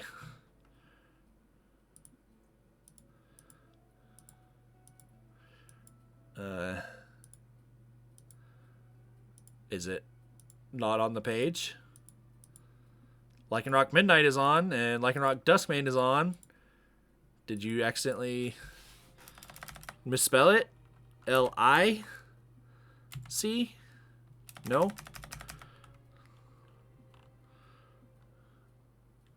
I don't know where it was. And I don't really have the time to look for it. But, yeah, I think that could have been a better pickup because you're not really accomplishing anything with Drillbur. Sure, he'll go fast, but and then what? I think that's sort of a problem. But overall, the team was pretty interesting. Next, we have by far one of the most value picks of the entire draft. Once again, not really seeing where this kind of supports Ursaluna other than like, oh, I'm a flying type. You don't hit me with Earthquake. Cool. Oh, I can beat grass types. You kind of already had that. I'm more focused on Scyther is incredible value. That's what I'm looking at here. And I'm thinking, wow, Scyther was 3 points and I didn't see it. Now I'm sad. You get to run Eviolite on a Pokemon that, sure, it's not really all that bulky, but it gives it enough bulk to actually be living some stuff. Technician boosted dual wing beat is insane. That is insane levels of damage, and I cannot believe I did not notice this Pokemon was completely available. Wow. But we now have the final pick in the draft. What does the one person with a singular point remaining want to take off the board? Nothing. Too cool for school. Okay, I mean, if you don't want to spend your 1 point, you very easily could have just taken something, and then when you're wanting to move your team around, just drop it. If you do all one as one transaction, like it's not causing you multiple transactions. Just saying, I drop this. But I mean, I guess there is the rule where you can't pick up a Pokemon that you lost, but something tells me if it was a 1-pointer, you weren't gonna miss it. But that is it. We're finally done. How long was this? Ooh, we're on 5 hours and we're not done yet. I know I said we were just done. We're done with the draft order. Now I want to evaluate everyone's draft as a whole. So here are the Norian Duskblades. I am excited to have them with me. I actually got every single Pokemon I wanted. Yes, there were some Pokemon that if it were up, I would have taken it. And I would have just redone my draft in how much points I was spending where. But absolutely, for a reasonable draft, when I was doing practice and I was trying to say, what do I expect to be available by the time we get here? I was spot on with every single Pokemon that was going to be available. I did have to reorganize it a little bit. I had Kilowattrel a little later in the draft. But I was able to identify on the fly, Kilowattrel's about to go. I gotta pick it up. I think I had, and maybe I don't have the best draft in the world, But given that I got everything that I wanted, I feel like I had an excellent draft.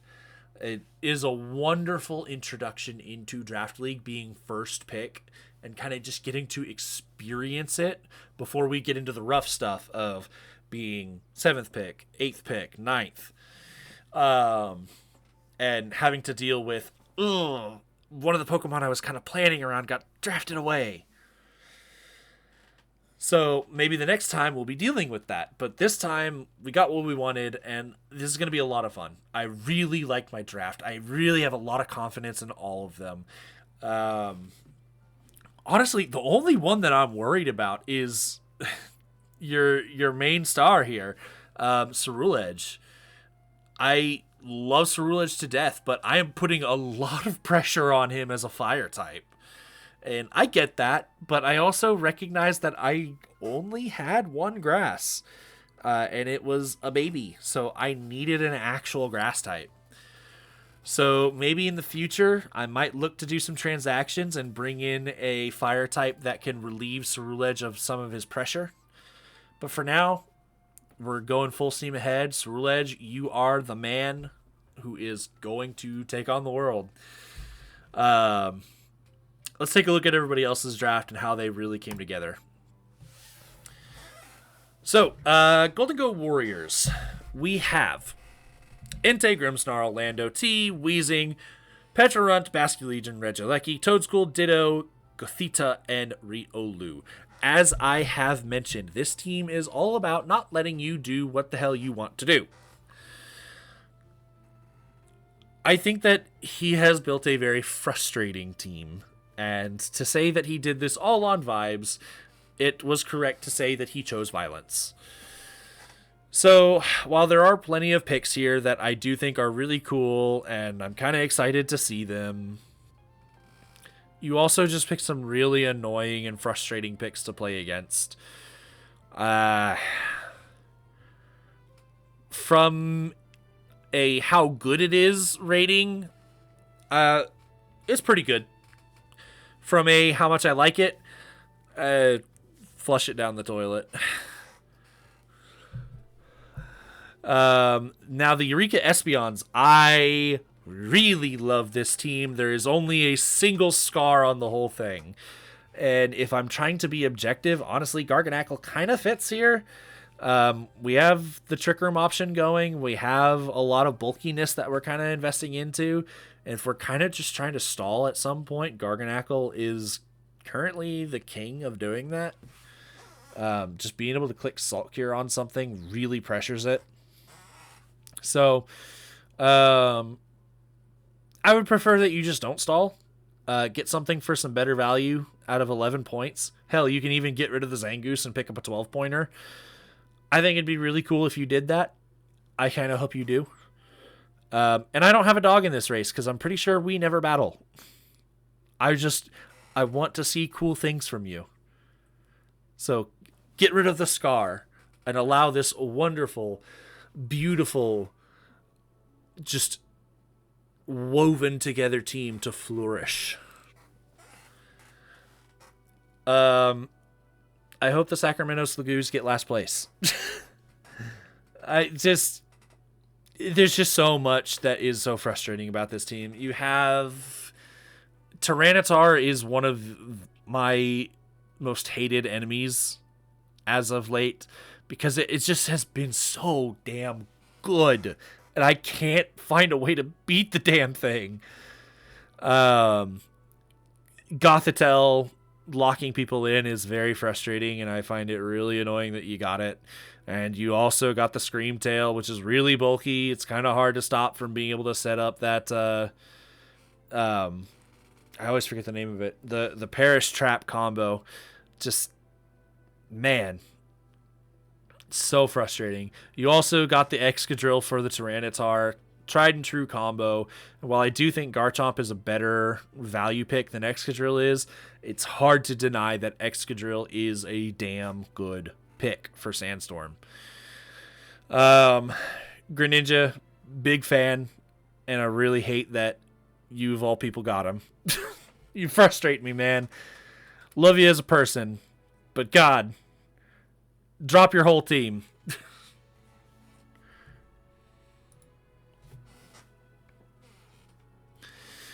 All right, so the San Diego Superiors.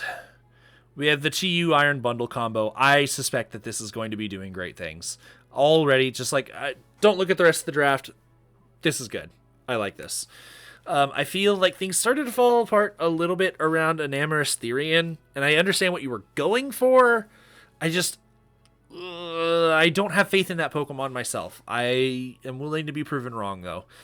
The Ninetales Alola is, of course, going to be amazing. Pairs well with the Iron Bundle. Pairs well with the Chi-Yu. It is going to bolster up all those bulky Pokemon you're wanting for the Trick Room. Iron Treads is interesting. I personally don't find it to be an amazing pick, but for 11 points, it's value. It's really good for what it is. So, excited to see that one be played out. Tauros Paldea Aqua, that is just a great mid-draft pickup. After that, I think we're kind of losing the plot.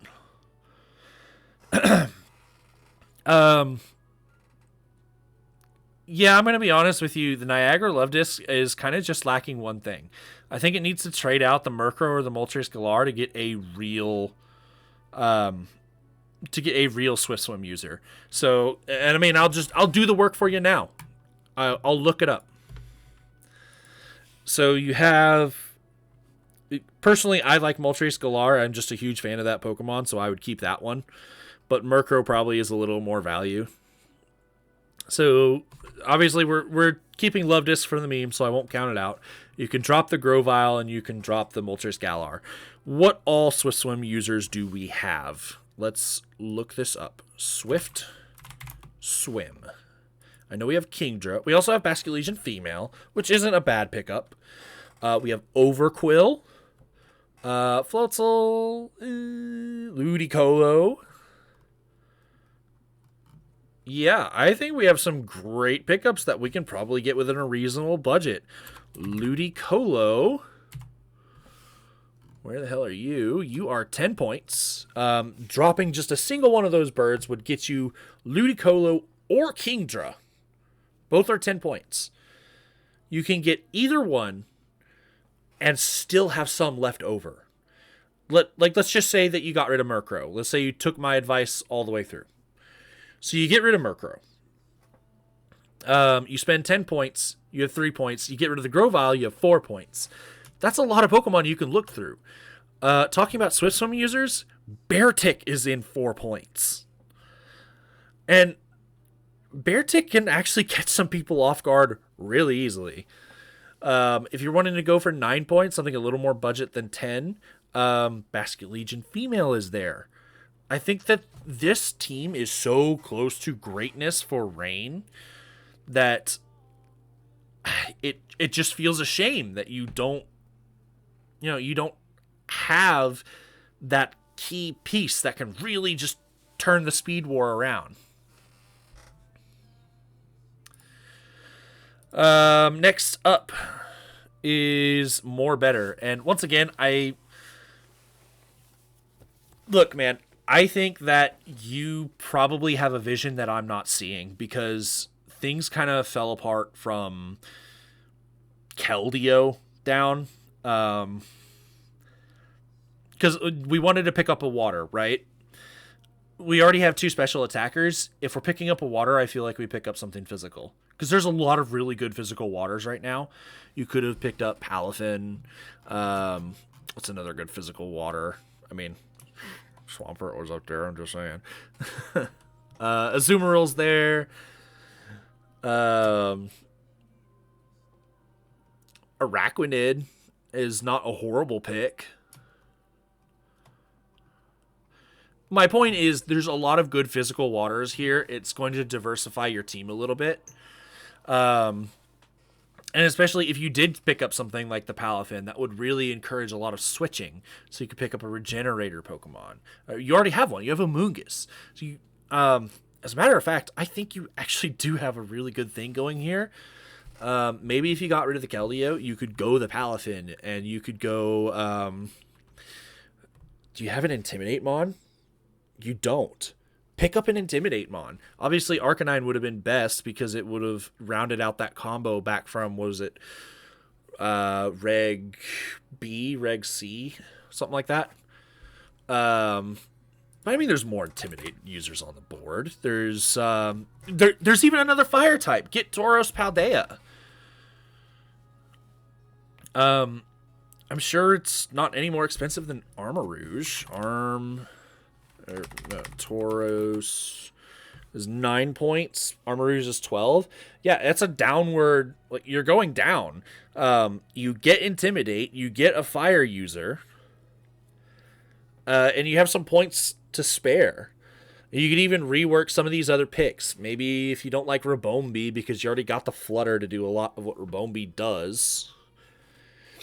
I guess max speed Pollen Puffs into Raging Bolt. That's pretty nice. I didn't identify that at the start, but Amoonguss already does Pollen Puff. It's not max speed, but it does it. So, I mean, that's 8 points on top of the 3 points you would save on the downward move from Armarouge. That's a lot of points you could spend on something. 11 points.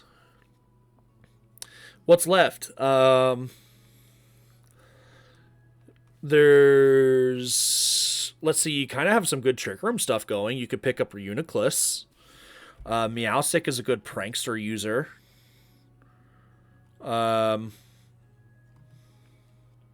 Hey, if you really like the idea of a special fire, you can either do Mixed Infernape or you can do Skeledirge is there in 11.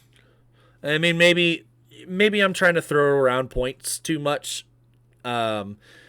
So my point values are getting scattered. And I'm telling you all these things that you wouldn't actually be able to afford. I don't know. I'm just throwing out ideas. I like where this draft was going until it kind of fell apart. But again, feel free to, in the nicest way possible, preferably, tell me to shut up. I know what I'm doing. Because maybe I just don't see it. And that's more than a possibility. Other completed teams. We have the only unnamed team in the draft so far. So I pretty well already said my thoughts on this team. We have such an amazing lineup with the first four pickups, and I feel like that was the goal is, hey, I'm going to pick all the most expensive shit that is amazing. I'm going to bring it to everything, and all the rest of it is just going to support it. Reggie Drago is... I feel like you were wanting to go with this, I'm going to throw a Tailwind and I'm going to throw Dragon Energy. That is really good. It's just that you already have a Dragon, and I think we get more value out of throwing a Fairy on this team somewhere. So 15 points is a lot of points to be able to find a Fairy-type Pokemon.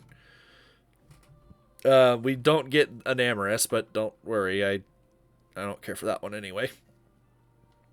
I mean, the thing is, we've already run out of fairies, like good fairies. There is the Azumarill I mentioned earlier, but I kind of like that more for its water typing. Gardevoir is not bad. It's it's definitely not anywhere as good as Reggie Drago. So if you're just picking good Pokemon, then yeah, it's fine. But if you're looking for more type coverage, I don't know, man. Maybe you just Terra Fairy something and use Terra Blast. Maybe that's the goal. Typhlosion Hisui, I really just you have enough fire. I think a Typhlosion Hisui is a drop, and we pick up something a little more interesting.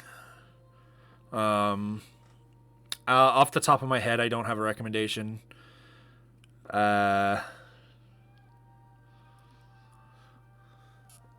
How many special attackers? You don't have like a ton of special attackers. You know what you could do? I mean, if you really want to try the setup sweeps, You could get rid of both Regidrago and Typhlosion History. Because you need the points from Regidrago, and you want to get rid of the overlap with Typhlosion. And you grab the Spectrier from 15 points. You can try to do setup sweeps with that. There's still Dragapult on the board. Dragapult's just an amazing Pokemon that I recommend to everyone. And you are really just missing a lot of special attacking. There's the Lati twins. Obviously, if you're wanting to do damage, we're kind of looking at Latios here. It would be another dragon, but at least you're dipping into the psychic at this point. Yeah, I guess if we're... I'm kind of live coming up with this is the thing. So I guess if we're just wanting a raw special attacker and we're not trying to dip into dragon too much, like if we're going to do a dragon type, we probably just want to do Regidrago in that case. So I see that.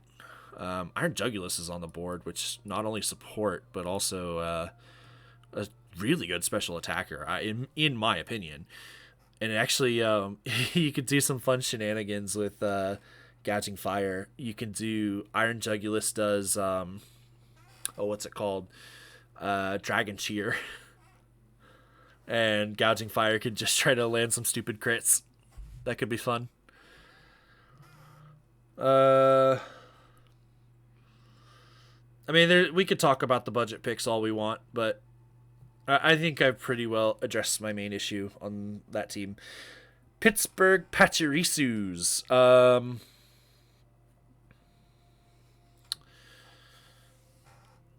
Like I said, I can't really help you because I don't know where the Sandstorm Lycanroc is. I can't find it. I did a search, and I don't think it's on the board. I can look in data. Maybe it's in data. I think this is only data. Pokemon stats, maybe? Nope, not there. Pokédex. LYC, Lycanroc. Here it is. It does not have a point associated with it. Aha! I don't know. It's a Sandstorm abuser, so it'll probably end up being like... It won't be as expensive as Lycanroc Duskmane, because that thing's just better. So... 6 points, maybe. And you just can't make that. Not if you're trying to hold, like, the dual weather. The best you could do... I really like Yanma, so I don't want to get rid of that. I think that's a pretty good value pick for one. But, I mean, you could do something... In my opinion, I think you could do something a little better than Jigglypuff and Drillbur for 2 points. Maybe there's just some secret shenanigan that you have prepped that Drillbur's able to do, and I don't know. But, oh yeah, there's some really valuable 2-pointers here. Avalugg, both versions are great. Bastiodon. All three of those are really great value pickups because you just Terra Fighting them and body press the shit out of your opponent. Works much, much better in singles, but man, is it not bad here. Chinchino, you could do some skill link stuff. It also gets Tidy Up, which is cool. Just be able to Dragon Dance something. You already have Sun, so you don't need the Vulpix. I mean, if you wanted to be funny, you could pick up Stonejourner and do some Power Spot stuff. I don't know that it'll help a lot, but I mean, you have Hippowdon, so you make it bulky. I think there's some pretty good stuff you could pick up for 2 points, is my point. Uptown Ursalunas. Yeah, I feel like you're a little more diversified than you let on. I think that Ursaluna, if you're putting all the pressure on Ursaluna, then you're kind of doomed to fail. However, I think you have... I mean, maybe you knew it and you're just not mentioning it. But you've actually taken a lot of pressure off of Ursaluna by having other Pokemon that do some good damage. The Hydreigon is a good pickup. The Zapdos is a good pickup. The King Gambit is a good pickup. All of these things are able to pump out some damage. Oh, Chandelure as well. All these things are pumping out some good damage, not specifically to support Ursaluna, but to just do damage. And that in and of itself, meaning that Ursaluna doesn't have to do everything, that is incredibly valuable. Overall, I mean, maybe you could have found something better than Chestnut. I do think that it's a good pick on its own. But I mean, if you combine Chestnut and Golduck, that's 10 points to play around with. There's a lot of Pokemon that you can get for 10 points. I mean, shit, dude. That other guy dropped Conkeldurr. You could get Conkeldurr. Do you have any redirect on this team? Nope. That's an Electabuzz angle right there. You already have ways to threaten, intimidate. You don't need Empoleon, but it could be a fun way to do it if you wanted to. You already have Tailwind. You don't need Jumpluff. Magmar's there if you didn't want to do Electabuzz. Overqwil has Intimidate, which is also something that you're missing. So I'm just saying that don't get rid of Scyther. I swear to God, that thing is not a 3-pointer. That thing is going to be sick. But for 10 points, I feel like you can do better than just Chestnut and Golduck. Do you kind of have a hard time against weather if you do so? Yeah, you could probably find a way around it. It just, I don't know, man. Just be better. Just be better than your opponent. You have there's two ways to beat any given strategy. You can either counter it, or your strategy could just be more overwhelming. And that's kind of what you go for with Ursaluna, is that your Trick Room strategy is just going to overwhelm your opponent. I think you could easily do that. I'm clicking all the wrong buttons here. Okay, we got a few more teams. Let's go through these. Caribbean Suns. Ursaluna, Blood Moon, Smeargle. I mean, you just picked a lot of things to piss me off is what you did. If you have a heart, you'll drop Smeargle, but that obviously won't happen. So, I mean, the Ursaluna Blood Moon, I act like it pisses me off. I respect it a lot is the thing. I think it does an absurd amount of damage, and I don't like that it can do that. But this is the meta we're living in, and you kind of have to accept, Pokemon like this exist. So, I picked up Chinpow. Where's my room to complain? It's nowhere. Yeah. I will say, very similar to the previous Ursaluna user, you're putting too much pressure on this Ursaluna, because your only two other special attackers, well, there's only one. I was kind of, in my head, I was thinking Charge-a-Bug. That's just boosting special attack. Your only other special attacker is P2, which is focused a lot on bulk and setting Trick Room. I would have really liked to see another, pretty good special attacker out of you. And it doesn't even need to be, it doesn't need to be a Trick Room abuser. It can just be a special attacker. I mentioned earlier, Iron Jugulus exists. The Laddie twins exist. I just don't like all the pressure for one given type of attacking to be on a singular Pokemon. But if there's going to be one Pokemon to do it, I guess Ursaluna Blood Moon is probably it. It's either that or Flutter. Even Chi-Yu maybe make an argument. But Ursaluna is yeah, he's doing so much damn damage. But yeah, I mean, just to give you an idea, what I, as someone who may battle you as, I think I'm actually your first opponent. but I might be looking. I haven't given my strategy, but my first impression is like, oh, if I beat the Ursaluna, then I literally need no investment in special defense. Like, so if I'm just physically bulky and then somehow remove Ursaluna, then I'm fine. So you have to do everything in your power to stop that from happening, or else, like, I'm just way bulky for you. I think that a lot of people might have that same impression, might actually be able to execute that better than my team can. My team's already pretty, like, not bulky. Because I'm kind of focused a lot with that Chen Pao. So, yeah, I don't have a lot of specific recommendations on what to drop, because you got a lot of decent picks here. I would just like to see a little more special attacking out of this team. Baxcalibur and Ogerpon already cover physical attacks pretty well. Halucha does a great job of that too. Toxicology department. Your team's like weird to look at is the thing, because it's actually a good team, but it's all mixed up. You didn't put your good picks at the top. You like jumbled them.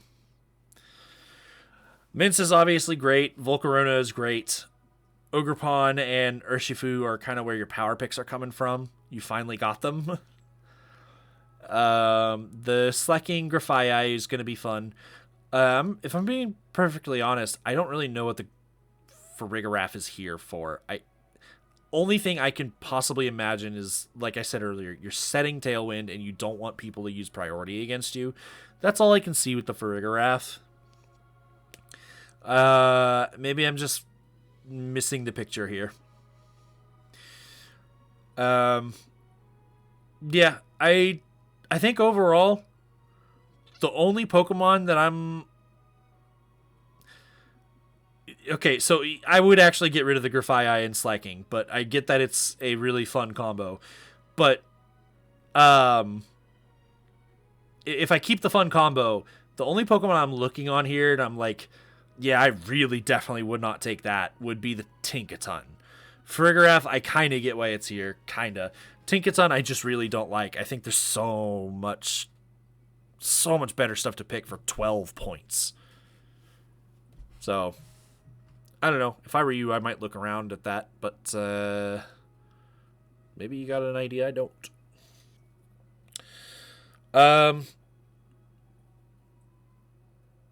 I actually really like the Hisuian Zorua team. I think I would do away with Okidogi, but I get that you're trying to punish. Okay, so here's the thing. I get that you're trying to punish Intimidates. You already have a poison user. Pick up Empoleon. Empoleon has competitive, so it's gonna punish those Intimidates that you're looking to stop. And what else is Empoleon's cheaper, I'm fairly certain. As a matter of fact, I think Meowstick?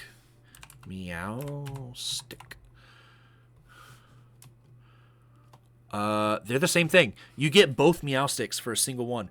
You could go Meowstick and do the competitive version. I still prefer Empoleon. I think it has better typing. But that would also give you a Prankster user if you went the Meowstick. You can do competitive or Prankster. The Empoleon is my pick here. That's 10 points versus... So you'd have another 3 points. You could maybe drop the Elekid. You'd have 4 points to find a better redirect somewhere. Is there one that exists? I don't know. You might be shit out of luck and stuck with that. Yeah, there's not in 4 points.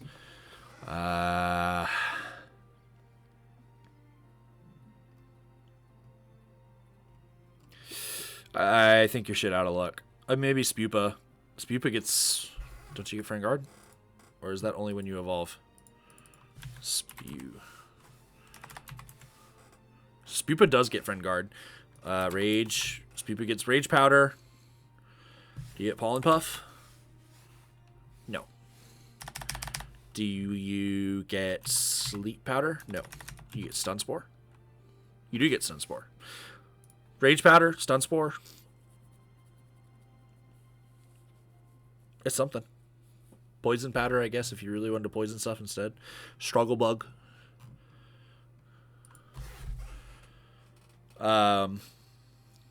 Yeah. Maybe Spupa would be a little bit better than the Elekid. But overall, I just don't like the Okidogi pick. I think there's some decent stuff you could do with it. I think it pairs a lot better with Ting Lu than Empoleon does. But clearly not everything needs to sit next to Ting Lu.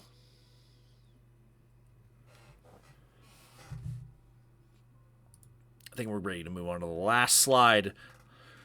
We're there, boys. We're there. Okay. I really like a lot of Haven's Angels. I think there's a lot of really cool stuff going here.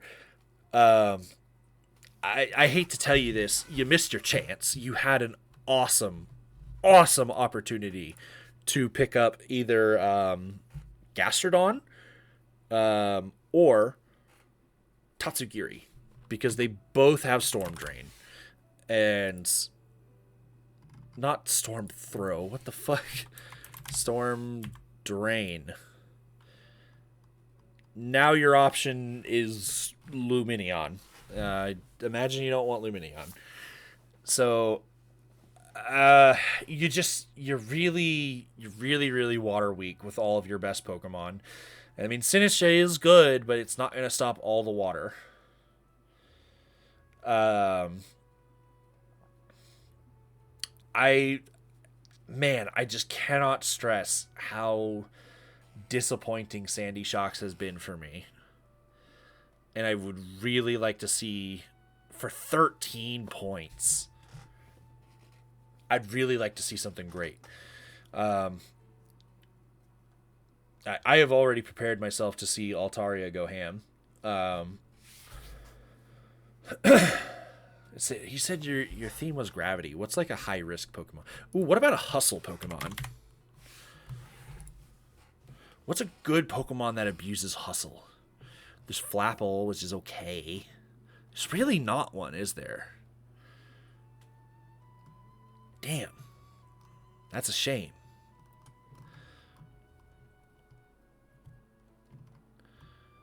Wow. There's so many bad Pokemon that have hustle. I mean, maybe Dracozolt would have been good if it was in the game. Yeah, the best you got is Hisui and Lilligant, and that thing's like, why would you not be running Chlorophyll on a Sun team? I know you're not on a Sun team. I'm just saying that, like, that's kind of its best thing.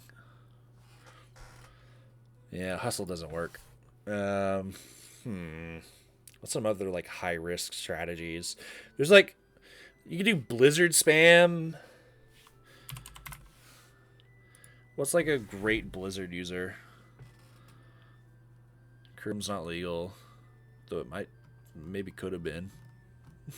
Might not have been too broken. It's not Stab. It wouldn't be good enough.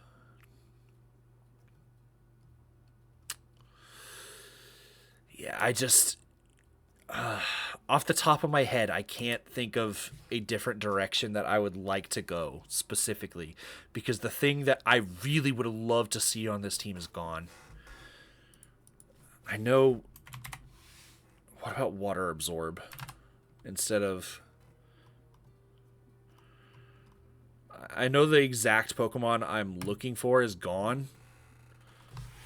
But maybe... It's Quagsire and Clodsire. I mean, sure, but I was kind of hoping to find someone with Follow Me, and all we got is Ogerpon. I think. Follow Me. Yeah, it's just Ogerpon. You'd have to predict switches, which isn't impossible. I mean, there are some good Water Absorb Pokemon here. You can grab the Clodsire. That could be something interesting. You can grab the Vaporeon. That could be a good Wish Passer. If you want to really budget pick, Lapras exists, and then you can redirect the rest of the points somewhere else.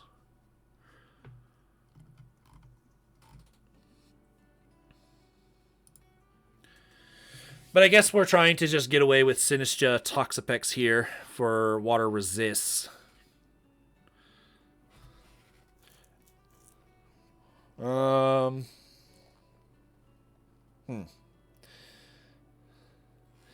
don't know. I've made my opinion clear. Change that Sandy Shocks. That's my assessment. Or alternative route. Prove me wrong and shut me up. There's that too. I'm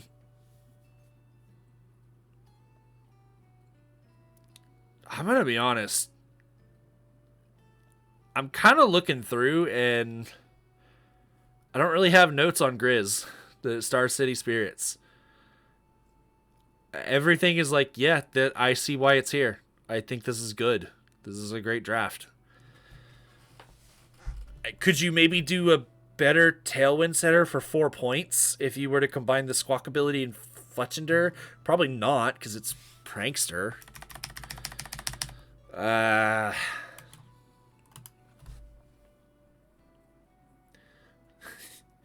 mean, if you wanted to cope that it's a good Pokemon, you could always pick Flygon.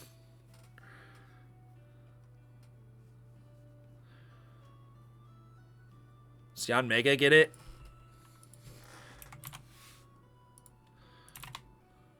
Yanmega gets Tailwind, and that's 4 points. So maybe you could do some shenanigans with Yanmega. It won't be priority. You can do the same stuff that the Yanma pick was doing on the other team. The Compound Eyes Hypnosis. You can do the Speed Boost passing. I mean, Yanmega is not horrible on its own. 116 special attack is decent. Yeah, I mean,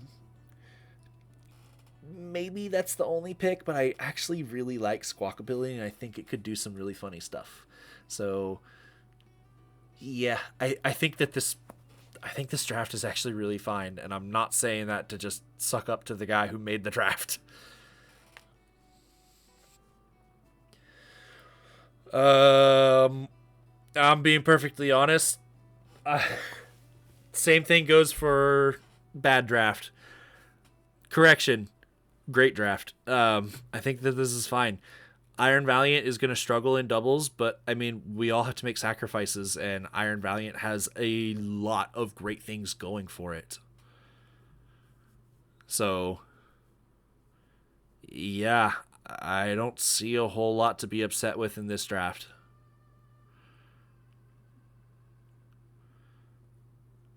Of course, like I said, I don't care for Bayonet.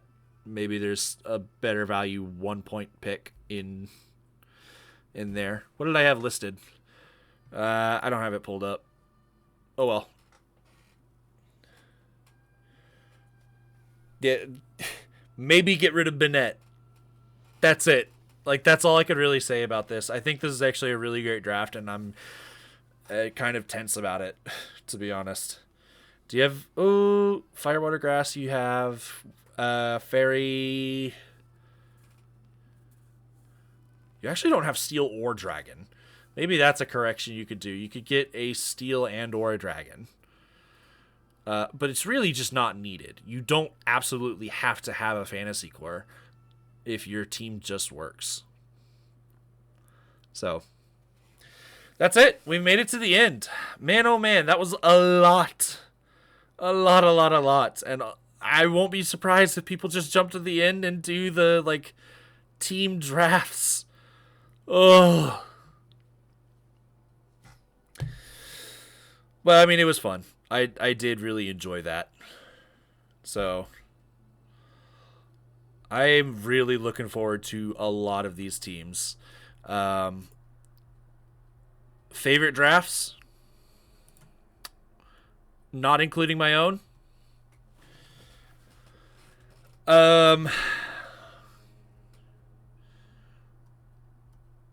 So if my own draft doesn't count, and I were to pick like a top 5, mind you, I want to tell you this, just because you're not included in the top 5 does not mean I hate your draft. Except for the Sacramento Sligoos. it does mean I hate your draft. I need to be a little more fair to this.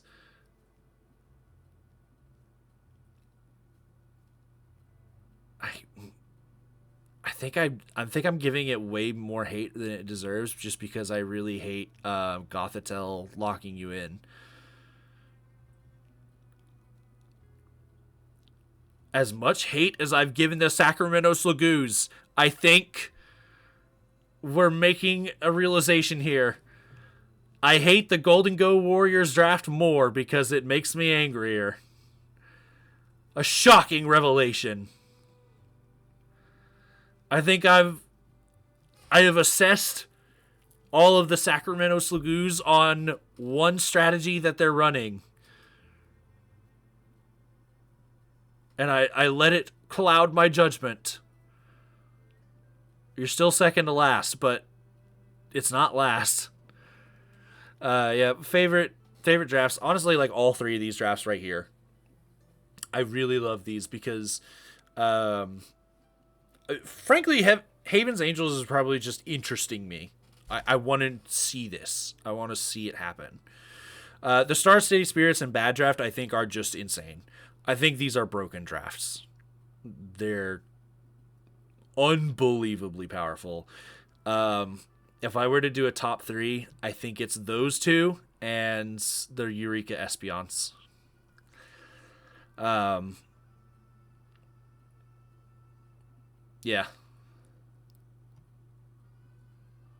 Them's are my thoughts. Hope you all enjoyed.